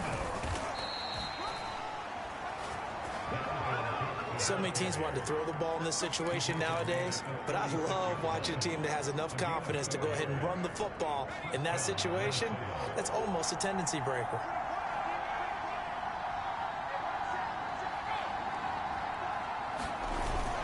First down, here's the run with Cook.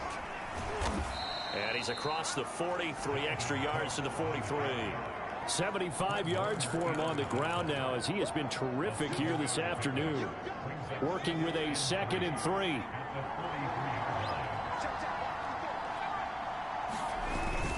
Another tote for the workhorse this afternoon. It's Cook. He'll be stopped shy of the 45 despite a great move. Just a gain of a yard there, and now it'll be 3rd down. And not much on that run, Charles.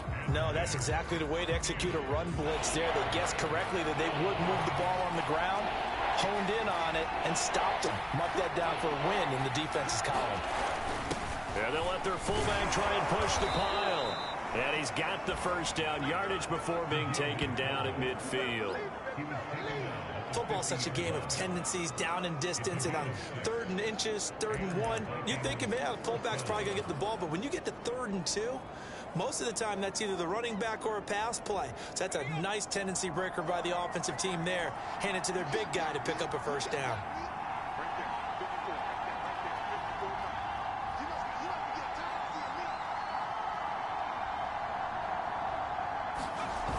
Herbert on 1st down now. Rolling to his right.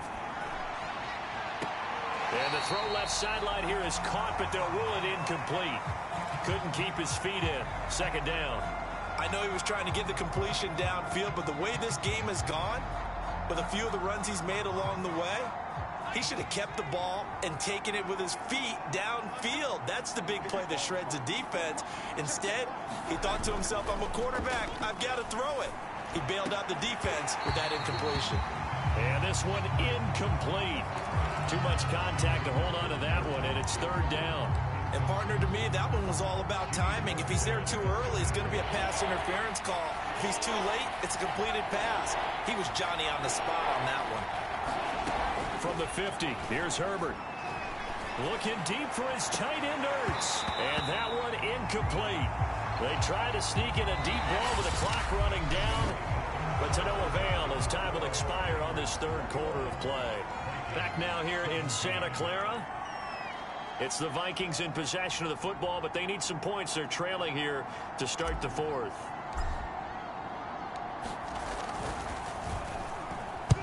On is the punter Scott here as he gets this one away. And well done here. That one will kick out of bounds at about the 8-yard line. So well done there. And these punters, they get more specialized and better each and every year, don't they? They sure do. And now it's really not the American punters. It's the Australian punters with their kicking academies and that flat drop and just kind of kicking the nose of the football. They're able to almost stop it where they want to, like a good golfer can check one up. On 1st down, Garoppolo. That's complete to Dwelly, his tight end. And he's taken down, but able to get this up to the 20-yard line.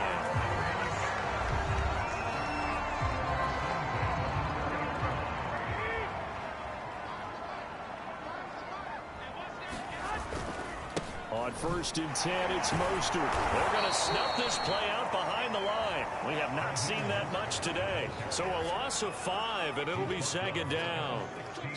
Well, the offense has had a big day. He's been great running the football, but I don't think anybody liked that last result. No, they didn't like the last result at all, but they have to look at it in total, don't they? They've had a big day running the football. You take an occasional loss or an occasional bad play along the way, but all in all, they have to like what they've done.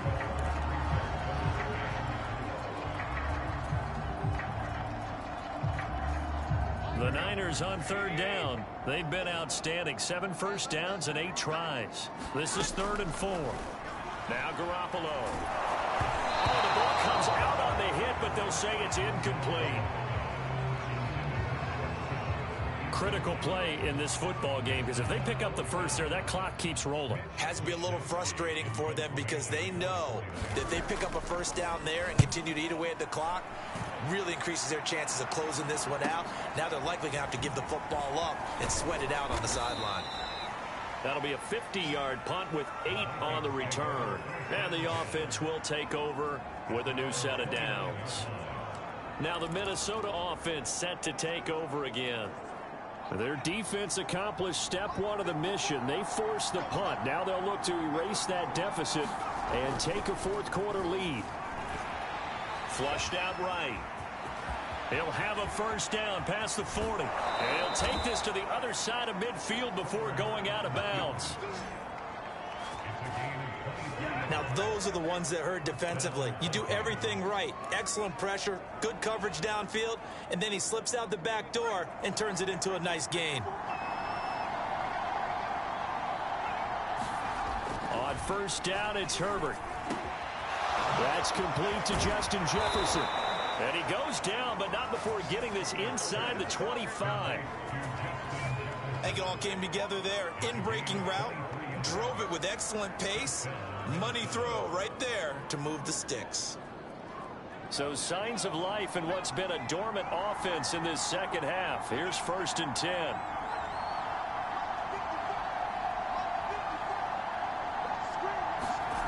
Back to throw here, Herbert. Oh, leaping, and he makes the grab. And they've got it inside the 10 at the 8. I love the drive they're working on here because they know they can take the lead with a touchdown. And so far on this drive, so good. They've moved the ball down the field with very little resistance defensively. But they better be prepared for some adjustments to come their way now. Now it's Herbert. And that's going to be incomplete. Too tough to hold on to that one. It's 2nd down. Down near the goal line, things really get physical. You're always anticipating a running play, but when they do throw it, things happen quickly. A little bit of a bang-bang play there that falls incomplete. Nothing on first down, so the ball remains at the 8-yard line. 2nd and goal. Here's Herbert. He's got it. Touchdown. Zach Ertz, his 4th touchdown on the year. And the Vikings have once again taken the lead. The big fella was the recipient there for that touchdown pass, and it seems like more and more the tight end is the guy you have to worry about most in the passing game. Now an important extra point here to stretch this lead to a field goal. He's got it, and this is indeed up to a 3-point lead. So that drive spanned 5 plays, and it all culminates in a touchdown for Minnesota.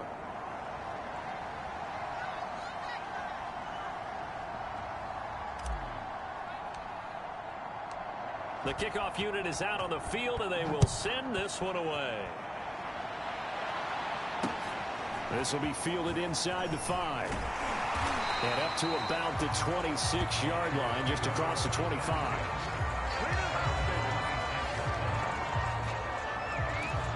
San Francisco's offense returns to the field. And a tight game after punting last time. See if they can get something going on this drive. As they head to the field now, with the game this close, you've got to feel there's a sense of urgency for them going on offense right now. But they have to do it without letting panic creep in and affect their play. They'll contain him to just 4. 2nd down.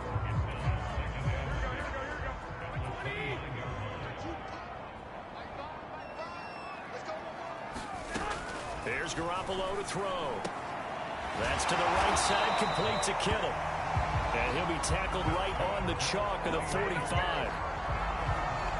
I know I spent a lot of time talking about how tight ends in a lot of cases now are pumped up wide receivers, but they're still big people. He used that frame right there to absorb a really big hit on him and held on to the ball. Meanwhile, Garoppolo's throw taken in by Samuel. Touchdown, 49ers! 40 touchdown passes now for Jimmy Garoppolo. And the 49ers have moved out in front here in the 4th quarter. So minutes after giving up the lead in the 4th quarter, they say not so fast. Big play, and they grab that lead right back. Talk about a seesaw game. Up, down, down. Did you have a seesaw? Did you play that when you were a kid? Out on the playground, absolutely. You had to make sure that you matched weight, though, on the other side, though, right? Otherwise, you could be up in the air a long time. By the way, we're not done in this one. I think we're set up for an exciting finish. After the touchdown, it's Robbie Gould now to kick it away.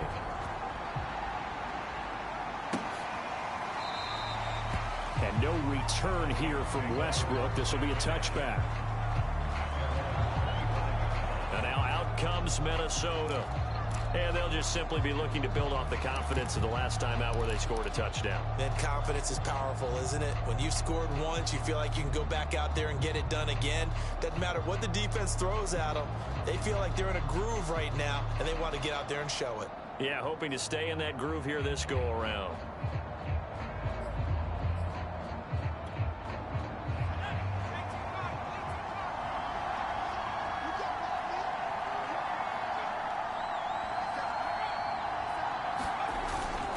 Here's Cook as they begin on the ground. And he'll work this forward for about 3. It's second down. Yeah, I don't know if it's exactly a win-win, but if you're on offense, you'll take that kind of a run, all right? It was kind of stacked up, found a little bit of yardage, and frankly, they're pretty close to staying on schedule on offense. The playbook is still open for the coordinator.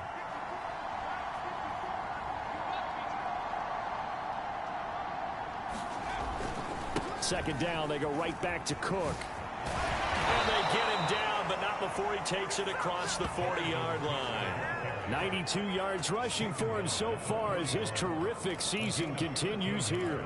Another carry for their leader and a good one. It's crunch time. They'll need him to continue to be productive in both the run and passing game in order for them to try and snatch a victory.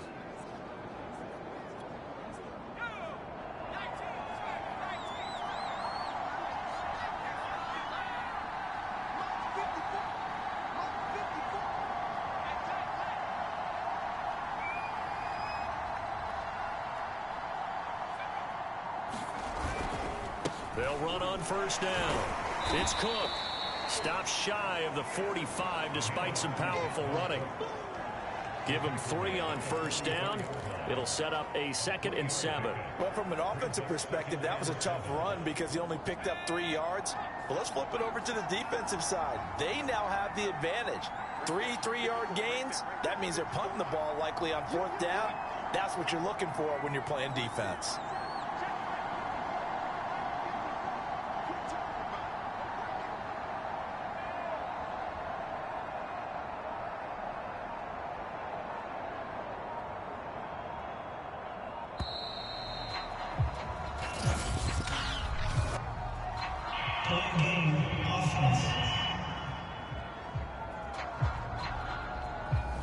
That's going to set him back 5 yards. Still second down.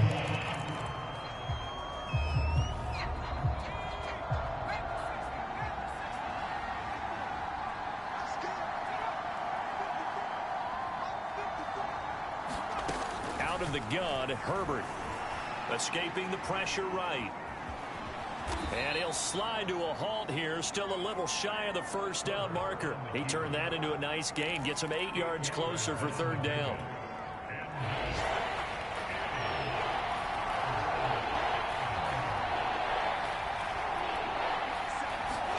Now Herbert with it, looking to pass.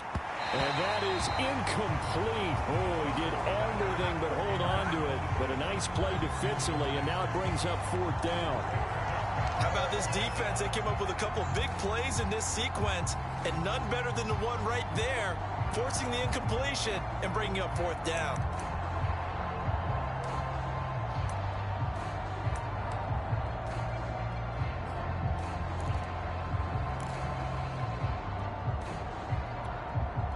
They'll break the huddle here and go for it. This is 4th down. 4th down for Herbert. Desperation time. That's complete to the receiver, Thielen. And he's got the first down yardage there as he takes it just across midfield. Felt compelled to go for it there on 4th down, trailing in the 4th quarter. They got it done. And there's always a lot of pressure on a 4th down call. Doesn't matter the distance. You still have to get it done, as you noted, and they did.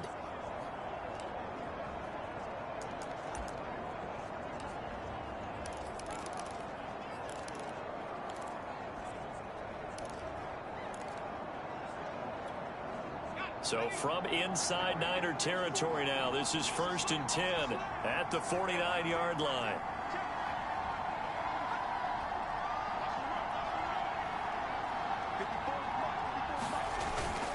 Back to the ground, Cook. Takes this to the 45, not much space after that broken tackle. That'll be a pickup of 4 as they work with his 4-point fourth-quarter lead. Well, on every play call, you realize it's not going to go for a touchdown, so a lot of your calls are setting things up for maybe later in the game, trying to establish the inside run with toughness now, hopefully get to the perimeter later, and let's face it, you could do worse than a 4-yard run on first down. On second down, it's Cook again. And he'll get it inside the 40 to the 39.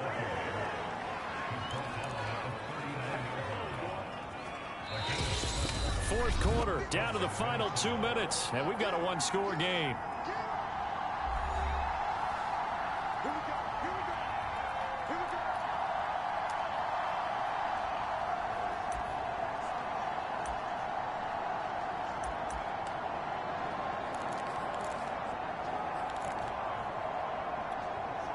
So the Vikings in possession of the football as we get you reset.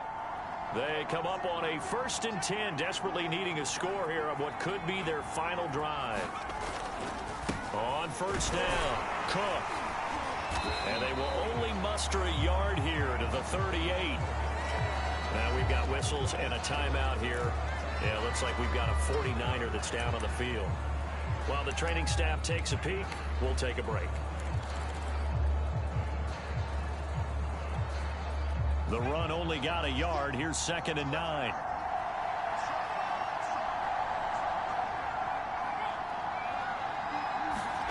Now Herbert. And he'll find Thielen on the right side. And this will move the chains again as the tackle's going to be made at the 49ers' 12-yard line. And this is obviously a spot where you lean on your stars. Get the ball to them in open space and let them do what they do. From down at the 12, it's 1st and 10.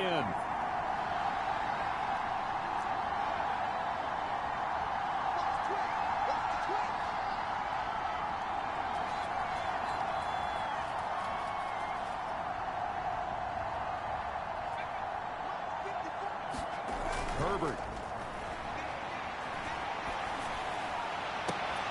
To the end zone, but it's incomplete. That's certainly not the worst thing. It stops the clock and lets your offense catch its breath and lets us exhale a little bit. Now I expect them to call a couple plays in the huddle so they're ready if a tackle happens inbounds.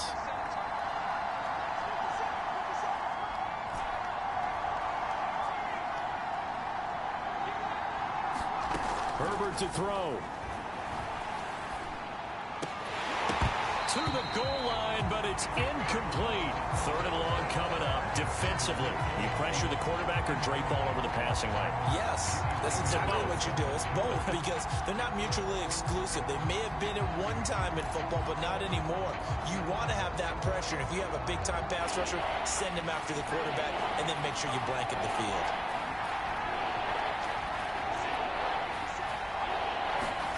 Herbert gonna throw. And it'll be intercepted. A great read, and it's picked off. And the 49ers have just about sewn up this football game. Boy, so another interception, CD, and it feels like he's starting to unravel a little bit. And as you would expect, still a work in progress here in his 2nd season. He has to start ironing out some of these mistakes, though, because now his head coach, his offensive coaches, they have to evaluate whether you keep playing him and let him work through it, or you start thinking about going to his backup. And that won't buy him much room. Just a 1-yard gain to the 5.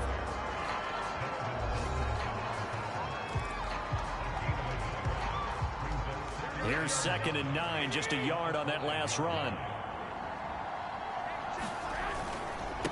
Again, they'll run it with Mostert. And he'll find a little space. He gets us up near the 10. Now the Vikings will use the 2nd of their timeouts as they get the stoppage with just under 50 seconds remaining in the 4th.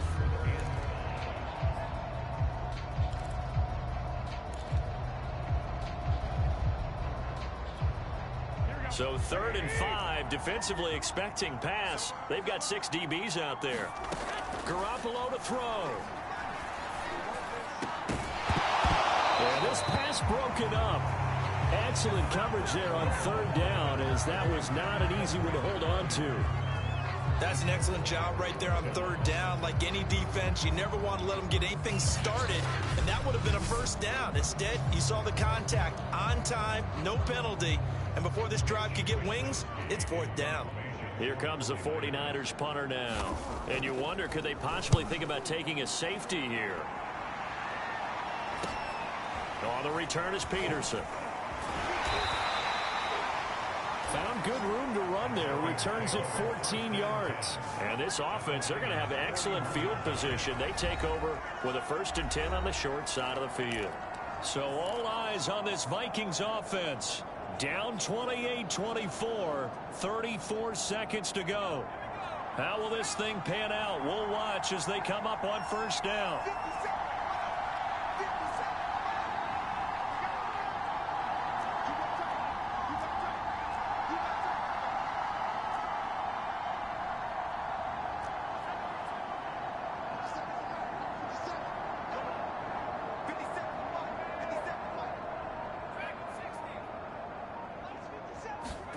Herbert. It's incomplete. Took a shot, couldn't connect. These are the spots, this stage of the game, where it pays to have speed on the perimeter, doesn't it? It certainly does, and in the second quarter, he may very well have run by him, but in this situation, I know as a defender, I'm loosening up a couple of extra steps that allowed him to run with him stride for stride. Here's 2nd and 10.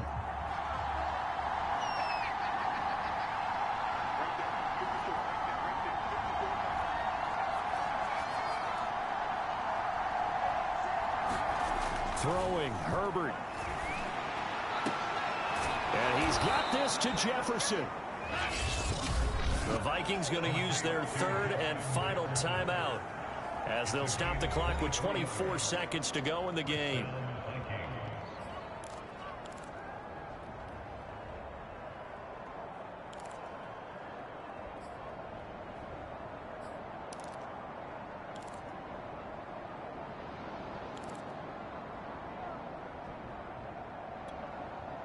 So from inside the 20, here's 1st and 10 at the 18. Herbert now to throw. He takes it across for the touchdown, and they've taken the lead late in the final minute of the 4th. Wow, wow.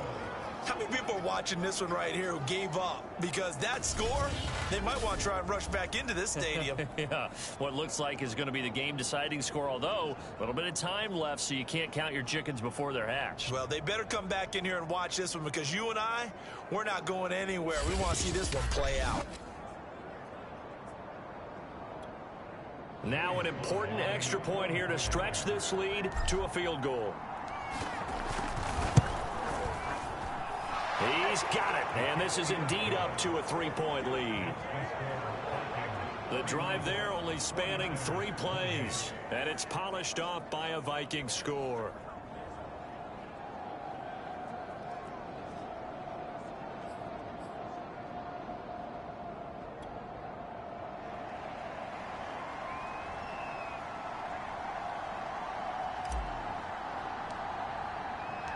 Set now to kick this one away, and off it goes.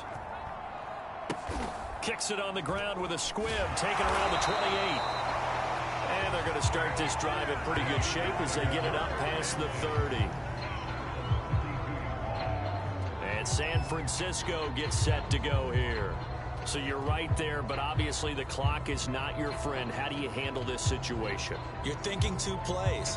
One, to get yourself in position for the second one, whether you're able to get into field goal range or you have to try another deep pass, another Hail Mary. But you're trying to get the first one to a receiver, get out of bounds, and give yourself a chance to set things up for an easier shot at it. Let's see if they can do it. Might be easier said than done. And they'll get him down after a gain of 7, but they'll happily give him that.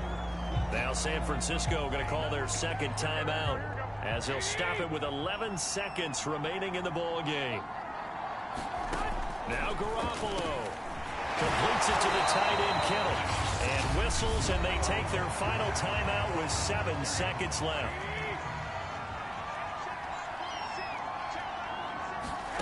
Back to throw, Garoppolo. And this a leaping effort, but it's knocked away and incomplete. Brandon Ayuk, the one he was looking for. And now it's second down.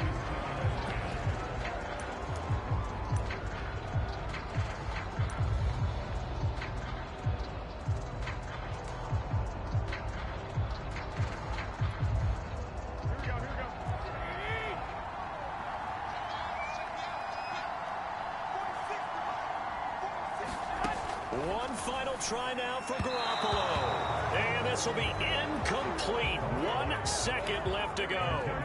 Now they face a 3rd and 10 after back-to-back incompletions. One final shot. They'll look to throw. Now a desperation throw deep downfield. And it's incomplete. So their final drive comes up empty. And with that, the ball game is over. Well, going into the final play of this game, they knew that they needed some type of a miracle there at the very end, but they couldn't get it done. However, we were treated to really a spectacular affair. Even though they didn't finish it off, you're exactly right. They took us down to the last play. We're still, you're wondering, could it happen? Possibly, even though we both knew it was a long shot. So for Minnesota, they keep pace in the playoff race as they move to 8-3 on the year. And they'll have another road date next week with the Detroit Lions. Meanwhile, for the Niners, it's a loss that sets them back in their playoff push as they fall to 6-5. And they'll be on the road next week as they get a date with the Seahawks in Seattle. Thanks for tuning in, everybody. Alongside Charles Davis, we thank our entire crew. I'm Brandon Gaudin. This is the NFL on EA Sports.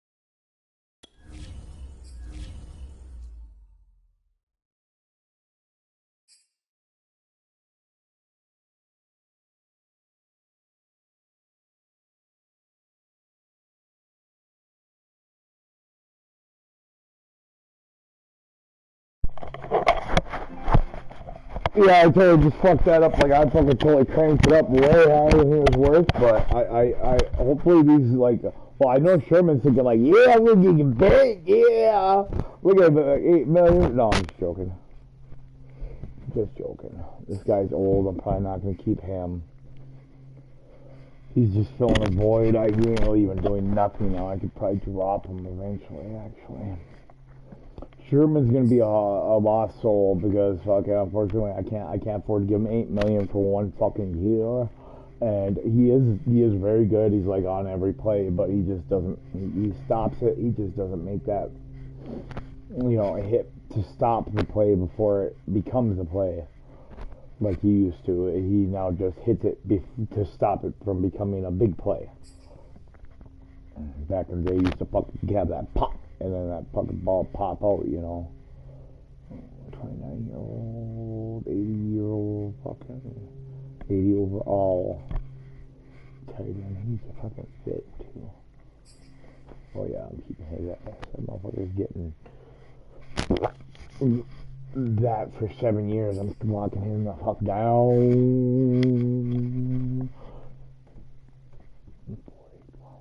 So, like, 4.3 over... every year. I think I can give him all that for 7 years. He'll be 34 at that old. He'll be ready to retire. He'll be a good backup back. 77. He'll be good worth. He'll be good back. He'll be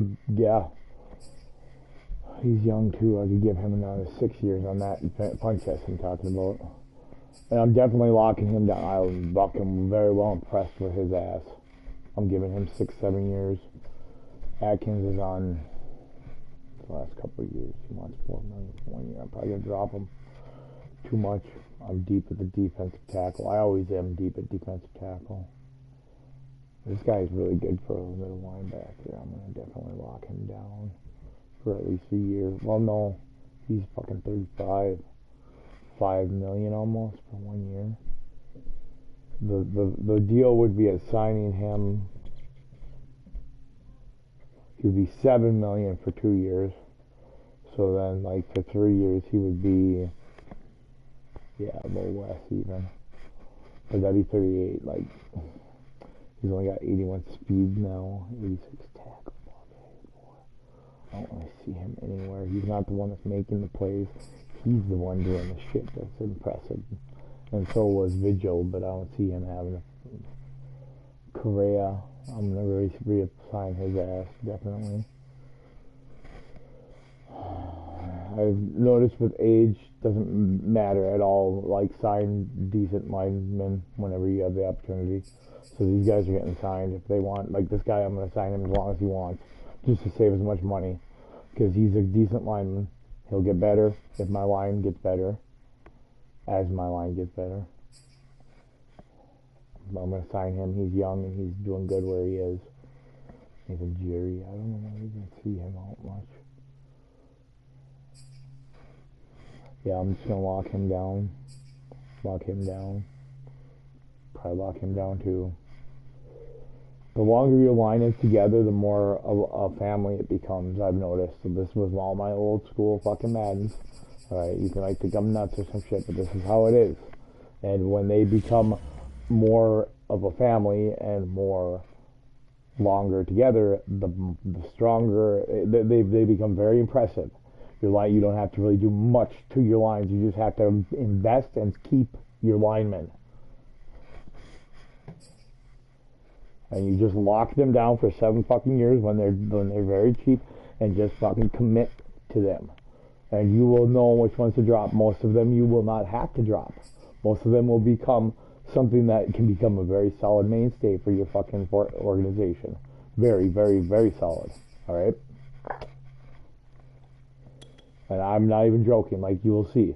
I'm in franchise. You'll see what happens with my offensive line. I'm going to lock all of them down, and I'm going to bring young ones in through drafts and through off-season is what I'm going to do mainly for these next 2 years, because I gave up my drafts for these fucking, for Herbert, mainly is what I gave up most of my drafts for on a fucking, yeah, against fucking Cowboys. We're gonna whip some motherfucking ass against fucking Cowboys. And then we're gonna probably end up playing, I'm guessing, probably the Bears. Yeah, that's what I'm thinking. I'll probably end up playing the Bears. I'll have to go past the fucking, oh my god, I'll have to go past the fucking Tampa Bay. I don't know if I'll get that. Don't know if I'll get that. I just don't know if I'll get that. I just don't know if I'll get that. Oh, yeah. Oh, shit. Oh, well, if I would have fucking known that. Alright, so defensive rating is 28 for shit. We have allowed 19 TDs for our third. That's pretty good. 25 TDs for that. We have 25 sacks, so we're 12th. They have 13 and they're 31st. So we are not going to have to worry about sacks. We have 18 takeaways and we're first. Why are we fucking defensively ranked 28th? The red zone? Oh. Number 2, 70%? No. Why are we... We must give up a lot of fucking offensive passing yards. Yeah. Yeah. I need to build my cornerbacks a little better. They can lock it down when they need to. It's right now. It's not. We're not locked down. We're not locked down. We are make the plays occasionally when we have to, and they are game-defining moments when that happens. But eventually, we will be locked down. We will hold that shit down. No one will. We just won't have to worry about fucking thing. We won't have to worry about a motherfucking thing. 'Cause we'll be all badasses at our groove. At our position? Yeah, that's what I'm looking for. Yeah! My fucking middle linebacker.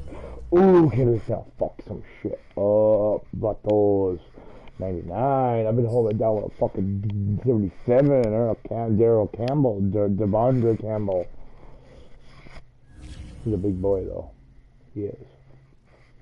But I got my Eric Kendricks back. Ooh, I'm gonna fuck some shit up right now.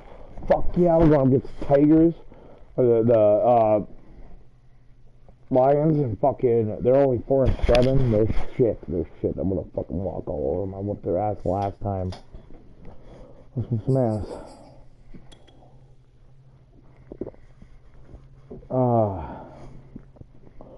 37.1. We're number 1 for that. Number 29, offensive passing. Number 1 for rushing yards per game. That's because of my fucking, okay, my scrambling. Defensive points per game. 27.5. Alright, so that's them fucking shooting out, try to beat us though. We basically put up numbers like fucking defensive pass yards per game, 304. And then the rush. Yeah, so we can stop the rush, and then it's hard for us to stop the pass, but they're just laying it on to fucking catch us. That's what it is. And it's us laying it on to beat them and fucking, yeah. I'm 81. Oh, girl, look at that body. Oh, girl, look at that body. Oh, I work out.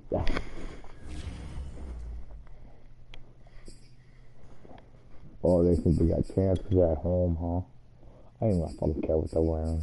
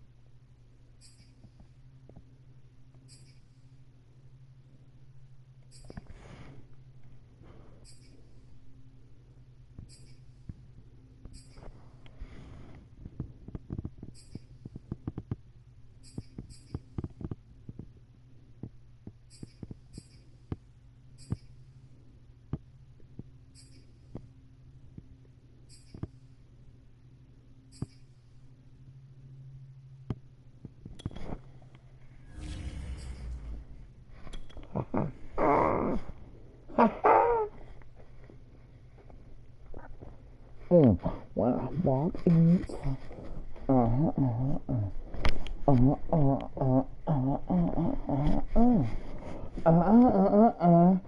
ain't afraid to show it. Oh, sexy, and I know it. Today, from Ford Field in Detroit, it's week Got my 13 fucking of Kangaroo the boy back in the linebacker position. Supposed to sit down, motherfucker.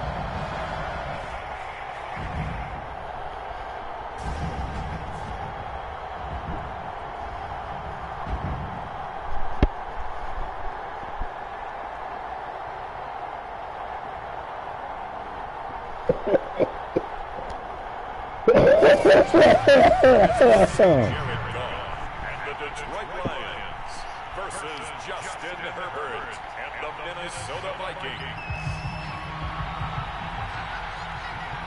Not seriously. You need more like get destroyed by it. The calendar has turned to December, and we're in the home stretch now as we're underway in Week 13. Now returning it, Antonio Callaway. And makes it across the 20 as these guys will set up shop at the 23-yard line. Here comes the new-look Lion offense here in 2021, led by their quarterback in his first season in Detroit after 5 in L.A., Jared Goff. Yeah, fuck it. A play fake for Swift, now Goff. He'll get this off to Swift. And he gets this one just shy of the 40. They'll mark it down at the 39. All right. I like it. Get everyone involved in the passing game. You know you create those great mismatches, throwing it to your guys out of the backfield. And on the first drive, that can also help establish some rhythm, right? That's you, Goff. Everyone involved, they feel like they're part of it, and really gets them amped up as they go forward. Ah, Tomlinson again. Boy, not what they want to see. Well, he gets attended to. We'll step aside.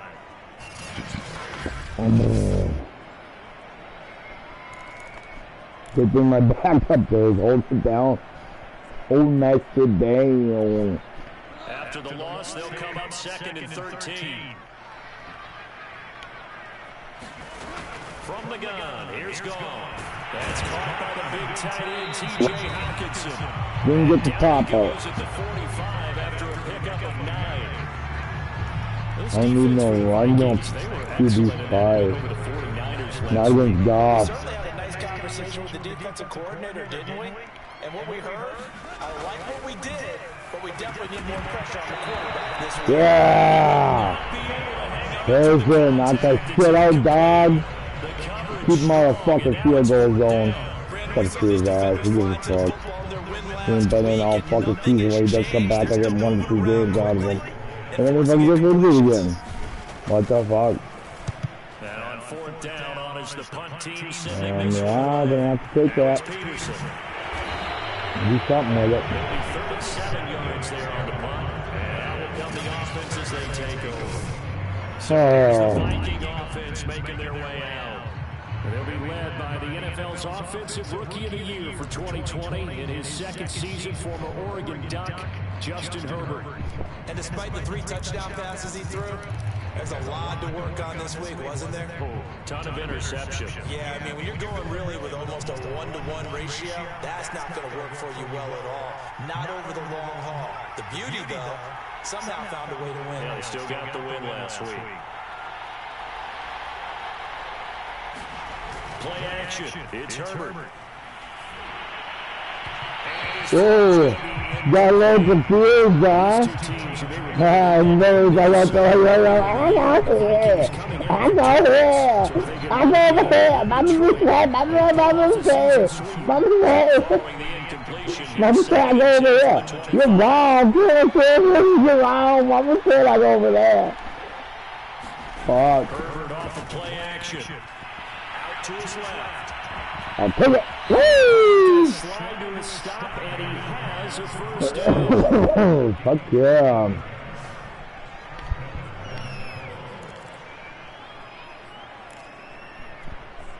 So here's a 1st and 10. They don't know what's going on here. So I got Dalvin Cook back here, and they're like, oh, Dalvin's going to run this shit. I'm just like, I'm grabbing this shit like a fucking crazy white boy, like, woo! And he's got it across the 50 to the 47-yard line. Yeah, I do it for the robot, for the like, whatever the fuck that is. They're like, we gotta stop this motherfucker. We don't know what the fuck he's doing next, and he's whipping our fucking ass because of that. We gotta figure out what he's doing next. Alright, man, alright, you fucking talk his ass, hold his ass down, and you plant the bug in his fucking helmet. We're gonna get this shit fucking, we're gonna get this shit Spygate style, motherfuckers. 308, huh? Oh, they, oh, I'm fucking dead. Oh, get out of here. I was hoping that spinning like, whoop, but it didn't. It was more like, BAM!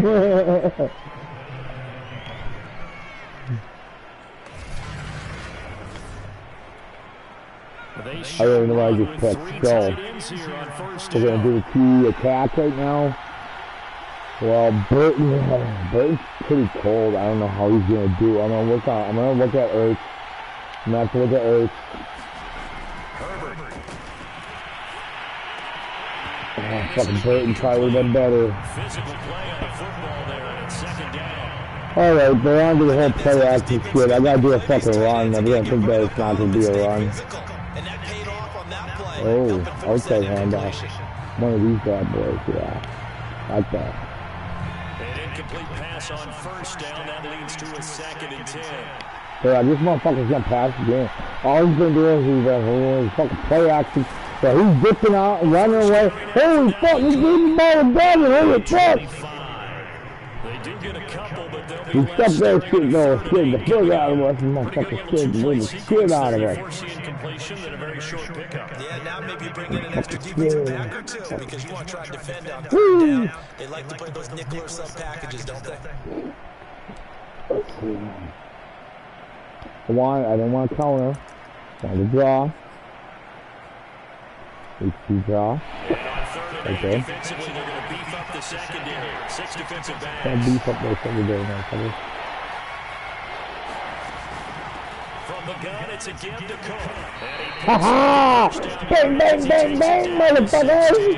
Yeah, that was a pass, a job, fucking play with bitch asses, you fuck. Drop back, take places like, whoa, come together, bitch. You go through your offensive script, you go through your play calling. Dry ain't gonna work now, though. They're doing a play action? Try one. Ooh. Play action extra class.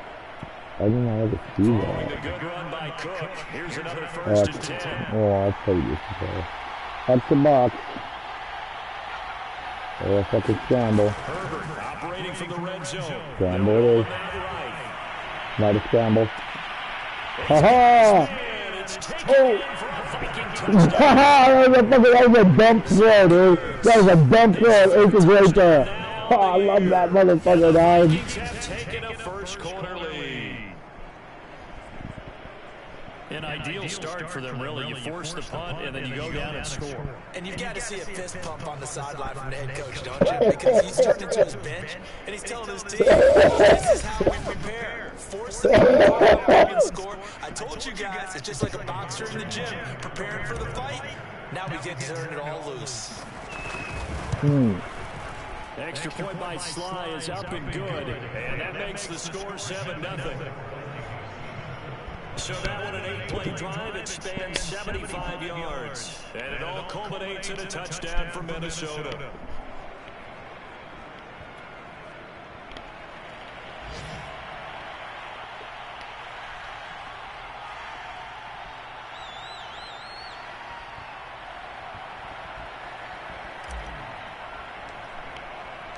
The kickoff team on the field now as they will send this one away. Too deep. And this will not Just a smidgen. Just a smidgen too deep. That's what that put. That's what that was his teacher. His mom told me last night. His boss mom told me last night. It was just Gonzalez just Too go to deep. the football. Just smooth and too 101, the deep. trade expression 101. Win I ain't first never down. had that deep Make before. 5, 6, 7 yards on first down and make it a 2nd and 3, 2nd and manageable. Keep accumulating first downs that way. Keep moving the football. You don't want to get behind Oh, what the fuck are you doing, Harrison? And a flag comes in as that one falls incomplete. Well, let's see who this is on. This is unbelievable. I fucking watched you do that shit, dog. That was like the computer mauled you. It was like the computer took you and mauled your fucking your defender with you. They make plays on the football, and sometimes you're Get the fuck out of here, you motherfucking cheating fuck. The corner blitz gets Mackenzie, I'm impressed with that little motherfucker, dude. Yeah, he's been getting it. this offensive line because they gave up 5 sacks last week in their loss. They just gave up another one now. They don't seem to be working together as a cohesive unit. Right? 4 guys might have it right, but the 5th guy is giving something up. They've got to find a way to all get on the same page. 6 yards is the pickup, and that'll lead to a 3rd down.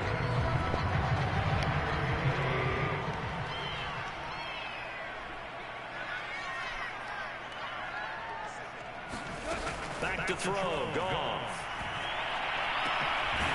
And this is caught by Williams. Fuck. And he's going to have a Lions first down as they're able to They got fighting to get some fucking yards here. If I'm close to probably hurt him. But pretty much fucking Lincoln table if they don't get something here. So I'm sure that's what's going on. They're struggling with this stuff. They're fighting. They just allow the completion there. They don't want to get Can't get mad because I want to do good, but the other team, all them players, they want to do good too. They're trying just as hard as I am, you know. I'm not going to always dominate. Only sometimes. And if I do it more than they do, that's what matters. Third and 4. That'll leave them with 3rd and 4.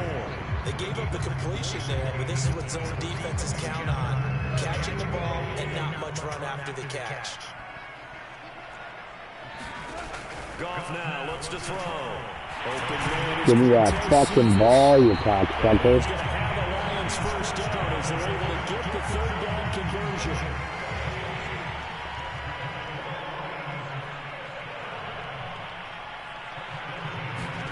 Goff throwing again.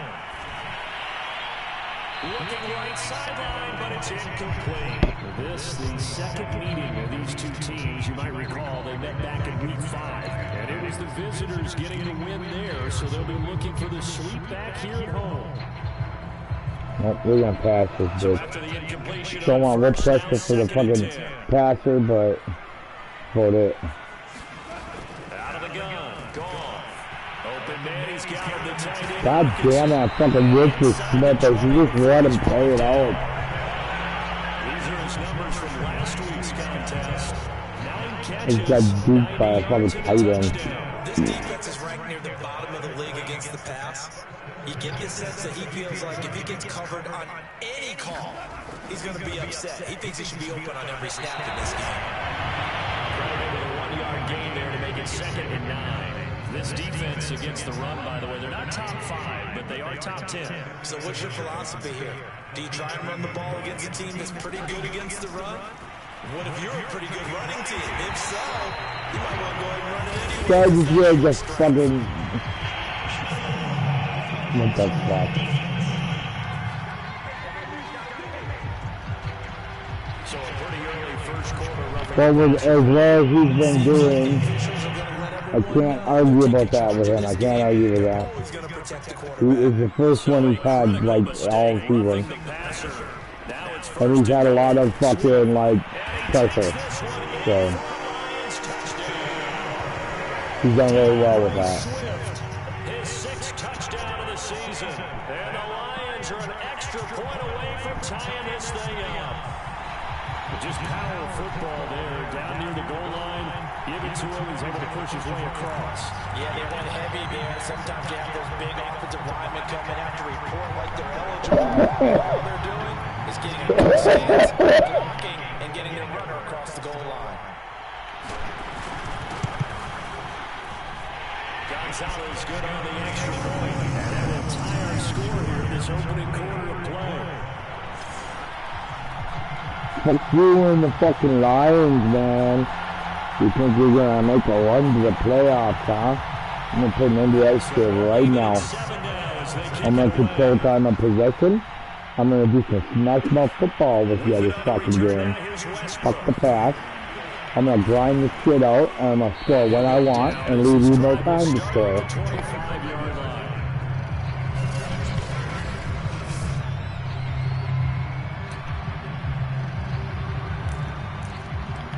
Boom, boom, boom. Boom, boom, boom. Boom, boom, boom. Here are the Vikings now to start their next drive.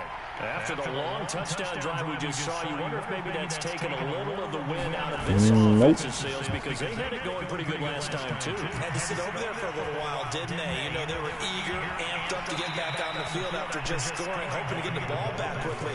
That didn't happen, so I'd say come out, just kind of get started again. You know, doesn't have to be anything dramatic. Just get moving, get loose again, and see if they can get it downfield. Thought they were going to have him down a lot earlier, but he was able to shed that tackle. Shows the value of the weight room, doesn't it? Shows the value of the attitude when you run the football. Don't go down easily. Break a few tackles, gain some additional yardage. They run again on first down. Cook, and he sneaks his way forward only for a couple here. Second down. They went right back to him, but he pretty much had nowhere to go on that play. Yeah, the previous carry looked pretty good. That one, maybe he was a little tired. I don't know. Yeah, maybe he should have tapped out and had a second back come in and maybe make that run. Who knows?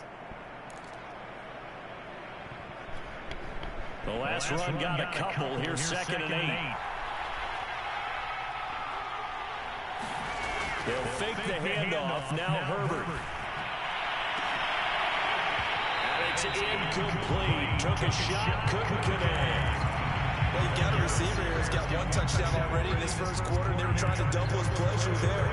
Wanted to continue to go to the guys. Already got into the end zone. But good coverage to make sure that this time it fell incomplete. In need of a conversion on 3rd down. They had the big play to start the drive. Not much sense. Justin Herbert looking to pass, eluding the pressure right. And he's got this down almost to the 20 before he's dropped.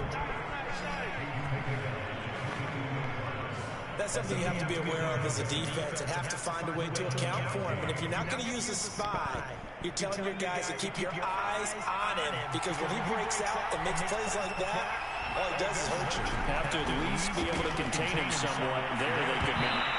And that is incomplete. He couldn't hold on through the contact. Brings up 2nd down. That was an interesting look there, because as soon as he got outside the pocket, I thought he was going to take off and run for yardage. But what often happens now with these quarterbacks who can move, defenses want to try and keep bodies in front of them, and I think that discouraged him from taking off and made him try a pass downfield that fell incomplete. That is caught by Thielen. And all the way down inside the 5 to the 4. I wonder who's going to punch this one. For any offense versus his own defense, find the holes where guys are available, and put the ball on the receiver before any defender can step up and fill it. They did it well there. Perfectly executed crossing route.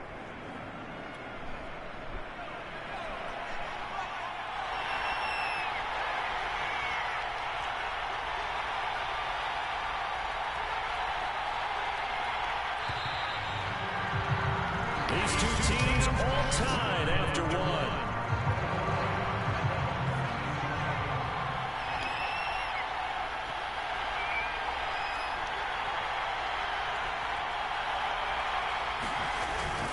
Trying the power game with Ham. And he'll get him a bit closer as he's down at the 2-yard line. That's my Give him turn. 3 on the game there. 2nd and goal.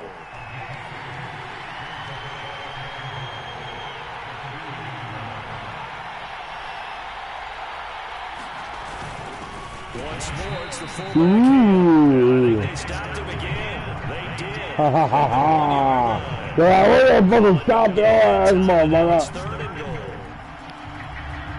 Another shot here from the 2 as they come up on 3rd and Let's try this.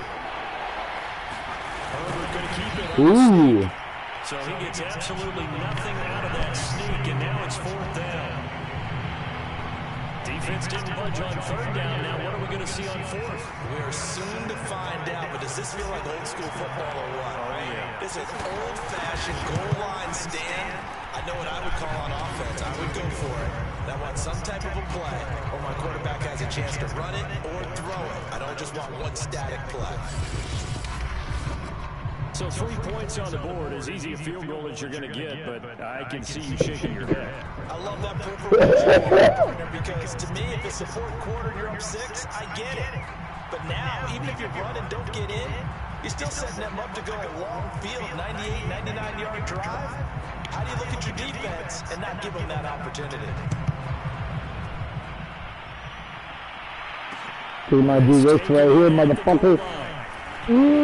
Stop him! Yeah, fuck yeah, fuck you. I almost had you at the 18, bitch. Fucking cheat and steal, you lie, you cheat. You lie, cheat and steal for like every fucking 2-3 extra yards you can get, you cheating little motherfucker.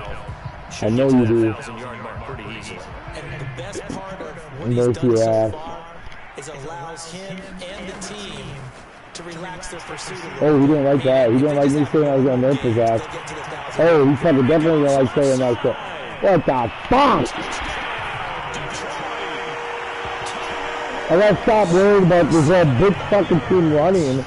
Obviously they're a fucking threat on fucking in the air. Sometimes those slants, they can be so tough to defend. I took that fucking ball that whole into that field, like, in that whole quarter. So I'll just do it again. This time I'll have to not cut her out. So I'll have to be running that bitch. Stop trying to pass it like it's fucking what's working, because it's not what's gonna fucking work. I keep getting all my fucking going. Keep getting all my mechanics of what I thought figured fighting to work. Yeah, fuck you, Vector. Vector, I ain't sticking the line. Oh, you like that motherfucker. And the football going back to the Vikings offense. Their drive last time, it stalled out. They were forced to take the short field goal.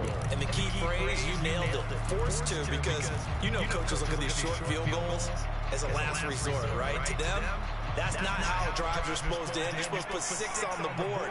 That's a consolation prize. Like, hey, boys and girls, see what you got. On that one, do you? No, you don't go top shelf. That's bottom shelf material. And from the 25, they work this to the 29, a gain of 4. I feel like I could see what he was thinking on that carry. He wanted to follow that big tackle through the hole. No, it was time for the spin. He spinned and he didn't. I got a sitting animation. I didn't get the fucking. Fuck you, dude. Trying to follow that big tackle through the hole. There was no fucking hole, dude. The first broken tackle couldn't bust him free. Call it a gain of a yard, and it's going to bring up 3rd and 5. And this is why They stuffed my fucking fullback. For the first time he's been stuffed all fucking year. Freed up the D lineman to make the play. The Vikings on 3rd down. They've been okay, 2 for 3 thus far. This will be 3rd and 5. Here's Herbert. Setting up the screen for Cook. Gets around him. And he takes us up to the 40-yard line. They're like, oh, fuck you, you're fucking bastard. He had you. He had you. Defense downfield, everyone trying to account for someone, but unfortunately, they didn't account for the running back slipping out of the backfield, and he was absolutely unnoticed and wound up getting big yards on that play.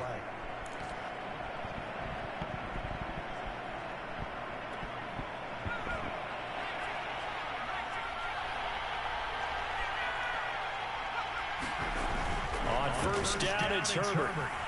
Lets it fly for Thielen. And it's incomplete. Roughing the passer, they hammered me in the backfield. Let's see what that's about. I'll take that too. Take that shit all day.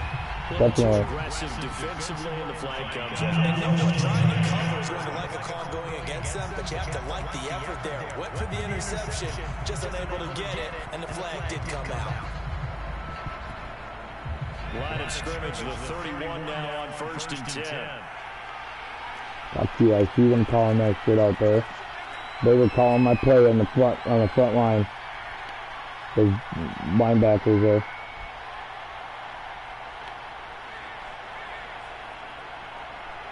One on box. Herbert now. I didn't have enough time to look at box. I should just took the fuck off. Yeah, that fucker was calling my play in the front line.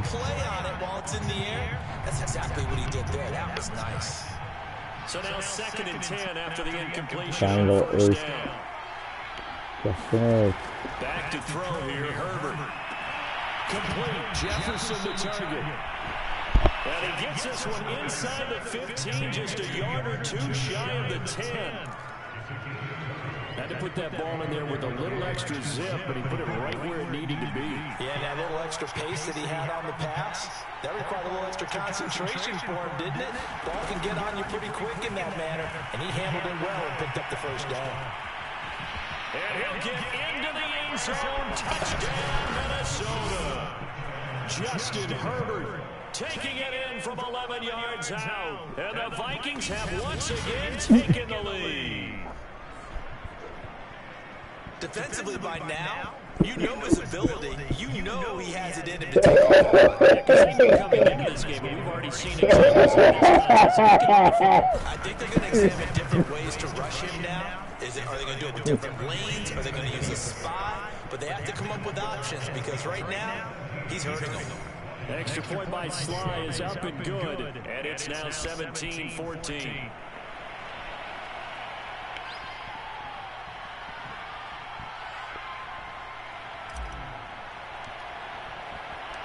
The kickoff unit is out on the field. Horrible. And they will send this one away. Hey, that's not what it's gonna be. Callaway, the return man. Oh, my motherfucking boy! Take over at the 26-yard line. Oh, So yeah. problems there on the return, very costly. Not what you need when you just surrendered the lead. Not at all, because this now has a chance to really snowball out on quick. My ball. My ball. My ball.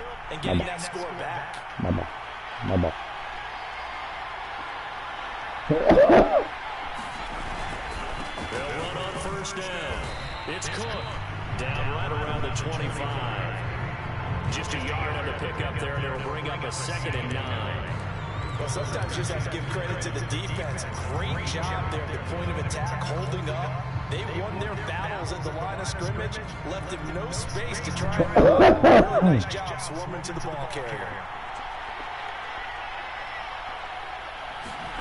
On 2nd and 9. Herbert. Oh, that left tackle. Every time I try to break out to my left, this doesn't work. 10 yards from his linebacker spot. The Vikings on 3rd down. That's what I want. 3 for 4 thus far.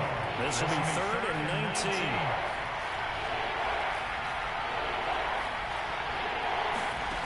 Now it's Herbert.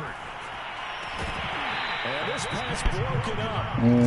No, he caught that shit. What? Oh, come on.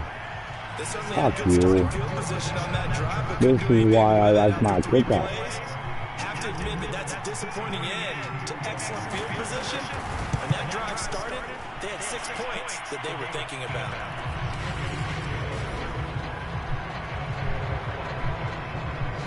No problems in the field goal department so far. He's 2 for 2. Pretty reliable here in this game, isn't he? And to me, that bodes well for them. If they need him late in the game, his confidence should be sky high. Set now to kick this one away. And off it goes. Taken at the goal line. And he's up past the 20 to the 22-yard line.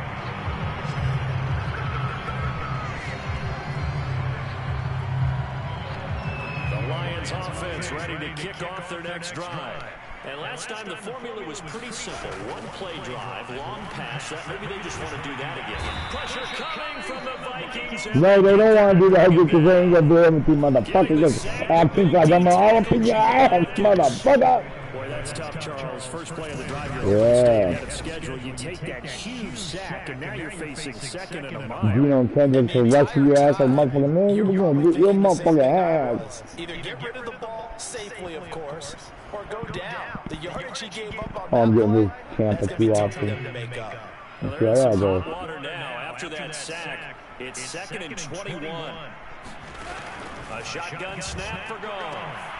Throwing the out route incomplete. It's Williams. Matthew. 6 yards is the pickup, and that'll lead to a 3rd down.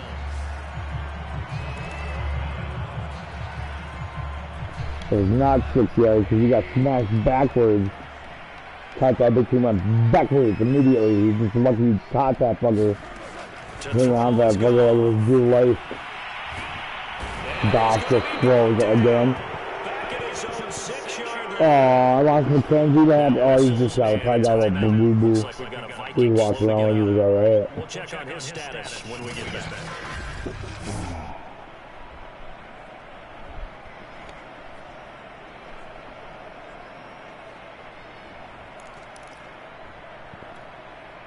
Here comes the Lions. I'm gonna get Kevin out of this shit, dog. You know what? Miles got 7 on that fucking last one. That's why. And I'm closer now. I think I got 7 on the last one. Or did I just get a field goal? And possession will switch hands, 1st and 10. Oh, remember. Vikings head out to take over once again. And fortunate to get points on the board last time. They had to hit a really long field goal to do so. The kickers in today's game are so good and so skilled and hit from distances that we almost start to take them for granted. Run. And we can't do that. That's a long field goal that they got 3 points out of. They've got to feel good about that, and they better make sure they love him up because he's helped them out. Yeah, now we'll see if that offense can put 6 on the board here. We'll see. On 1st down, it's Cook. Cook able to escape. Bang, bang, bang, bang, bang, bang, bang, bang, bang, motherfucker! 71 yards rushing now on 8 carries for him so far. Now, this is an example of breaking down a defense because on a lot of these runs, he's getting past the point of attack, and guess what he's doing? Forcing the secondary guys to have to make a lot of tackles. So 1st and 10 now from the 30. Just going left. Just going right. Going left. It's just a box, man. Here's Herbert. They'll buy some time right. They're going for Jefferson. Ooh. That was a bad pass. That was a bad idea. I forgot. My bad. Bad decision all around.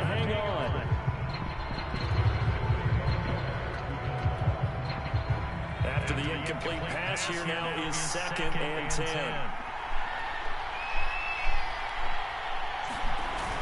Off play action. Herbert. They're going for Jefferson downfield. Yeah! That's the old school touchdown right there. The old school fucking... Yeah, you all know what I'm talking about. The corner fucking end zone touchdowns. Yep. And the Vikings are going to get out of their lead.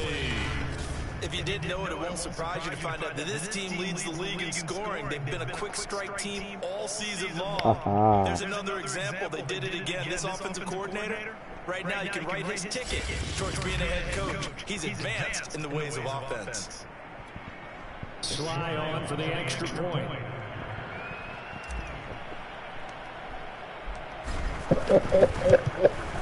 And the lead is now 13. So 3 plays on that drive, and it's polished off by a Viking score. My run is stuffed because my safeties are solid. My cornerbacks are not that great. My linebacker system is good. So that's why my run is stuffed. And my cornerbacks are really the only thing causing me to be one of the lowest. My cornerbacks are one of the only things causing me to be one of the lowest things, lowest defenses, pass-wise, pass defenses in the league. And that, and I need to build a little bit in my defensive line, which is usual,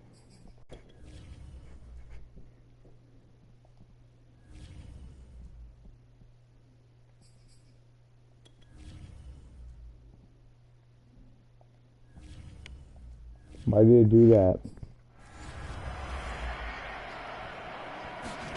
Throwing on third. Goff. His throw caught right around the 6. And this effort won't be enough. Nope, there's no points on it.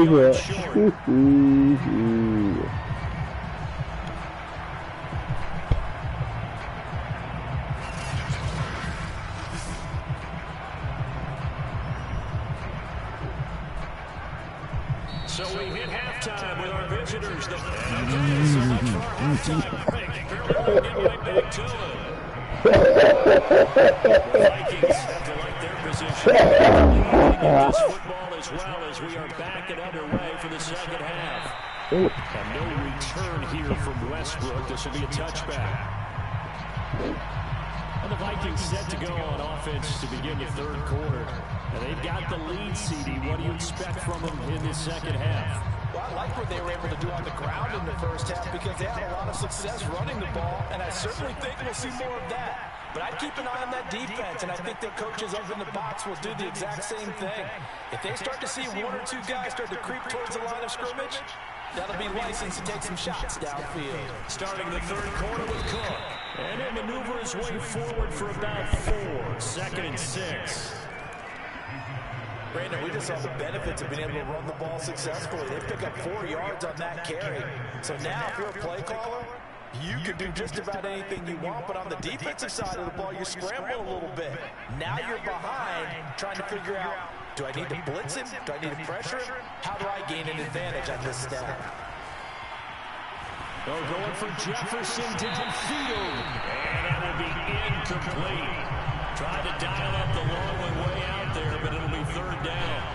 Sure, that pass was incomplete as they made an attempt to get a big one downfield. But that's okay because the second part of that is if you don't get the completion, at least you told the defense you're trying to stretch them out a little bit, and they may have to change accordingly.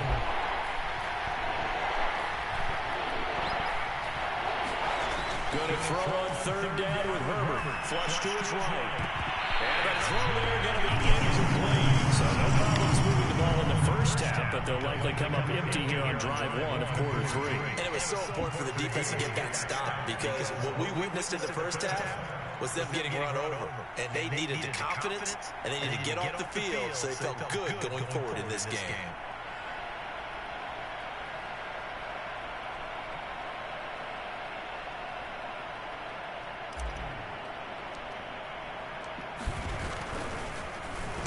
So they're forced to punt on 4th as this one's away.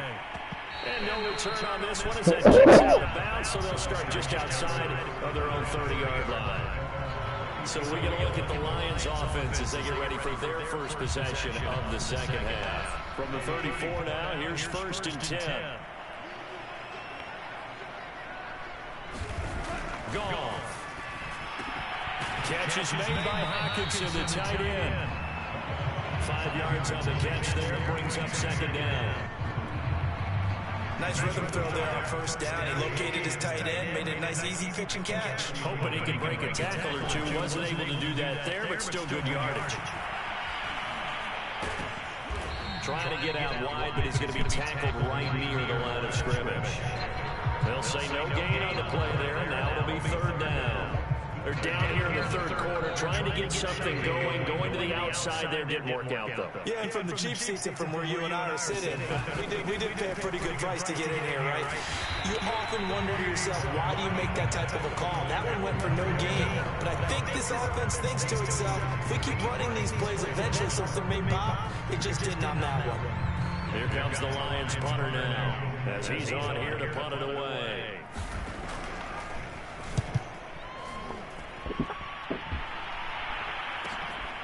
This is taken around the 12. 43-yard punt, but they get 9 back on the return. And out now come the Vikings. This crew had to punt last time they had the ball, but when you've got a lead like this, you content to play the field position game? You are to an extent, especially if you like your defense, because you have the lead, you've been controlling the game. But why put them in a tougher spot? You want to get out there and get something done on offense and maybe take command of this game yourself. Hopefully this works. Need to stop him here. On 1st and 10, Herbert. Throw left side on target to Thielen. And they're going to get this beyond the 40. Oh, yeah, baby. Now we get into the psychology of the whole thing, because a lot of teams with a 2-score lead in the third quarter, they almost become defensive with their offense, just playing not to lose. I think with this team, you got to figure at this point, this is a great spot for them to go into attack mode, really try to put the hammer down and finish this one off. Now a man open down the middle of the field. 3 yards the gain there, 2nd down. It's vitally important to wrap him up immediately, because if you let that big guy get a head of steam up, boy, then you got real trouble trying to get him down. Alright, let's try this. 3 screens in a row. Let's see what happens here. See what he pops off. I just need a fucking maybe a second. I don't really have enough time. No more screens right now. Just gonna get that. Well, I know it goes against the instincts of catching the ball, because all you're ever taught is catch the football, don't drop it. But drop it there. Yeah, in that situation, dropping it would have been better. End up losing yardage, even though we completed the pass. Good as a sack. I like that. Shepard's the one doing that. Thielen's the one cutting in. I like that. Alright. Now on 3rd and long, they'll look to throw. Open man is Thielen, is complete. And it's going to be another 1st down as they'll get him to the ground at the Lions' 37. I'll tell you what, a lot of those mid-range throws have been available, because sometimes teams get too concerned about the deep ball and they leave too much space in front of them, and these guys have been taking advantage so far. Herbert setting up to throw on 1st down. Fuck, what the fuck, dude? You know what? Never mind, that was my fault. That was like Record his 5th sack of the season. We've seen him escape similar situations earlier in the game and get away from pretty good yardage, and that time they get him down. Yeah, they've had enough evidence that he can get away and run for good yardage, haven't they? That time it felt like, okay, enough of this. Let's play it the right way and get him on the ground before he does any damage. But when you hit him on the move like that, he's able to get into open field with a full head of steam. Oh boy, it's going to be tough to get him down. Yeah, there was a big window. They're lucky they did get him down.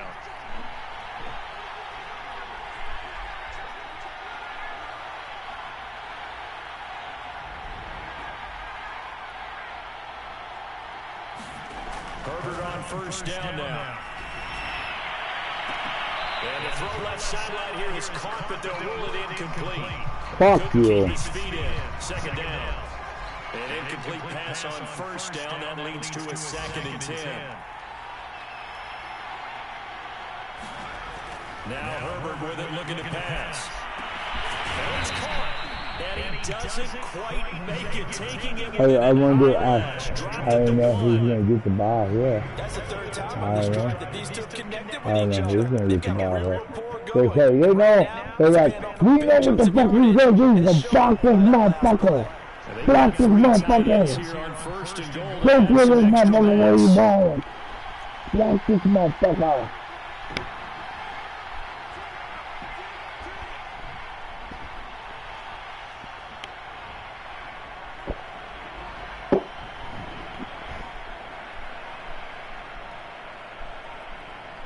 Oh. And they'll turn to a power game to try to get in. And he will take this one into the end zone for a Viking touchdown. C.J. Ham with touchdown number 20 on the year. And the Vikings find a way to stretch their lead. That drive that really increased their cushion felt very military to me. Very precise, methodical, that's one of the words you've taught me. And they just got it done. And slowly but surely now starting to pull away a little bit. Things looking good for them here in the 3rd quarter. Not only pulling away, you mentioned slowly but surely, you also try to talk too with a drive like that, so you really give yourself an advantage. Cook, they'll try and run it. And he is into the end zone to bump the lead up 2 more. Only had a couple couple of yards to gain there on the two-point conversion, and they were able to do it. And how many teams shy away from running the football in a two-point conversion? They treat 2 yards as if it were 20. If you're a good team running the ball, go to your strength. Go ahead and push it into the end zone. Yeah, they did. It worked. Out is the kickoff unit as they run up and send this one away. Boom. This is a fucking beast right there. Taylor's like, I'm here, motherfucker. 25 is motherfuckers, right, motherfucker.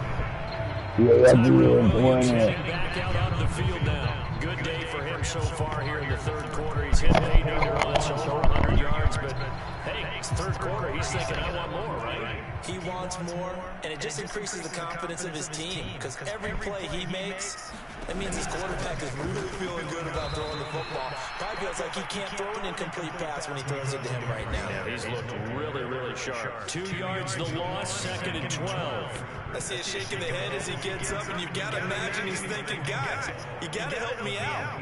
He's hoping his team can read his thoughts because he definitely needs some assistance. And he drops it incomplete. You my man. This Yeah. offense in desperate need of a conversion as they come up on 3rd down. Goff now looking to throw. And it is incomplete. Let's face it, if you want to get back into the game, these are the kind of throws you got to hit. He's wide open right there. Got to be able to get it to him, don't you think? And those are the throws that haven't been available to them every time he's dropped a pass. Yeah, I'm a playoff team. I'm a deep playoff team right now. That fucking trade with Cousins for Herbert was a good one. Even 40-yard punt, 7 though on the return. And the Vikings will take over here 1st and 10.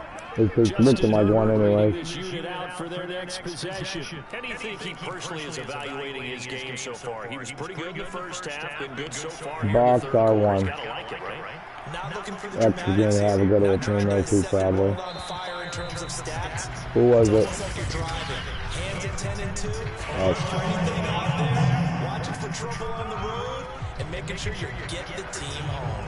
The bus driver. See if he can drive the bus here again on this drive. A full start backs him up 5. 1st and 15. Okay. Looking to Circle. throw. All day, every day. Got this to Jefferson. And able to rip off a big chunk of yardage before being dropped inside the 40. And while we may be looking at the scoreboard, this offense certainly is not because they're showing no signs of backing down, even with a 3-score lead here in the 3rd quarter. I think they keep taking their shots. They've seen blown leads happen throughout this league. They don't want to fall victim to it themselves.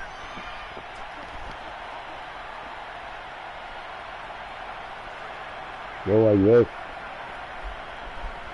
That's this bang shit right here. On 1st down, Justin Herbert. Zach Ertz has it complete. And they'll wind up getting this one all the way down Even caused an injury. I wonder if one of them had it. Timeout, an injured player. While the training staff works on him, we'll step aside and be right back. What? So 1st and 10, and if they score on We're this gonna open drive, up the might just start digging floodgates. in for a second half. Oh yes, we're gonna open up the floodgates. Look at X here. Those linebackers are awfully close to the line. They act like they want a defensive run here, or triangle if they do come back. Herbert from the red zone. Yeah. Touchdown, Vikings. Signature baby. And Thielen, his 5th touchdown now on the year. And the Vikings are going to widen that advantage. I think if you pulled defensive backs, they would say the corner route, take that out, make it illegal, because that is so hard to recognize and so hard to adjust because your first move is to not get beat in the middle of the field. And that's how they move you first before they break off to the corner. But then as a wide receiver, great job. It's tough to turn those upfield and go, but he did a great job with it there. Really good balance, really good body control, and how about the end result? A touchdown.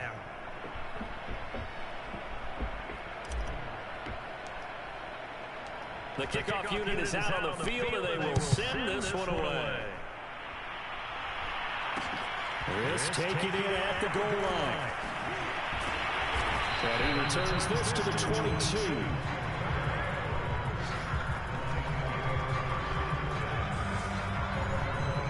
The Lions offense, they get ready to head back onto the field. These guys had to punt their last possession, and that's become too familiar of a refrain. Too many of these drives just wound up going nowhere. Well, you know how in baseball, when the pitcher gets a base hit and he's on base, they bring his jacket out to him to keep him warm? A lot of times the punter goes to the sideline, puts on sweatpants or a wrap over his leg to keep it warm. He might need a massage from the trainer right now from all the work he's getting. A loss of a yard there to start out. That leads to a 2nd and 11. Back to throw, Goff.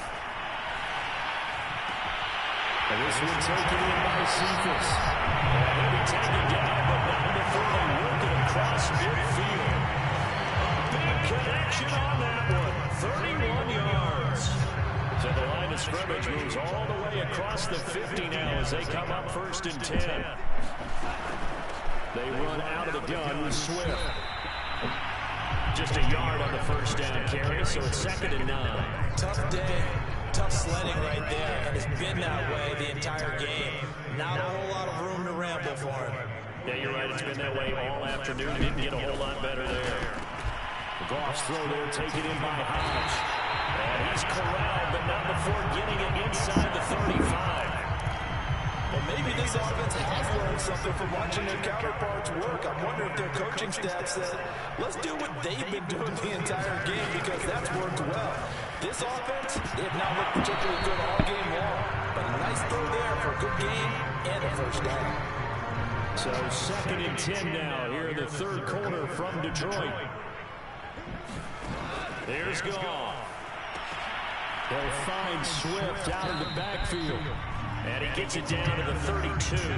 They'll get only 3 there, so it leaves them with a 3rd and 7 ahead.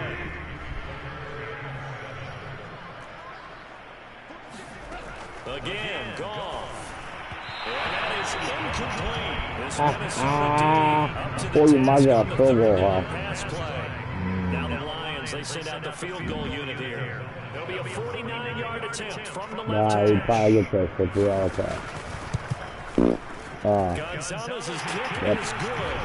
And that drops a deficit from 28 to 25. Just barely away. Hold on.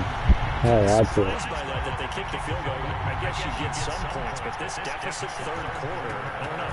Yeah, I don't either. Yeah, I'm with you on that. Yeah, they were kind of raking it to him, that's why. Does it feel a little bit maybe waving the white flag and just want to get out of here? Yeah, I think you got to go ahead and try and get some bigger points on the board. And he'll be stopped up at the 25. Now, after the completion, we're going to get a timeout, an injured player. While the trainers take a look, we'll step aside.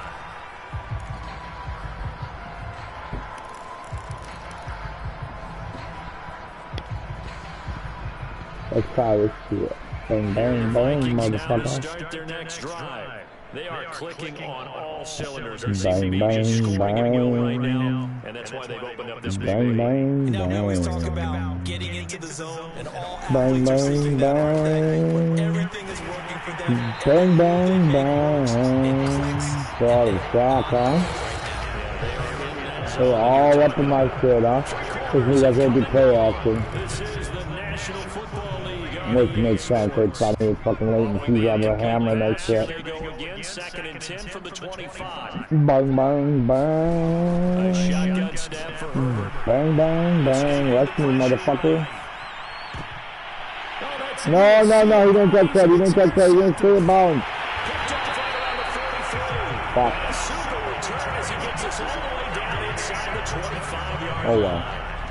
A young quarterback, Charles, rolling to his right. I know he's right-handed, but is that one that maybe a veteran sticks in his pocket? I think so, but you have to remember with young quarterbacks, it may take a few years before they get all the stuff out of them that they did earlier in their career or even in their college days when they were used to being dominant. In this case, the NFL veteran defense ended up winning the battle. Give him 9 there on the first down completion. Well, that tight end position, it just seems to continue to evolve every year in the NFL. Yeah, you're getting really terrific athletes. A lot of them maybe were wide receivers at one point. They continue to give you speed, Campbell and fucking Kendrick. I like that guy when he's really tough. It's nice every now and then in this game not to see just hit it to the over-reliable guy. First down, and they go with Swift again. Fuck out of here, dude. 6-yard line on a pickup of 6 as he gets halfway to the goal line. I'm putting a challenge up for my defense. I want them to stop them from scoring. Do something here. The last run got 6, now 2nd and 4. Here's Goff. Looking end zone, but it's incomplete.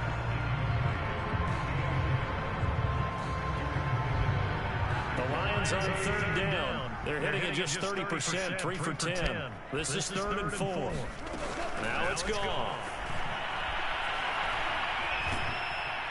And the pressure gets there, and he goes down just inside the 20 and the 19.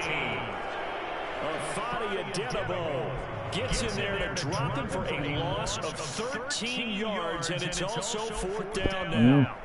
Goff and his guys not coming off the field. They're going for this. Desperation time for Goff on 4th. And it's incomplete. They cannot convert, and they turn it over. The Lions turned away on 4th down. And the Vikings defense is going to get the football back. Well, their first 4th down attempt earlier was successful. This one backfires for turnover downs. I like their aggressiveness. I like what they're doing. They got it the first time they went for it. Why not a second time? I don't think they'll be daunted from attempting it again. If you're on the defensive side of the ball, any 4th down stop is a big momentum play. That's caught out on the left side. And he'll be corralled well upfield right around the 40-yard line. That reception is 600 NFL catch. Congratulations. Quite the accomplishment. Bang, bang, bang.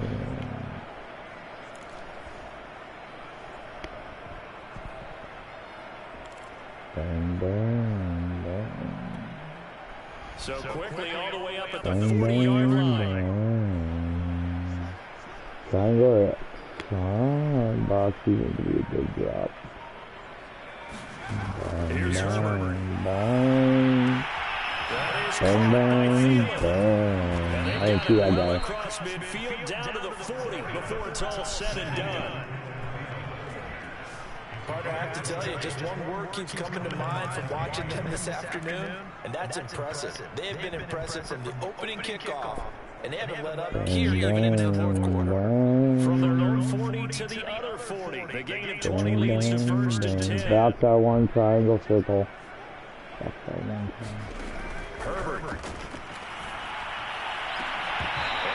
Oh, jet swing. I thought he was getting cut in a little sooner. That was my bad. I messed up. Struggles this entire game. Offensively, they've had their way with Be him. bang, bang, bang. So after the incompletion on 1st, now 2nd Gonna and be 10. bang, bang, bang. Gonna be bang, bang, bang. Gonna be bang, bang, bang. Okay, circle or box. I like that. Let's stack that way. From the shotgun, here's Herbert. Circle all day, every day. Woohoo! Brown finally got one after a fucking month and a half of not getting the ball after his show days, man. He called timeout. Oh, he got hurt.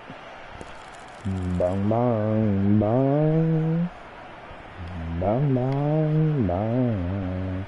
High-low good. I'll give you a 6 out of it. Oh, triangle. Circle. Jefferson off. Jefferson on switches. I like this too right here. Oh. So that's the different circle R1 box.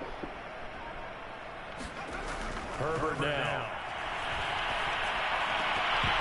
Hey. Too tough to hold on to that one. It's 2nd down.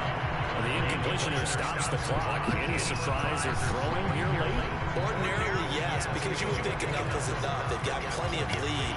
but I've seen this a bunch of times as well.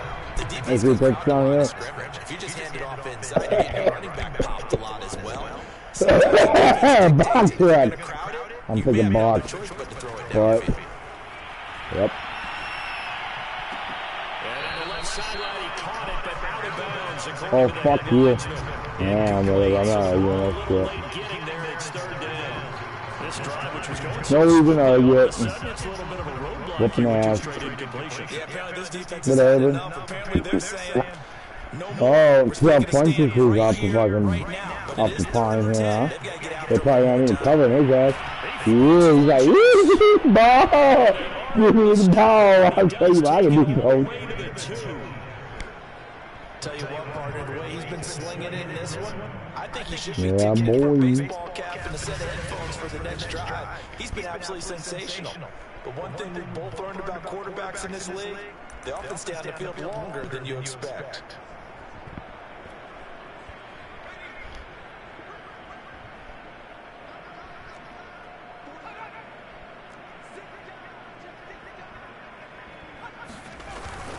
And they'll let the fullback try and take him home. And he will score. Touchdown, Vikings. C.J. Ham, his 21st touchdown of the season. And the Vikings add on to their lead, and it's looking like that win streak is going to extend another week.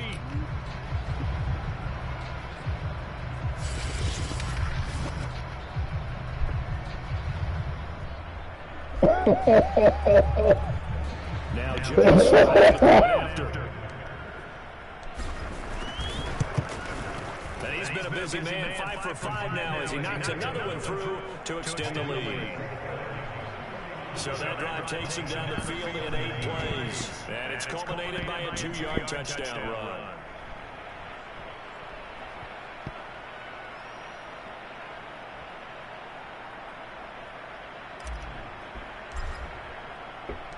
Set now to kick this one away, and off it goes.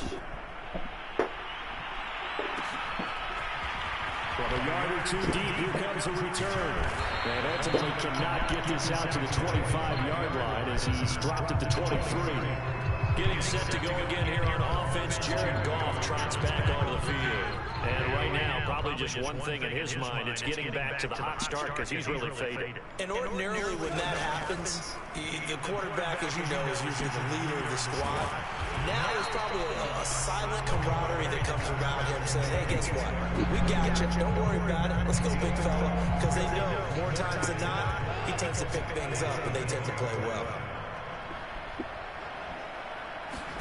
From the 27, Goff. That's complete to Swift out of the backfield. And down right around the 32-yard line, 4 yards on the pickup. I thought that wasn't a bad time to call the screen. I thought late game, down on the scoreboard, had to figure they were expecting a pass downfield. So the edge rushers, they're coming. That could have hit big. You're right. Good recognition defensively to snuff that one out. Goff wants to throw on 3rd and 1. No Smith actually right to plug out. Pretty symptomatic of how this game's been going. Guy's gonna probably go for it. Job there, not hitting it before the ball arrived, and I've got to tell you, you can often mistime that play because of the angles of approach. When you're going to get it, sometimes you panic as well and think, I've got to be there right now. Instead, in this case, timed it perfectly and knocked it free. They'll try it now with Swift. And he gets it to the 34. Good enough for the first. So he needed 1. He ended up getting 3. And I really like the way he ran that one, too. That's really intelligent running because oftentimes a running back can get too greedy. Try to hit the home run on a play where you just need a few yards. Well done there, making sure you got the first down and not worrying about trying to get a touchdown. The throw over the middle, taken in. And he slips up past the 45 before being tackled. Well, this game is certainly pretty well over. They go ahead and mark it in the win column. But as a defense, they don't want to get so soft now that everybody just throws the ball all over the place against them. It's big yardage and puts points on the board. They have pride, too, on that side of the ball. And they're well past midfield, just a yard or two shy of the 40. Well, this game was decided a while ago, and that completion there is going to artificially inflate his passing numbers. So right now, the only one really applauding probably his agent as he thinks about angling for a new contract. Oh, what a catch by Hawkinson. And they're able to get this one past the 30. You got right in front of Smith there? I might have been. That is one heck of a catch right there. It might have been me, dumbass. And able to make the grab one-handed. Very nicely done, and for a nice chunk of yardage, too. Now a throw here, hold in. And down inside the 15 he goes. From the 13 now, they work on 1st and 10. From the red zone now, Goff. Oh, he dropped it. And that's pretty indicative of the way this one's gone. At this point, down big, you'd have to imagine this defense are just going to sit back, blanket the field as best they can. Yeah, this is actually the easy part of the game for them because, just as you noted, they can sit back, keep everything in front of them. They blanketed the field the entire game using a variety of coverages. And a lot of people ask the same question all the time. Why do we see so many slants in the red zone? Well, the windows are tighter. Everything's more condensed. It has to be quicker. And he's across for the touchdown. They fucking worked for that. I took about fucking 8 minutes to get that shit. You just beat me in our fantasy league. Indeed he did, my good man. Gonzalez to add the PAT.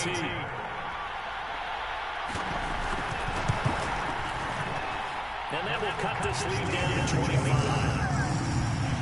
A pretty long drive that time. 11 plays all told. And it ends with a 1-yard touchdown run. The kickoff team on the field now as they will send this one away. With it on a return now, here's Westbrook. And he takes this near the 25. Just a little pass there. Oh, I'm down to hit again. I thought it comes through his ass. We got a man down on the field. While the training staff takes a peek, we'll take a break. The Vikings now to start their next drive as they try to finish things off in this 4th quarter in that current 5-game win streak. Sugar might break some breakaways, so you're going to get some fucking press coverage there at one. Triangle's probably going to be the other one that's open. On 1st down, it's Herbert. Middle of the field to Jefferson. And they get him down, but not before he takes it across the 40. Punch has got some press coverage there too, but I didn't watch long enough to see if he was going to break away on a straight stretch. He might have, he might not have. But fucking Jefferson got his separation there on his break, like I thought he was going to. They've got it here, 1st and 10. Yep. Nice outward pass to him. It used to be inward pass. Offensively, another big chunk of yardage, Charles, but defensively, they had all this talk about trying to limit explosive plays. They have not been able to do that. They discussed it all You week, can't but they haven't stop been able me. to execute it at all. You can't Haven't been able stop to find me, a way Vato. to slow down this offense. They're seeking Can't stop answers me, and not Vato. coming up with any. Triangle, circle, feet. Triangle, circle, feet, triangle, circle, feet. Triangle, circle, feet. Triangle, circle, feet.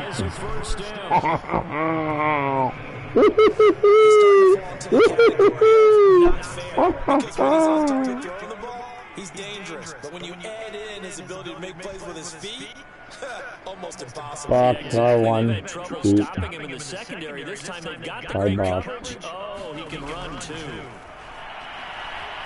Forced out to his left. Hey, they got me on fucking QB spy already. Hurry up. And he goes down. I got out though. No, I didn't. The Washington Husky, the rookie, able to push his way through for the sack. Exactly what they were looking for. They've been giving up yards. They've been letting them drive right downfield, but they got a sack right there. There you go. Now for a little bit of revenge. Now following Triangle, the sack, circle. they'll come up here on a 2nd down and 12. Probably circle. I'm thinking. Justin Herbert looking to pass. I do what he do. He'll get into the end zone. It's another touchdown. This thing is ugly. Well, this is long since over, and some might see this as overkill, but remember, This is a team that puts on the hard hats, grabs the lunch pail, and tells everyone, we're going to give you a full 60 minutes. And that's exactly how they're playing this one out. Slide for the PAT.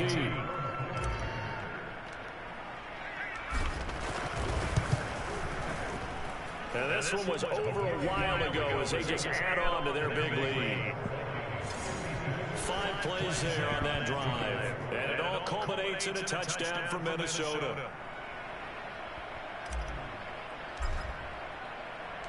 Out is the kickoff unit as they run up and send this one away. And here comes a return from just beyond the goal line. And the decision to come out put away my 1847 Saladifo mixture of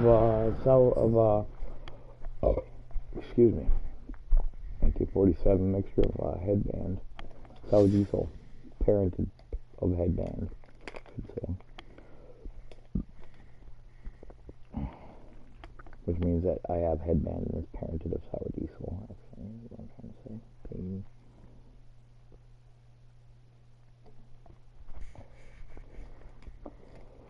Alright, let's see what else we got here. Piss 2.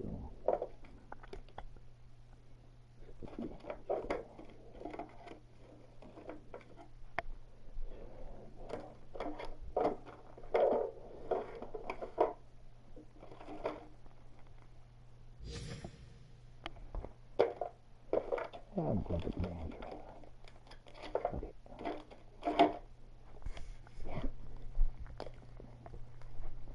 Wait. Oh yeah. Oh yeah. Oh yeah.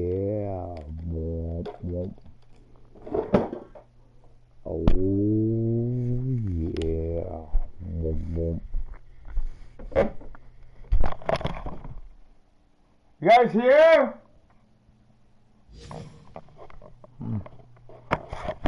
No one's here. I'm all by myself. No one is looking. Am I thinking of you?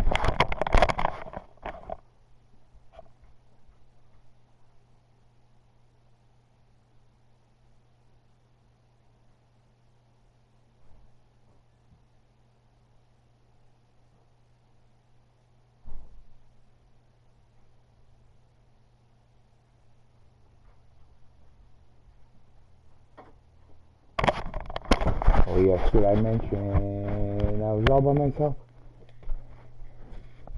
Oh, I'm fucking licking on these motherfuckers. Come on, in this shit. Come on. I need fucking carrots to get a score here, bro. One last throw here for goal. He's going to let it fly. And just not enough on the throw there. Down around his feet and incomplete. A big offensive explosion helped leading them to victory. The defensive guys, they're just saying, hey, put those points up every week. We'll just keep winning. They will gratefully accept them, won't they? It makes their job that much easier when they're scoring that many points. Allows them to play with a totally different style and a different flow. So for the Vikings, they continue to make their case for the playoffs as they move to 9-3. And they will head home next week to take on the Pittsburgh Steelers. Meanwhile, for Detroit.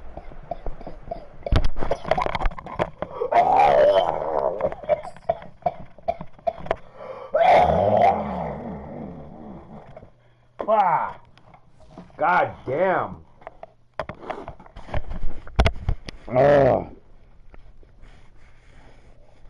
Fuck.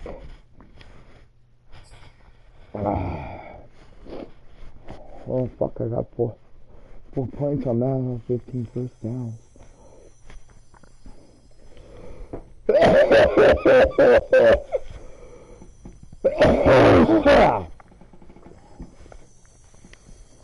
Got 3. I was lead by 9 at halftime. So 7 total.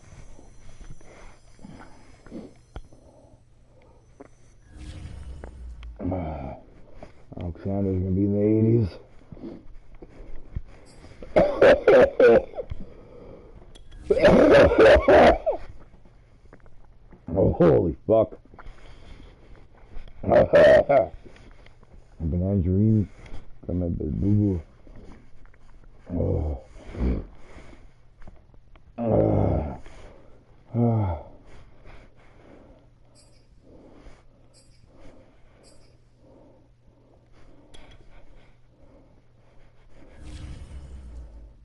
How many has he got in this year?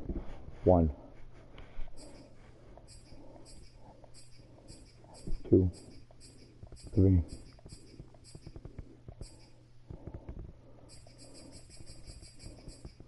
He's got more than Rodgers has. Oh no, 1, 2, 3.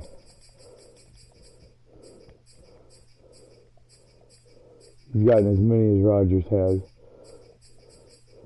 Brady.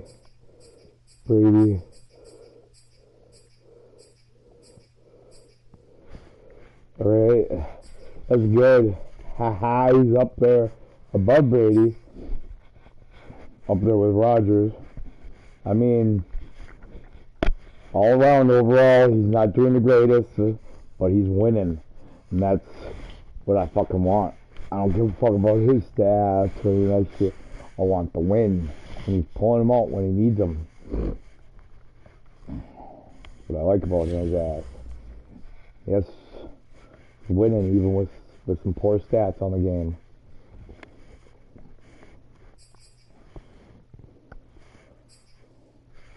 Alright.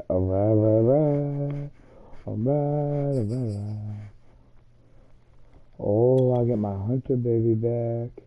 My little hunter baby. My little hunter baby. Hunter baby.